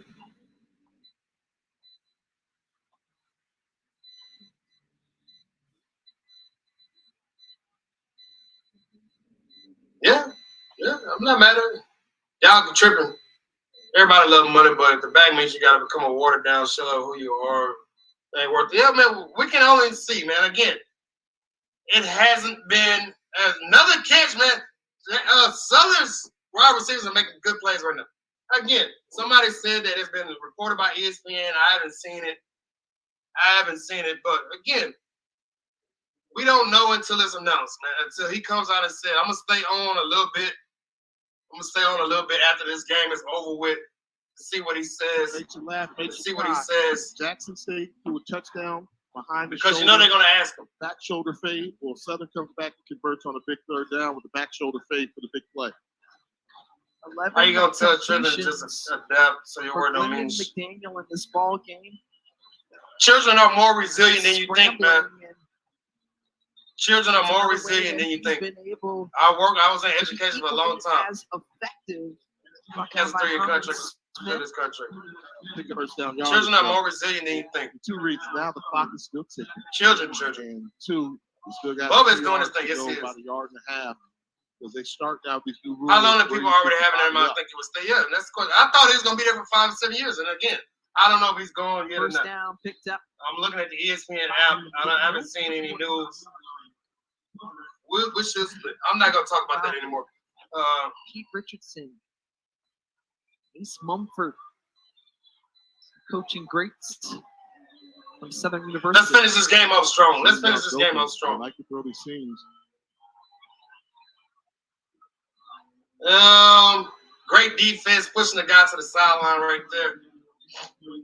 What looked like there that Cornelius Dyson may have been a guy that was open going to the outside. Instead was McDaniel. Monica. An incomplete. If y'all have subscribed today, let us know in the comments. If you have subscribed today, let us know in the comments. We'll see what type of strategy. Let's talk about the game. Bridge, yes. Let's talk about the game. Eric Dooley. So 11 minutes ago, 19-point game. Certainly Southern's on the Jackson State 45-yard line, 2nd and 10. Plays as they've done. As they cannot get a Again, They finding a cannot. way to just get away. This McDaniel kid is tearing them up, man. And He is tearing them McDaniel up. is not a fast runner. He's a strong runner. Arm tackles are not bringing him down. It appears that he's going to go down like he's running for his life, but I then don't think he's leaving. he keeps his balance and able to run through these arm tackles, make you miss. He's been a difference maker in this game. This kid right here, man, Dooley, best quarterback on bench all season, but folks call him offensive Swings mind. out to Kendrick Grimes. Aubrey Miller ain't making no noise this Sit game. down, No, he Taylor, hasn't, what you man. got? He hasn't made You guys, much. I know you probably haven't Travis heard Hunter. seen Travis Hunter on the field. He is in sweats. He's not dressed anymore. They said at half. No nothing's wrong subscriber. with him. They're just giving him a little bit of rest. But they said What the is has kind of been going around the team. So he's just Smith? feeling a little down. I don't know. So they're just Maya, playing it safe. new So he's subscriber. on the sideline. Appreciate He's you. done for the night. Well, thanks so much for that report. Yeah, if you subscribe, let us know in the comments. If you have We saw subscribed, him let us know in the first comments. half, and he was tested. If you a have few subscribed, let us times. know in the He was comments. involved on the offense As we well. are now sitting at, there's a sack right there. But a number of playmakers. And that is make Mr. sure they cover up Reagan. for Travis Hunter's presence on the field is Justin Reagan up front. Big As sack, we're sitting at number 20, we're 92. sitting at 20 donations. Let's get to 25, people. Let's get left to side of your 25 today. Just pulls the jersey. That's one of out those the way. lookouts. That's poor technique by Wanna Bryce look Hill, out. the left tackle getting beat on that play. Somebody there. said his Reagan hamstring. Somebody said his comes up with a big sack. ankle. Coaching staff Score just talking 24, about how 43. he is just improved. Me too, Mississippi guy. Me too. along Travis that is hurt. defensive And then, line. well, they just said that he has the flu. And Southern spending a timeout with That's not a good 9:21 timeout right there. remaining As Keish, new in the subscriber. fourth quarter. We'll take that break as well. Come back with us on the other side. What is everybody eating tonight? What everybody eating tonight, man? And also, do y'all celebrate Christmas? Do y'all still celebrate Christmas? We know the stories behind it and all that stuff. Do y'all still celebrate Christmas? Do y'all still exchange gifts? Patrick F. subscribe, new subscriber. Salute to Patrick. Salute to you, my guy. T. Carmichael McDaniel should go to the board just because they made him sit all. Sharon Brooks says Reagan is part of the headache game.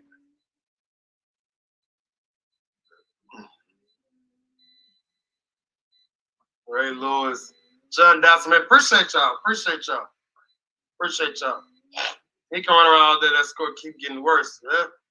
10 is hard, 11 is harder, 12 takes discipline. Yeah.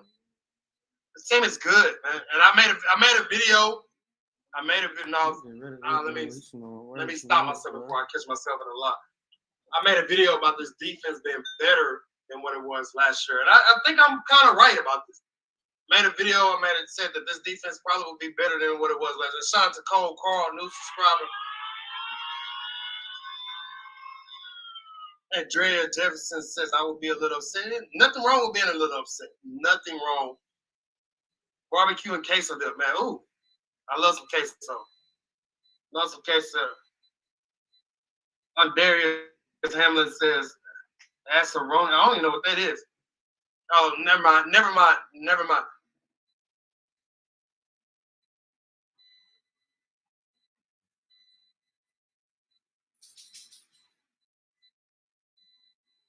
Chris W, yeah, man, it is what it is, man. The recent commits, if Coach Prime decides to leave, the recent commits can actually open up. If I remember correctly, they can open up their recruiting again, their recruitment again.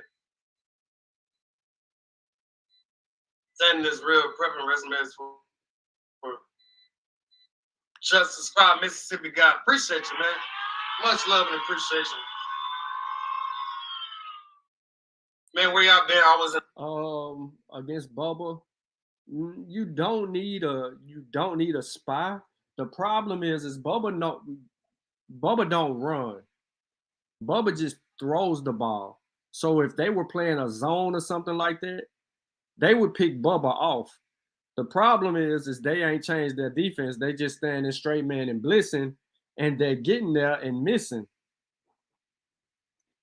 So just look at it like this. Imagine had they been getting home on those plays and not missing the tackle. Southern has no points. Southern has way less yards. They got a bunch of rushing yards, right? You see what I'm saying? See, they sacked him right there. Before that, he was getting away from that. That's Reagan again with his second sack. Before, oh, you ain't seen it yet, my bad. But before, just look. This the same thing they've been doing the whole game, bro. Now they playing off man. They ain't playing bump. They playing off man. That was 3rd and 15.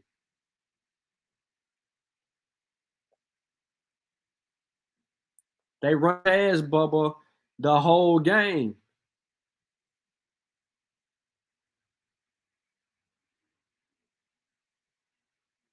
They've been running past him.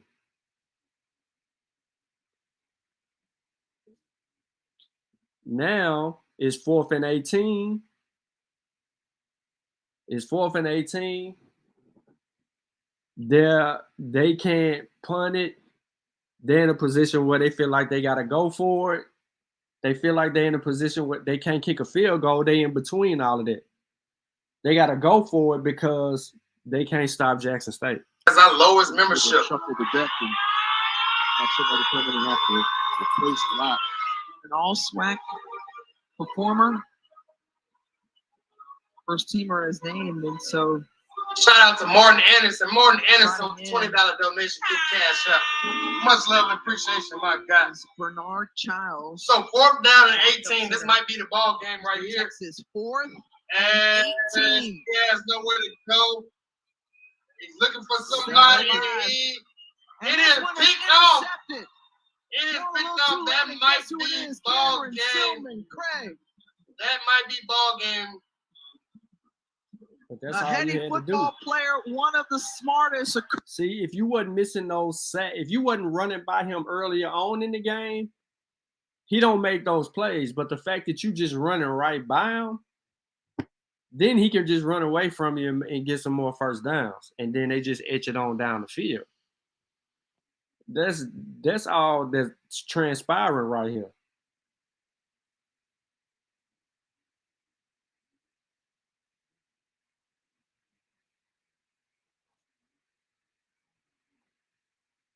That's all that's happening right here. Yeah. I just seen y'all the message, but absolutely extremely too aggressive. See, when they were blitzing, they wasn't blitzing with control. They were super aggressive.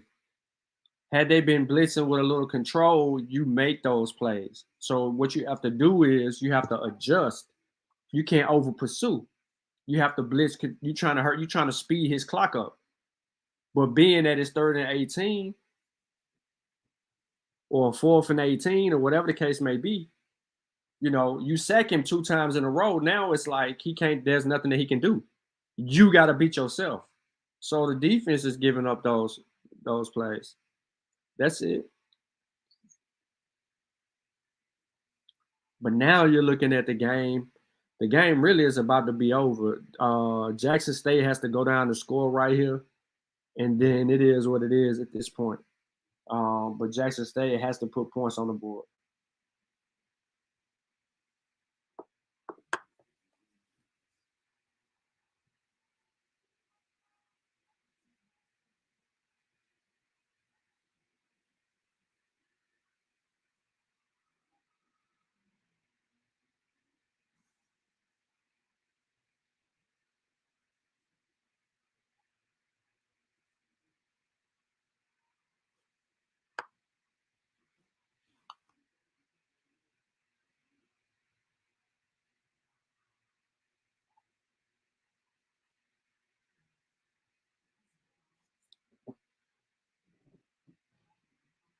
So it is what it is.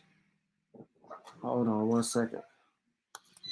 I'm from Massachusetts. My team is Michigan Wolverines. Shout out to them Wolverines, man. KMAK, baby, Bob Sanders. Got a new subscriber, Kaya, new subscriber. Bogota, Colombia. I moved here for my girl. There you go, man. Nothing wrong with that, man. Results show you're definitely correct. Some people do hate change, man. Yeah. Some people do hate change.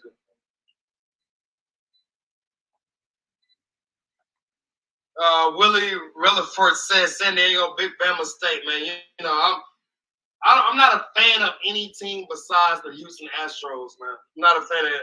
Astros is my squad, man. My squad. Been my squad for a long time. Before they got good. Baseball was the first sport that I learned how to play. The ball game. 4 turnovers now. Jackson's 8 minutes and 40 seconds away. Mr. Norman, we'll call you, but I got to go to a birthday party after this, man. I got a family birthday gathering now. 95, 96 season. I aim to call you tomorrow, man, but it's not much. Not much. It's not going to be a crazy interview, man. I got some questions. If you got some questions you want me to answer, ask. Email it to me as Wilkerson. Davion Wilkerson just pulling it in. That dude, man. It's just that dude. But y'all talk about the strong downhill runner. Y'all tune in Monday, man. Monday at 6:30, I believe, man. We got an interview with Mr. Farsi Norman. Wilkerson. Let's sit it down. We're just gonna put it out there, man. It's gonna be something different. Y'all make sure y'all tune in for that Monday evening. He knew Coach Monday evening, watching all the little details, and that's what he said he was going to work on. And he said he made him look, and he pays attention. And all season long, Coach Prime is saying his praises. Talked about how he's just been blown away with his work ethic, his approach. 1,000-yard rusher at no, Chris Madison, no, no. Amassing more than 1,000 yards this season. If he's making an announcement, I wouldn't be surprised. It's right after this guy that they can rely on, and that was an area where they felt like they needed to improve after losing in last year's Celebration Bowl. They said, we needed to find a way to run the football better. Again, man, so we're sitting at 21 donations. We're trying to get to 25. We got 7 minutes to go. Trying to get to 25. 7 minutes to go. But if you could rush for 1,000 yards at Delaware State with some of those bad teams they had during that time, then you get yourself a good line, and you know you're going to be able to rush for 1,000 yards. Tasha Burrell says, Lubbock, Texas. My son is Dimitri Jordan, number 72. Salute to you, Tasha. That's got to be a great feeling having your son. Hopefully he's on scholarship. Even if he's not on scholarship, maybe his grades are exceeding, so he has all the scholarship. So great for you, Tasha Burrell. And DJ Promo says, love the channel. Appreciate you, bro. Appreciate you. That's an announcement later this morning. Yep, absolutely. Dallas Daniels with the ball in his hands. This is a Derek White. Salute to Derek White. $10 donation to YouTube. Much love, my guy. They went undefeated in the newly aligned Swac East. They repeat as division champs, and Wayne Morgan was here, Brian. Perfect in this 2022. Bell says, "Shout out, great beats." Yeah, man. Much love, man. And they're closing. I think I might make a shirt that says your favorite YouTuber's favorite YouTuber this season. I might be your favorite YouTuber's favorite YouTuber, the Cricket Celebration Bowl. Question is, as we're just about the last to approach 6 minutes to go for the last in the fourth quarter, as Wilkerson looks like. And he's cycled for a loss. Dude, he is not going to stop talking. This game literally took 4 hours. 4.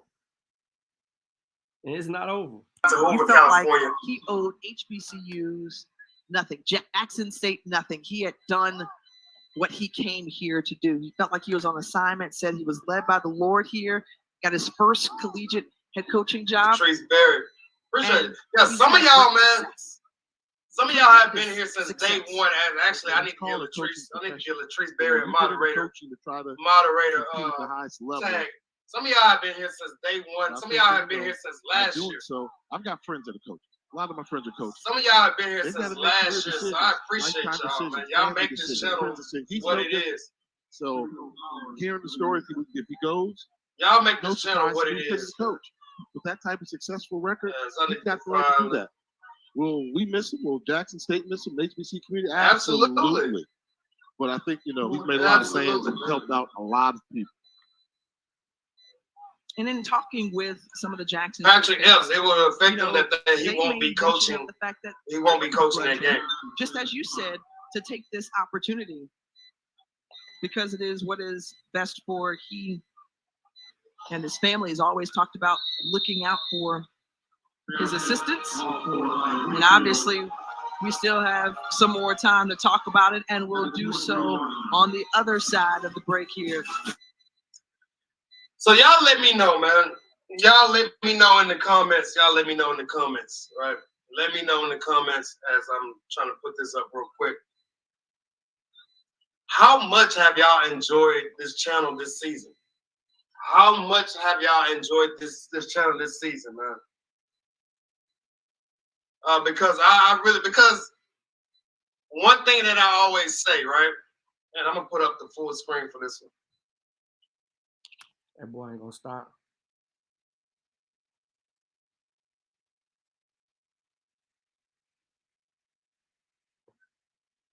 He ain't gonna stop at all.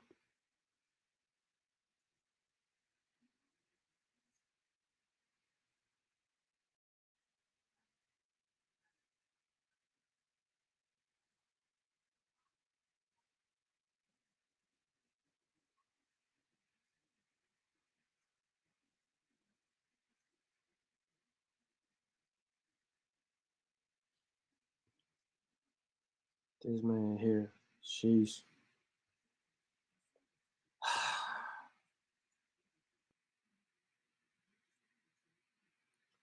JSU punted the ball. Southern's about to get the ball. Southern is all in. They liable to throw another interception. Bubba had a good 2 quarters, but it seemed like in the 4th quarter when the game began to matter and matter most, it didn't do anything. Shador's response touchdown after Bubba scores after that run, that pretty much that ended the game. North Carolina Central think that they're going to be able to make the same plays that they've seen other teams make by beating Jackson State, throwing down the field as such, and they have a mobile quarterback who rushes for all their yards. So they're saying that he's mobile, Bashan mobile, but also has an arm. The problem is if you go back and you review the game with Campbell, they couldn't handle Campbell's D-line or O-line. And Campbell just whooped up on them like that. So Jackson State will have to dominate up front, which they can, and they will have some advantages because North Carolina Central's O-line is very small. The game is back on, but I'm going to see how long it takes for him. There's 4 minutes and 37 seconds left in the game, and Southern is in 5 wide.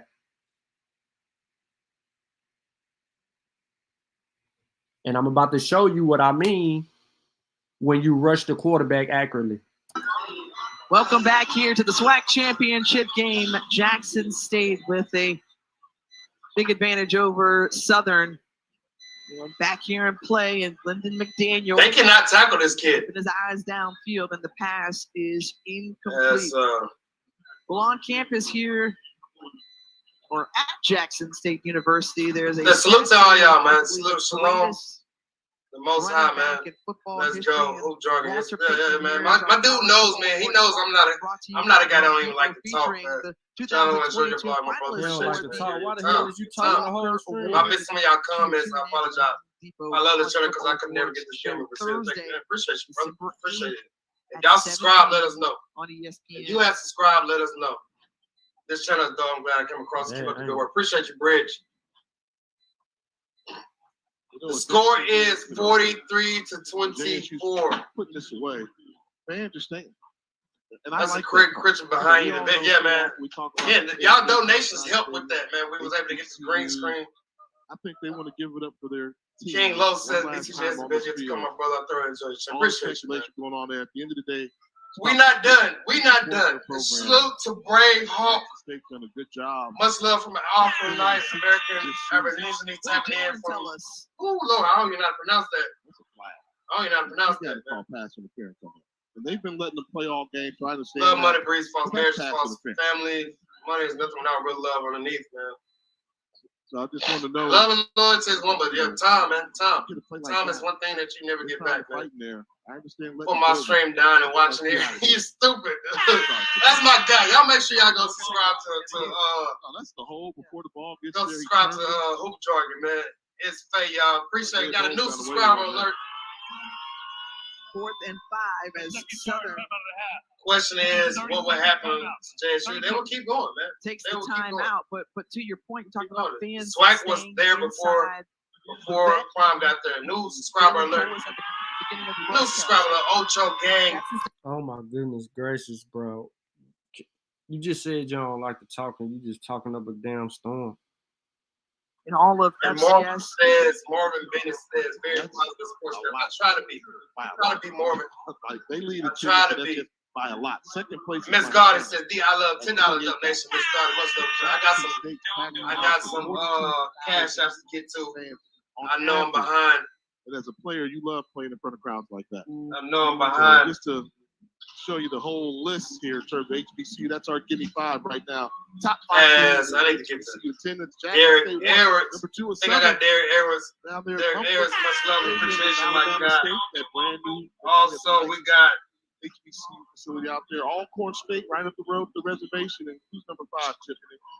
What's that stadium called there? Bragg Memorial Stadium. Bragg Memorial Stadium. Jamal Rogers with the $10 donation. Much love and appreciation. Appreciate you, Jamal. In the wrong direction.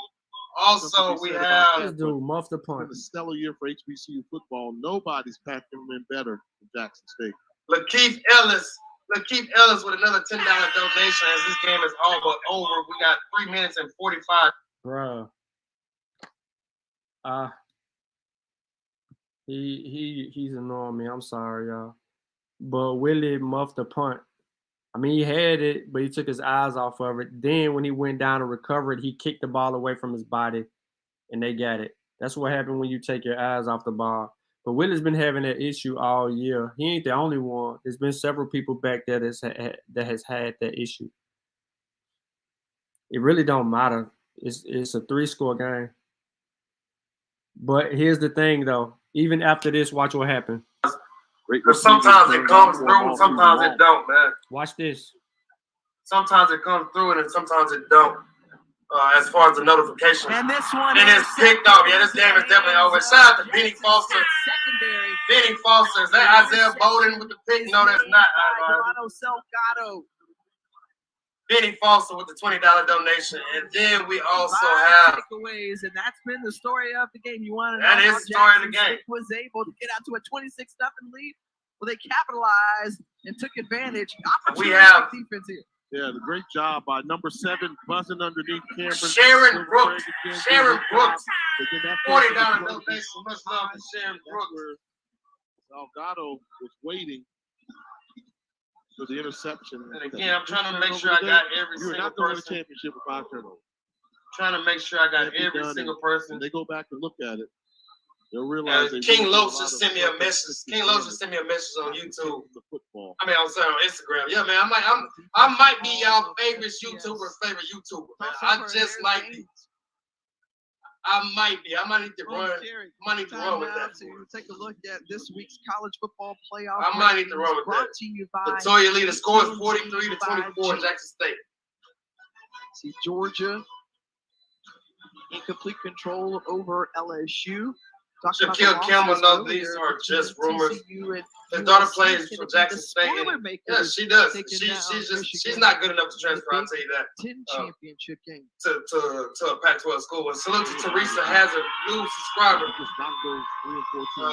And Quentin says it's called Wet Tum. Okay, gotcha. Michigan, Ohio State. They played each other, so if you say we don't know if Felix speaks, we don't know, man. The better of those teams. Hey, you at the house. Farsi, yeah, man. We got an interview with Farsi Norman. Monday evening. We got an interview with him, man. Yeah, I got you. I'm gonna split that. After this game, I'm gonna split that. Matter of fact, I'm gonna give that to all the families, man. So we're gonna support those families. Perhaps after this ball game. Derek White says, we teach as a church girl, you're gonna have a hard time reading the comment. Yeah, man. I have a hard time. Even when I put it on slow mode, I still have a hard time. Sources that Junior Alice, I like to know, man. The cash shop. Look, this brother said that he don't like to talk.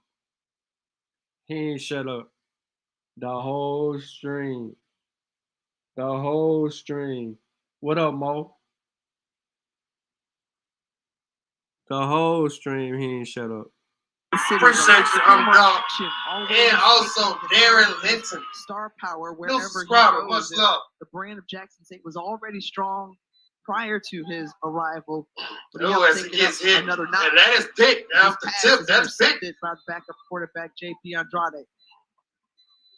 See, I needed to see Coach Prime say that. Why are we throwing the ball? Remember, I talked to him earlier about. I thought there was some time. I thought about man. They throw the ball way too much. And as APT says, thanks for putting in the work. So let's see y'all the next game, man. We'll be back.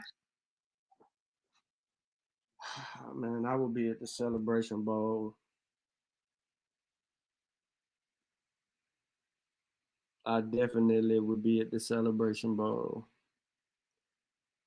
Because I already pre-planned the Celebration Bowl a month ago. Celebration Bowl. What up? Yeah, you talk a lot more. This is what other people's streams do. But had this been on ESPN Plus, I would have been able to stream it. But because it's on ESPN 2, it's not going to let me stream the show. So unless you got Hulu, and he doesn't have, he got like Hulu or something like that. I ain't got that. I ain't got that at all. So now the game is officially over, and all the fans and stuff like that, I love, the Celebration Bowl is December 17th in Atlanta.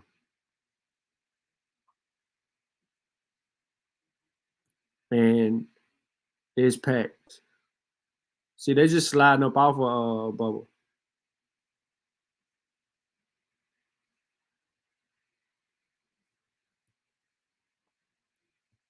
There's some talent on that team, man. They playing fourth string people and still getting to the quarterback.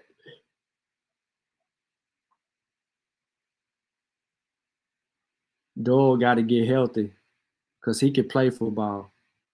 Like, really, he could play.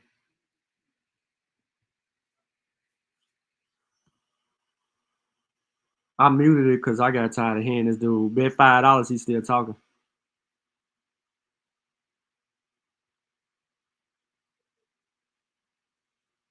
We don't know. We don't know Latoya Lee, man. We don't know.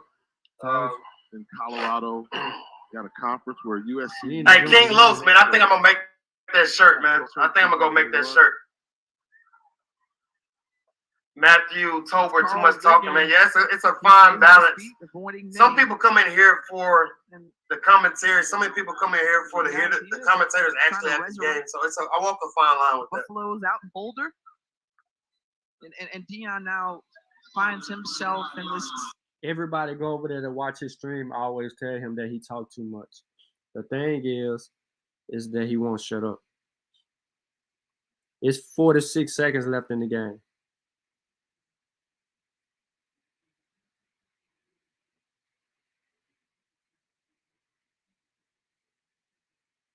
He put 24 up. They put 24 up this time. They didn't get blanketed.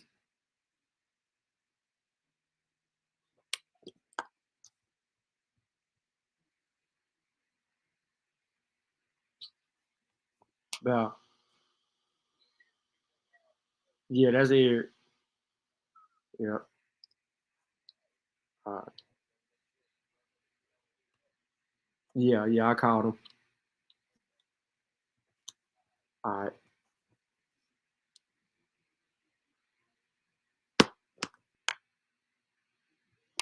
Go as you see him standing there with Ashley Robinson. So if Deion Sanders, that kind of is some foreshadowing, in my opinion, as well as he's standing there with Ashley Robinson. When I see that pose right there, Deion leaving. Take back what I said, holding out hope. Yeah, as the commentator just said that. So with the guy that brought you in there that you helped. That's kind of some foreshadowing right there, in my opinion, man. is the nail in the coffin for me. I mean, Ashley Robinson, coaches don't talk to the ADs Yeah. like that. No, they really They have don't. to sit there, take it in, and look at what They we really created. don't. Look what we created. The fan base, the fans.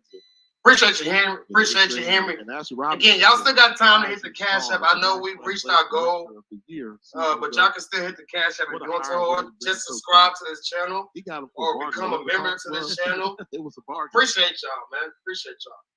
And like I was saying, I want y'all to continue to support this channel. My guy Hope Jorgen, my guy HBCU Overdrive with Doc Holliday, Tomorrow's Leaders. Somebody mentioned Jeff Lightsey Jr. I haven't never seen his show. Bro, still ain't gonna shut up. There's 24 seconds left to go in the game. Southern is trying to score a touchdown. The spread was 20 points. Boom. That was the spread. But so they're 1 point shy of it. They covered the spread. But the game's over. You know what I'm saying? They got one timeout. They're not gonna use it. It's fourth down. Even with all the distractions, Southern still couldn't make anything shake.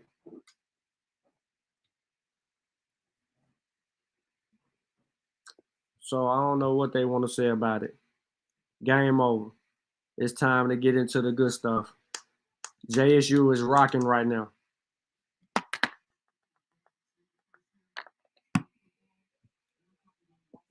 Jackson State is back. Fourth down, 14 seconds. Southern called a timeout.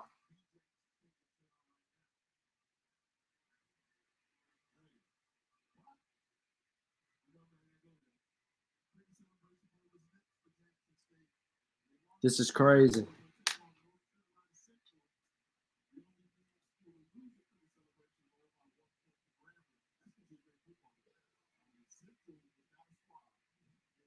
And of course, oh boy, hey, Jackson State so much he pubbing up. They're gonna take on North Carolina Central. Is announcing on Sunday. The only MEAC school to lose a cricket celebration bowl by 1 point to Grambling. That's gonna be a great football game. I mean, Central. Yes, Swac fan 100, absolutely. And again, man, y'all can hit the Cash App before we get out of here. You can hit it before we get out of here. Great game. They're changing quarterback, really changing things. I need to figure out to beat the spread, Madison. You ain't getting that. You ain't getting that. Champions out of the MEAC. And it's 4th and 10, and that is the ball game. Jackson State. So as back-to-back Swac. I'm pretty sure he's probably hurting us. All right, man.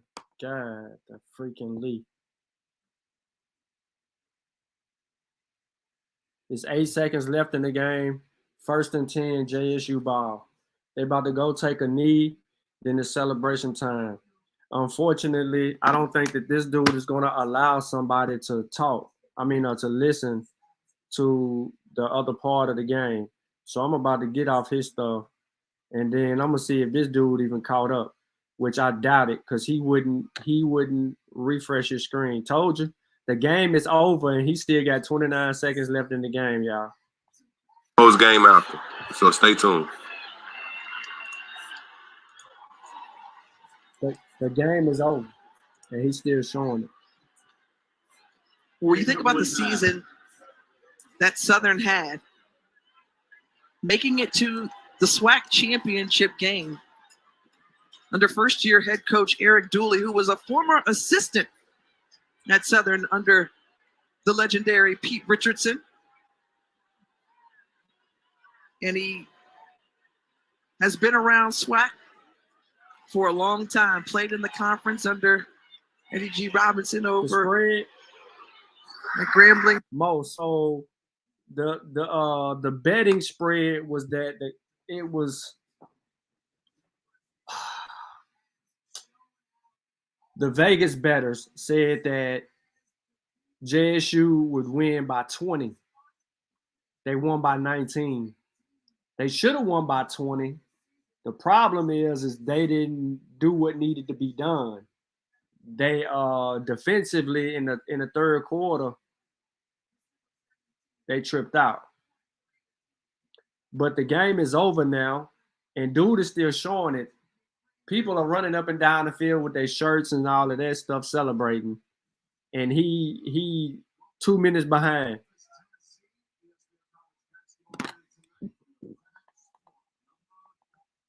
So ESPN took us off the celebration. So I got to try to find, man, Georgia got 50 points on LSU. Crazy. I got to go try to find shipments coming in. Appreciate that. ATL. About to do the post game, so stay tuned. If you want to see the post game interview, stay tuned. Champion out of the MEAC, ready to go and take on Jackson State. And the back-to-back Swac Coach of the Year, Deion Sanders, looking on 8 seconds away.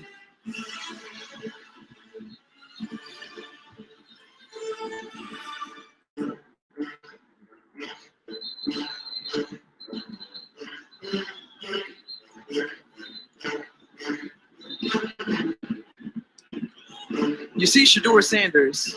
He's got flag in hand, ready to go on to the field. And again, this moment, will this be perhaps his last game at the vet? Swac Championship hoodies, 10% off. Website. Swac Championship hoodies, 10% off. Hit the website. Use promo code. And Jackson State back-to-back Swac champions, soaking it all in perhaps for the last time as the Tigers are the kings of the conference. Your 2022 Southwestern Athletic Conference champions, the Tigers of Jackson State University. What I'm talking about. Is he gonna stay, y'all? Oh, his kids, Shedeur has 2 years left. Shiloh has a year left. So it is what it is at that point. That's how much time left.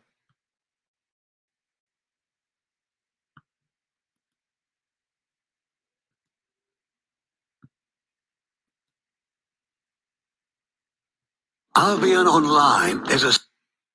So look, y'all can go over to Raw Truth Media, cool brother. Post game is on ESPN 3. Let me. Shoot, my bad. Let me get to that.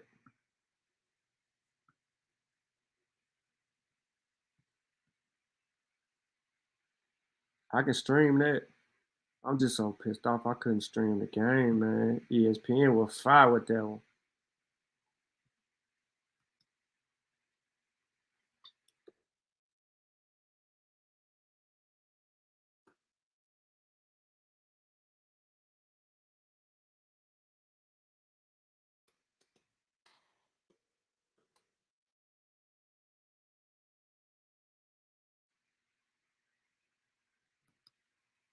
All right, there you go.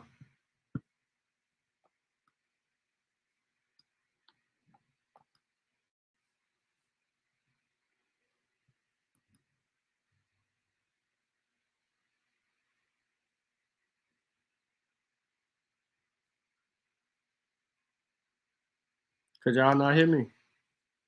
Oh, okay. Yeah, appreciate that, V. V know our stuff. All right. And 4 passing touchdowns, but Lyndon McDaniel, the third-string quarterback, coming in for Southern and making a difference and making it a ball game. Yeah, he came in thinking he's the thrower, one of the strongest arms on the team, but it was his strong running and his decision-making on when to run the football that gave Jackson State some tough times. However, it was always the answer from Jackson State when needed. Southern got as close as 2 scores. However, Coach Prime sees his group remain undefeated now 12-0 and awaiting that trip to Atlanta for the Cricket Celebration Bowl.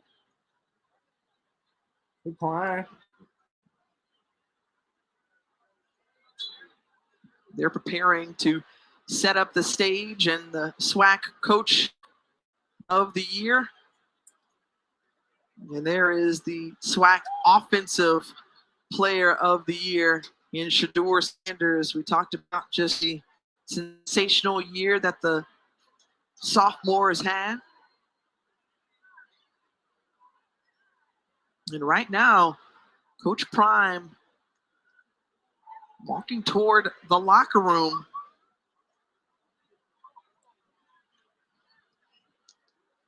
A lot of emotion. You know, does he come out? Does he address, you know, the stories that he's leaving? Does he take it in, you know, with his family, which he has every right to do? He's setting up a stage here to accept the trophy.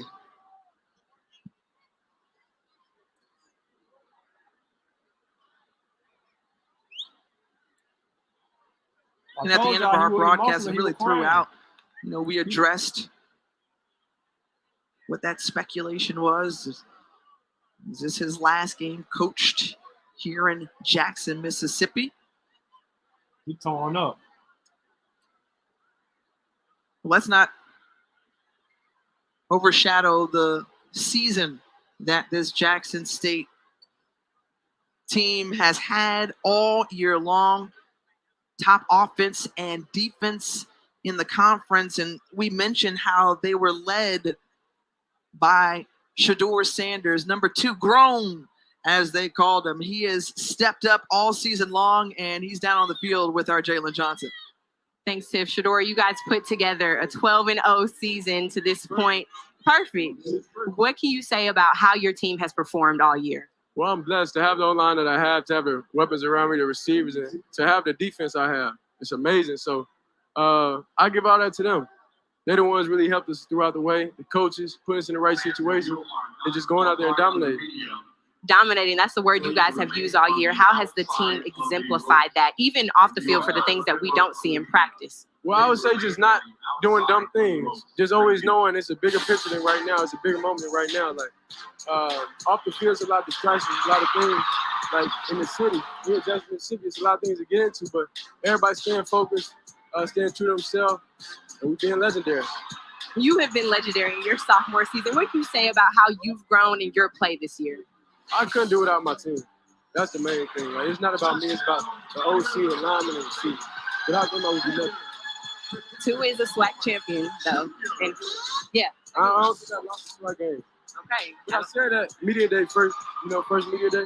Y'all run that back. I'll put that on there. Now you guys are gonna head down to Atlanta for the Celebration Bowl. What are you expecting from that matchup? We're expecting to win. The main thing was this whole season, not getting complacent, keep going week in, week out, staying locked in, focused for this game, this upcoming game. All right, thank you so much. Congratulations. What's that? Appreciate it. Legendary.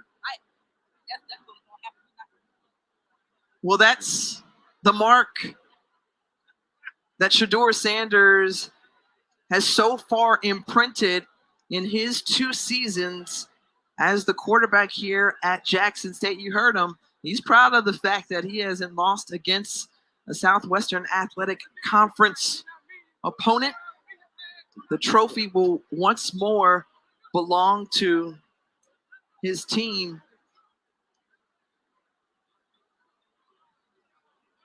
Back-to-back seasons, winning the 18th overall Swac championship for this Jackson State program. I know the question everybody wants to ask is, if it's Coach Prime's, who gets the job next? Now, this is the job a lot of people want to have, but it's going to take the right type person to come in there after what Coach Prime has done. I know some guys on the staff would like the job. I'm sure T.C. Taylor is an alumnus of Jackson State. Gary Harrell was named the interim coach when Coach Prime was out for a while. And there'll be others throughout the country that think they could do it.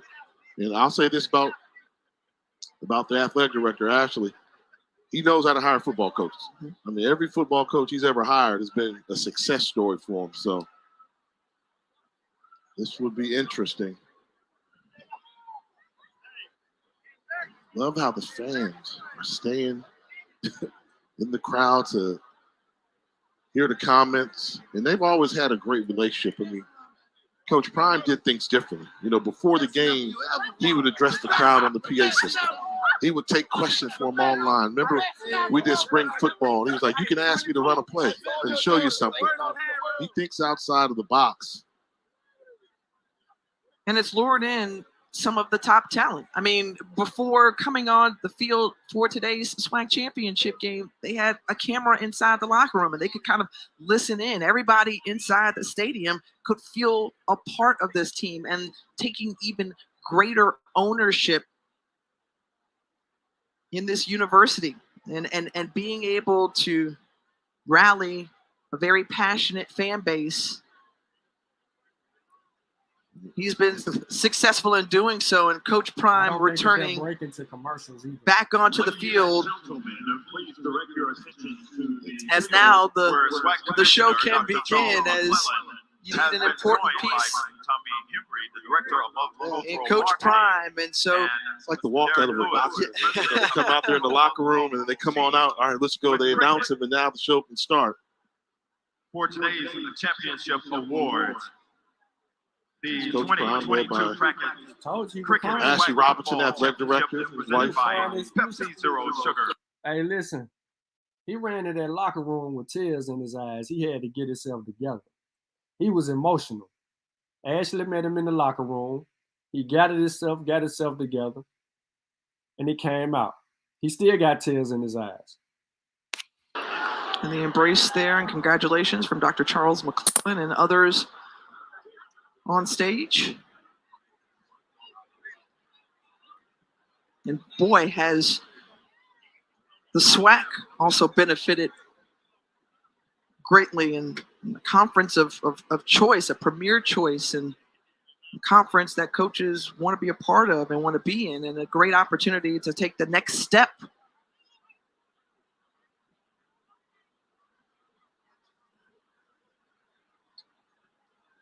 All right, everybody. First off, we would like to say congratulations to Southern for making it to the Swac Championship and giving a good game tonight. So for the championship trophy, we have Tommy Henry, and we have who else is presenting? And Derek Lewis from Pepsi.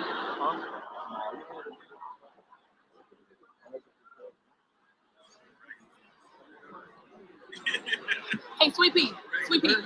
On behalf of the Southwestern Athletic Conference, we would like to congratulate the Jackson State Tigers for an undefeated season in 2022 Cricket Wild Swac Football Champions. Congratulations, Jackson State.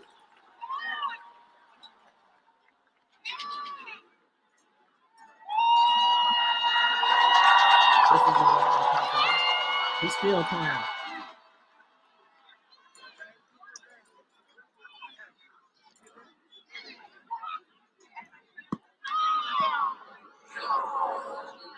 So Swac MVP is Shador. You put together a perfect season here at Jackson State, and you talked about dominating. That's been the word. How have you seen this team exemplify that also? First, thank the Lord for everything. We put together a wonderful team. We dominated. We did it for all these wonderful people out here that come and support us. Brown, Sue, Shine. These gentlemen gave me a tremendous opportunity to coach JSU, and I'm forever grateful. What can you say, talk a little bit about it all year, about Jackson and how they have fed into you and fed into this program, and they're still standing here in the stands while you guys are accepting this shirt for tonight? Jacksonians are resilient. They just needed a little hope. They just wanted someone that they could believe in, that they could trust, that they could ride with, that was going to be right there for them. And for that, we love you, Jackson. You guys are headed down to Atlanta. Yes. What can you expect from that matchup? We really haven't spoken about that all year long, but our young men and well as our coaches know we have unfinished business there. We really, the motto of all week was we're going to focus and we're going to finish. We're not done yet. So we still have one more to go, and we will finish. Thank you, Coach. Congratulations. Appreciate it. All right, and now we're going to announce the Pepsi Zero Sugar Most Outstanding Player on Defense. Y'all think y'all know who it is?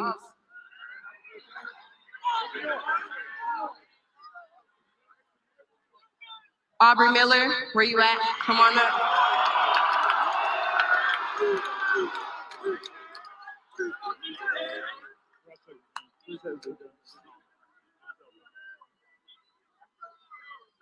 Aubrey, we've talked a lot about your journey and what it took for you to get here to Jackson State. What does it mean to get this award tonight? I just give all the glory to God. Because I like to say to my teammates, if it weren't for them, I would have never had this. They ain't never pushed me.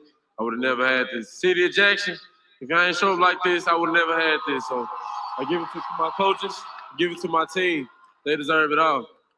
And something that a lot of people didn't see, you had a D on your jersey today. What did that stand for? I'm a dog.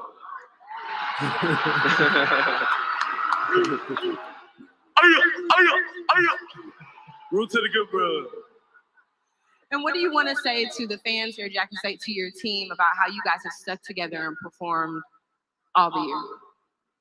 I mean, it's just like everything that go on in the city, man. We just bounce back. Can't nothing hold us down. When we got each other back, can't nothing stop us. Can't nothing stop us ever. We all we got. Thank you so much, Aubrey. Congratulations.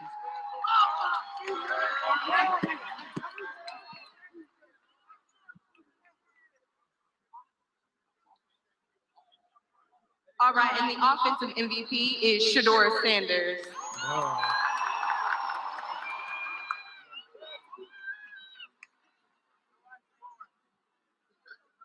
Shador, we talked a little bit earlier about how you have so many weapons around you. How has this team come together to put together this perfect season? Oh, we started off strong. First game, FAMU, we dominated, and we know last game this season here in Jackson, we had to dominate again. For someone who maybe has never seen this team play, how would you describe this group? It's a real team. Offense got defense back, defense got offense back.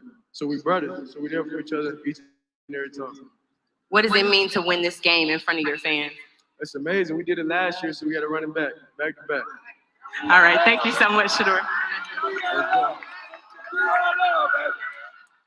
Congratulations again to Jackson State, your Swac champions for the 2022 season.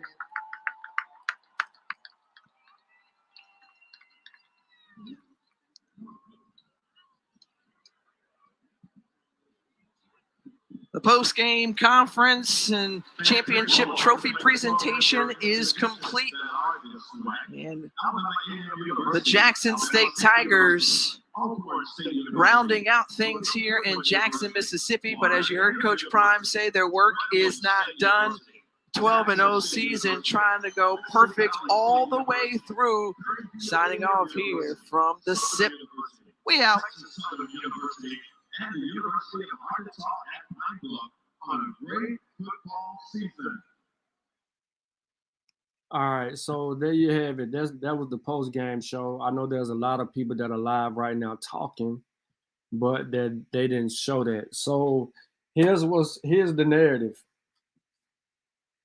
Coach Prime runs off into the sunset, comes out of the sunset, returns to receive the trophy.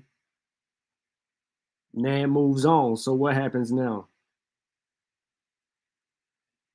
You know, what happens now? Back-to-back SWAC champions. Back-to-back trips to the Celebration Bowl. What happens now? So Jackson just got to remain resilient and like Arbor said, have each other back. It's going down. So look, I'm not going to hold everybody up, man. There's bigger streams out there with a lot of chat, a lot of speculation. What's going on with this? What's going on with that?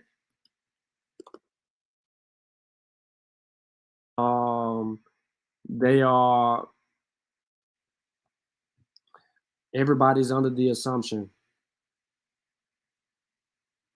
Everybody. You know what I'm saying? So it's about finishing now. Now NCCU, they can poke holes through the game with Southern, Bubba showed them some things that they could hit in the passing game vertically if it's there. And I say if it's there because you got to get off the press. And if you go back and look at North Carolina Central versus Campbell, I keep bringing that game up for a reason, because Campbell got up in their face and pressed them, and they were unable to do anything with that. So NCC is going to look to take advantage of a few things. They're rested. They've had everything go their way. We're 2 weeks away from that particular game, so JSU has time to heal up. For the next 2 weeks, it's going to be a long 2 weeks because there's a lot of distractions that are outside. The noise about Colorado. Now will Coach Prime coach the game? What's next? What does Jackson State have to offer? Will they show up in the Celebration Bowl, or will everybody just check out? I know bigger streams don't mean legit, but it is what it is. There are some things that I would like to see JSU do. I think with 2 weeks left, and that gives them enough time with the coordinators that they actually have, especially offensively, to make some corrections. So now it's not necessarily the offense that actually didn't come to play per se. It was literally the defense had lapses in that second and third quarter. The defense played a little bit stronger in the fourth quarter, but those that in game, once Bubba comes into the game, it begins to be a little bit different. There was 3 people back there that played quarterback. 8 played quarterback, 11 played quarterback, 12 played quarterback. So they saw 3 different styles. And now you got 1 quarterback.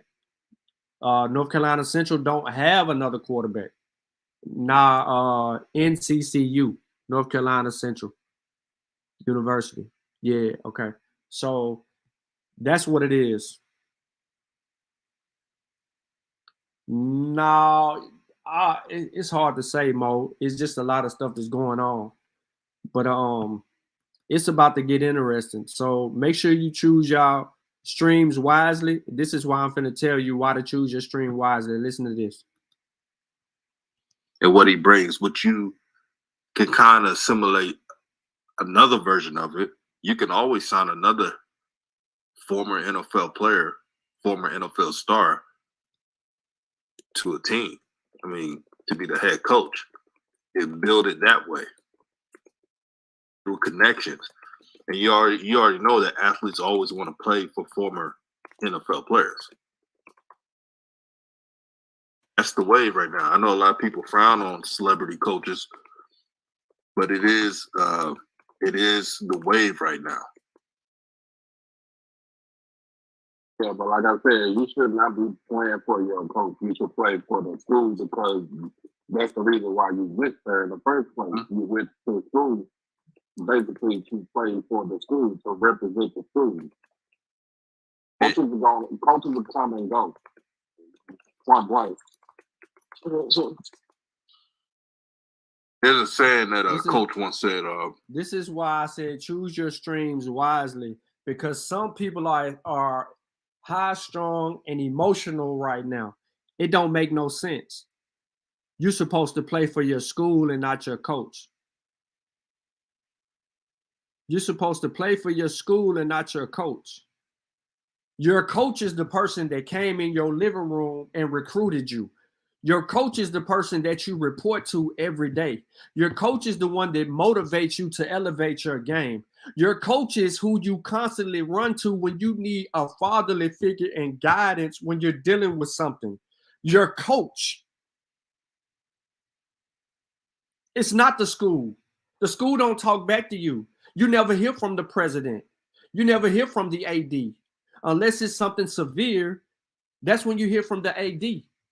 It's your coach. Your coach is the person. You're playing for your coach. People are not running through the wall for a university. They're running through a wall for a coach.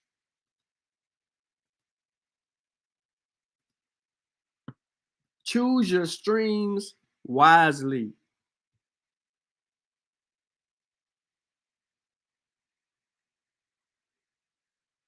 Choose them wisely, because people are hella emotional. You're supposed to play for your school. No, you're not. You play for your coach. Just keep it a buck.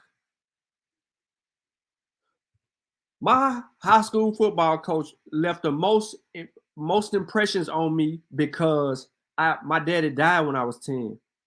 I had nobody. I just went through the loops.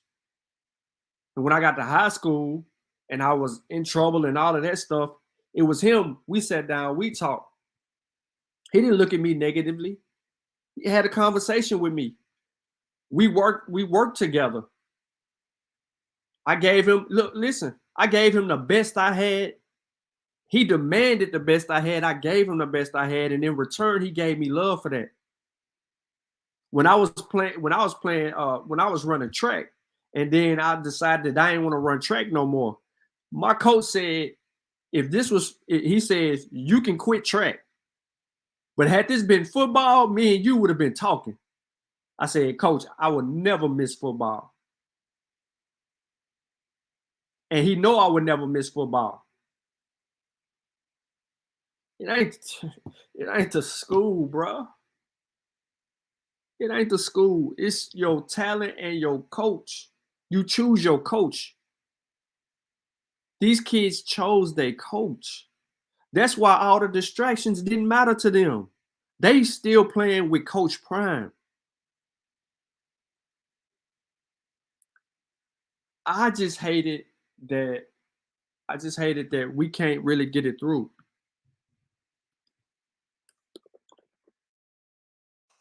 People are so emotional. Then they want to bring God up.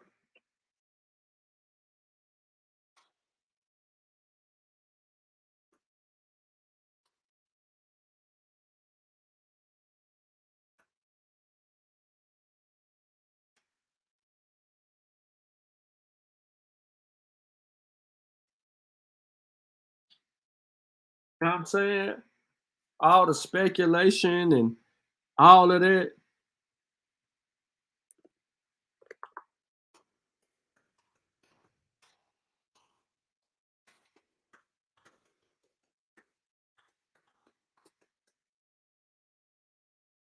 It's crazy.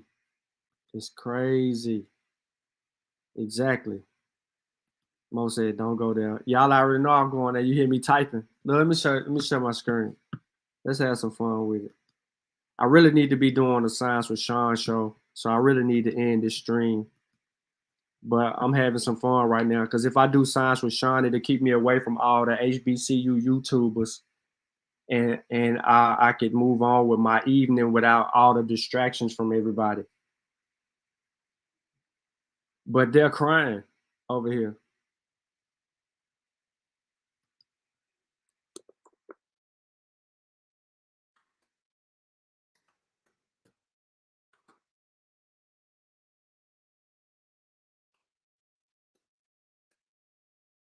See, I'm trying to flip the narrative because as soon as I do this right here, watch. $10 in a year.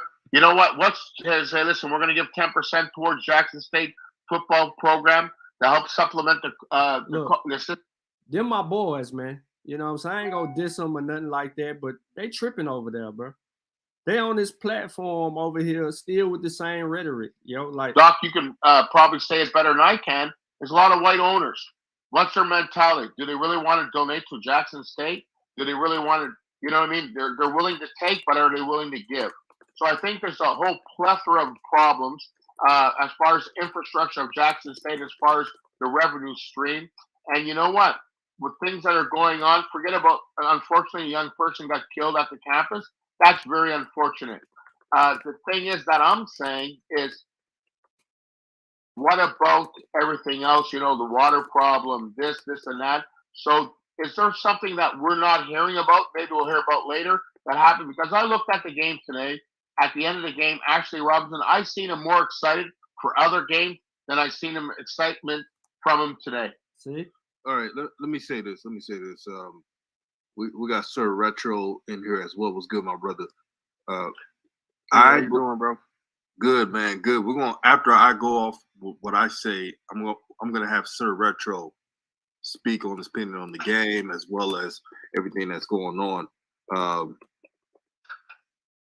I don't think the situations because of the water or infrastructure is the reason why Coach Prime is leaving. I think that looking at the tea leaves, I think he just wanted to coach in the Power Five.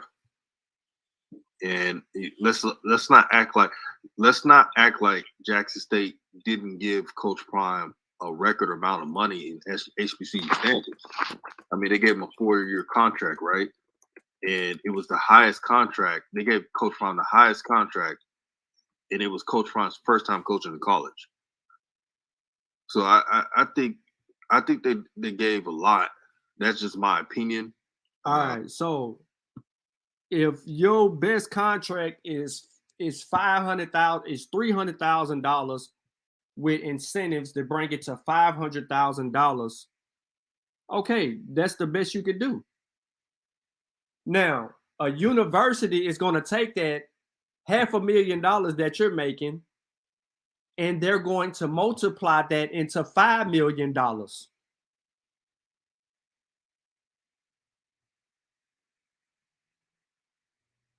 What's up?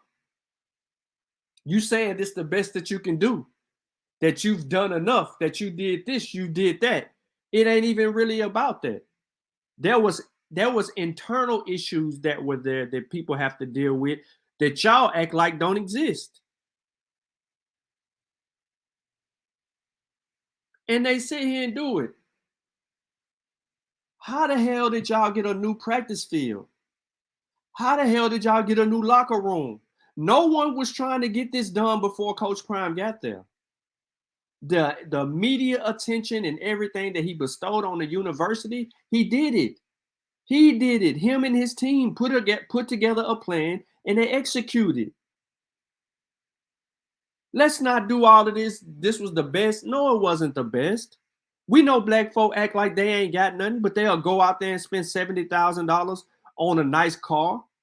Or they'll go to Saks Fifth or Neiman's and Marcus and spend $1,000 on some shoes, $300 on a belt, $400-500 on a hairdo, $1,500 on an outfit, and then come sit in the crowd looking like they got way more money than they actually got.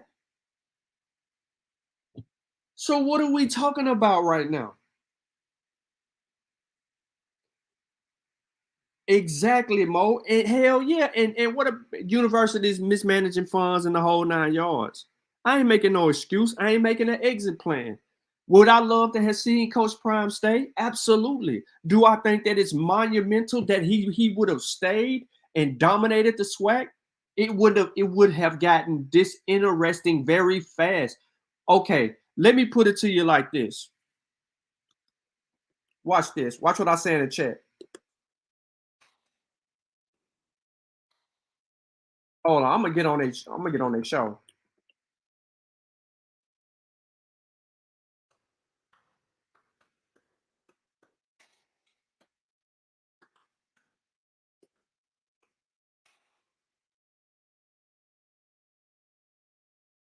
Let me see if he give me the link. If he give me the link, watch what I ask.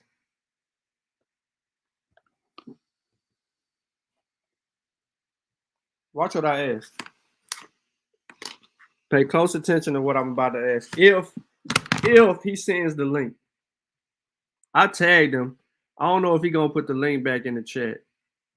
Never mind. I found the link. F all that. I don't need your link. I got the link now. He on StreamYard too. I'm on 2 StreamYards. Yeah.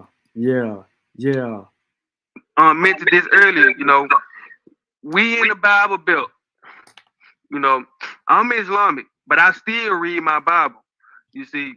And there's certain codes and words that you can say down here to us that we're gonna relate to because we all grew up in that type of environment somewhere or another, especially for ones like myself. I was born in 91 and on back to the 80s, 70s, 60s, etc. So it's a certain way you talk. To us, it sounds like a certain type of implication, but then you don't follow through with it. Yeah, we gonna feel some type of way about that, and that's all I got on that, Raw True. Appreciate it, brother. and no doubt we got Sean P in here. Retro, that was excellent. Let me say this first before Sean P has to say what he has to say. Never tell someone how they should feel when they have to deal. This is their university. They They're the ones that heard the press conference too personal, bro. And it's too personal, bro. And again, this is a lesson that if it was just about moving to Power 5, if that happens, if it's just about moving Power 5, just say, if Coach Prime would have said, too personal. I'm glad that JSU gave me a chance. Too personal. And that we're going to get it back to respectability as long as I'm here.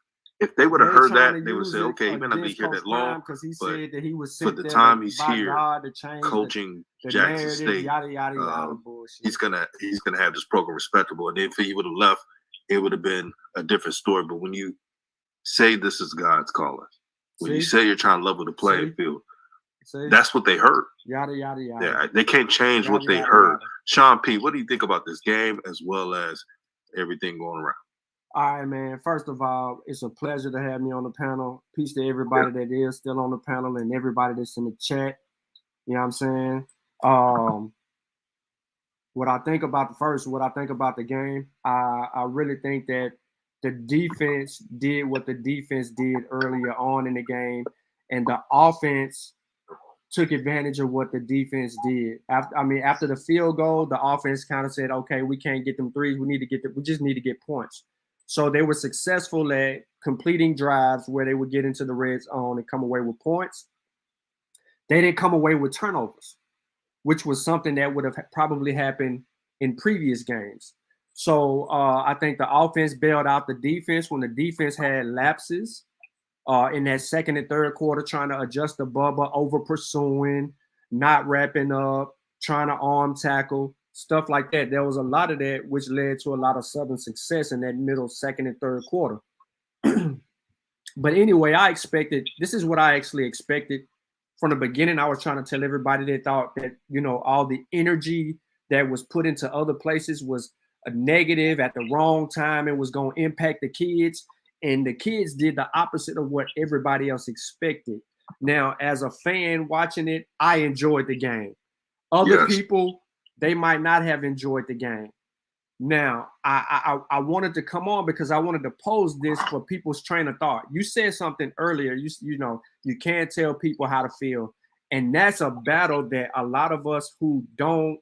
How can I say? Okay, I'm just gonna say it.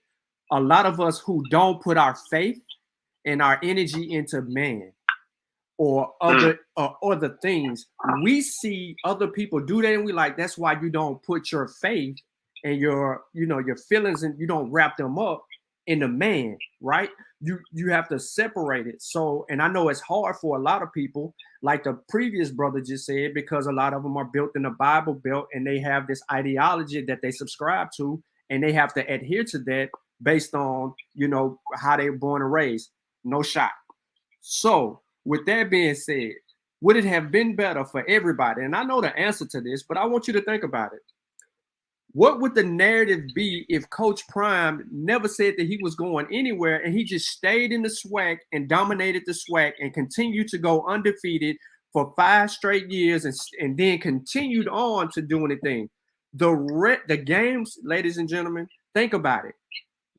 For a Jackson State fan, it would be soothing to have Prime here for 5 consecutive years and dominate the Swac, and no one gets close. All the recruits come in, the whole shebang. Maybe when you play some out-of-conference teams, it's some of them top-ranked FCS teams. It is what it is. I know that's what everybody was foreseeing. But how attractive is the Swac for this team, this coach, and everything that's in it to continue to go through this league, dominating, winning, which they haven't lost. When the last time they lost a Swac game? They haven't lost any Swac game. Spring season. Spring. Right. It's been a long time since the COVID season, quote unquote, half a season, where they had actually taken the L, and that's where the bulk of his losses, out of them 5 losses, that's where they come from.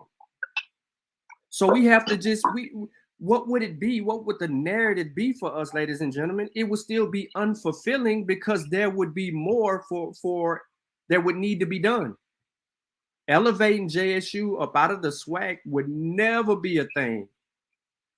You take JSU out of the SWAC crumbles. Other teams will probably follow. Then they got to go somewhere else. Now you got an HBCU in a group of 5 conference trying to do something else. Like, I think what happened here today was indicative of what would continue to happen if things didn't kind of get ruffled up a little bit.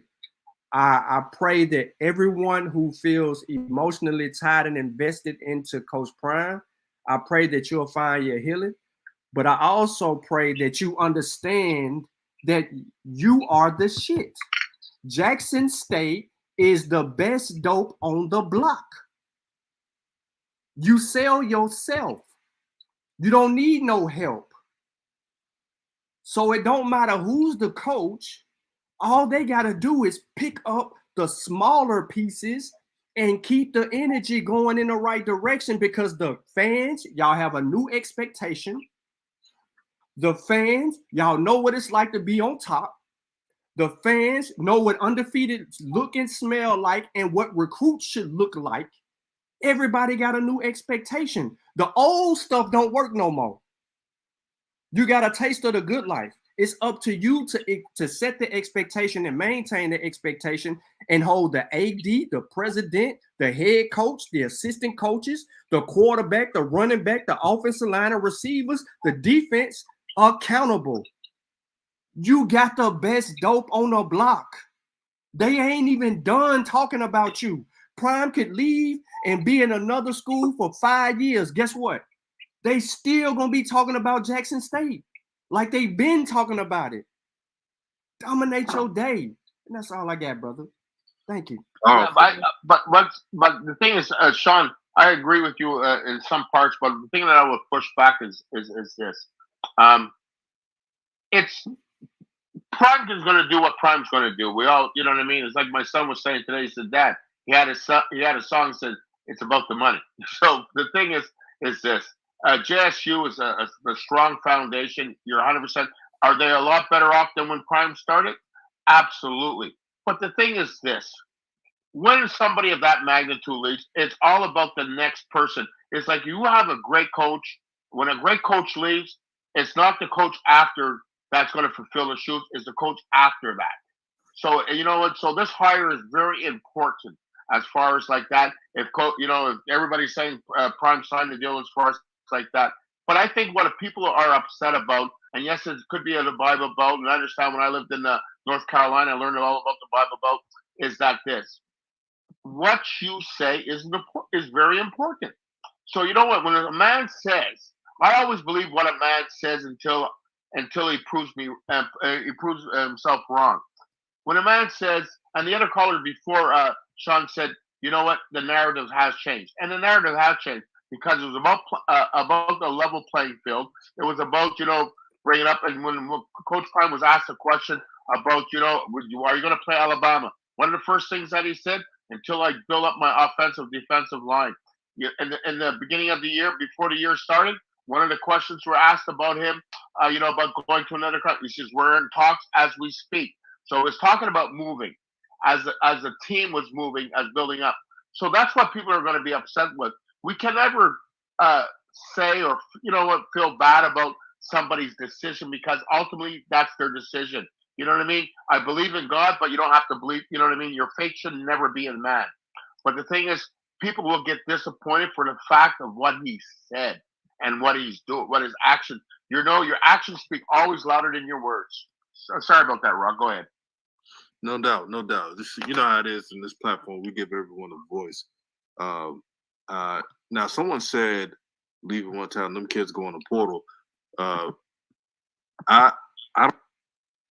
They still don't get it. There's nothing that I can do to make them get it. Yeah, Coach Prime might be the plug, Surfer, but it's just more to it, man. I'm never being emotionally invested in another man, bro, because man will let you down. Man has errors in their ways. Man is inconsistent. Man is not error free. Man's not error free. Let's see what Scotty got to say. What he did. So shout out to Bubba. Shout out for listen, man. That's a resilient kid to be in your senior year, to stay during a coaching change, to probably know you're better than the starting quarterback, and to stay on your team and to rep your team and to come into the SWAC championship and give everything you have in that game. All kudos go to Bubba McDaniels. All of it. That is a resilient kid who literally wasted his last year eligibility to fight for a spot on a team that they didn't think he was the better quarterback of. So if you're a Southern fan and you know Bubba McDaniels, you know his Facebook, you know his Twitter, you all need to be adding the bejesus out that kid and telling him thank you for staying, because that SWAC championship could have went down as the ugliest ass whooping in history. If Bashawn McCray, if Bubba McDaniels does not come in and save the day, that would have been the worst ass whooping in a SWAC championship ever. I was talking to a cop earlier today. He said that's an ass whooping, okay? That's what that would have been today if Bubba McDaniels does not come in and make it manageable, make it look reasonable. All right, let's go to Jackson State. Listen, they just do what they do. What are you supposed to say about a team that just does what it does? Right? It's always somebody being the unsung hero for Jackson State. If you go in trying to stop Wilkerson, Rico Powers gets off. You focus on Rico Powers, Shane Hooks goes off. You worry about Shane Hooks, Willie Gain kills you for a big. It's just one thing after another. They just have so many weapons. It is ridiculous in these streets. Absolutely ridiculous of how many weapons and pieces that Shador can play with in that offensive line to play with. Now listen, a lot of people was asking me what happened to Shiloh. If you go back and watch the video of Well Off Media where Deion says don't be late coming back off Thanksgiving break, Shiloh was late and his ass didn't play. All right, that's what I was told. All right, Shiloh was late coming back from break and his ass didn't catch a break, so he didn't play. That's what happened. So everybody, Shiloh this. That's why he didn't play. Deion was a man of his word. Kid or no kid, son or no son. I said what I said. So that's what happened. That's why you didn't see him. Now, Travis was out. I've been hearing mixed reviews on Travis because when Travis probably got taken out, I was probably driving my butt back home to the hotel. So I didn't know what was going on. People say he was getting burnt. Some people say he got the flu. Some people say, he got injured. I don't know what was going on with Travis Hunter. All I know is he's going to Colorado. All I know is he's going to Colorado. So that is just it. All right. Call lines are open. All right. 518-263-8124. 518-263-8124. All right. So that's pretty much that's Scotty right there in a nutshell. That's how he kind of get down. To be honest, man, Surf, I knew you agree. I know we agree the same way, and you're right. I mean, we don't disagree. Nothing you said. The problem is that HBCUs had never experienced what just transpired at Jackson State. Michigan has been through it. Alabama has been through it. Auburn has been through it. LSU has been through it. Notre Dame has been through it. North Carolina, Florida State, Miami, Florida, UT, Oklahoma, Texas, USC. All these blue blood programs know what it's like when people are trying to court your coach and what it's like to be a distraction to your team. All of that. And it is what it is.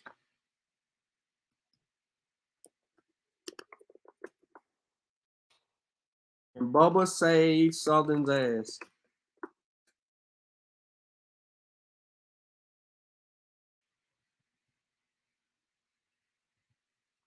And I don't like that Lauren kid, dude. He talk too much.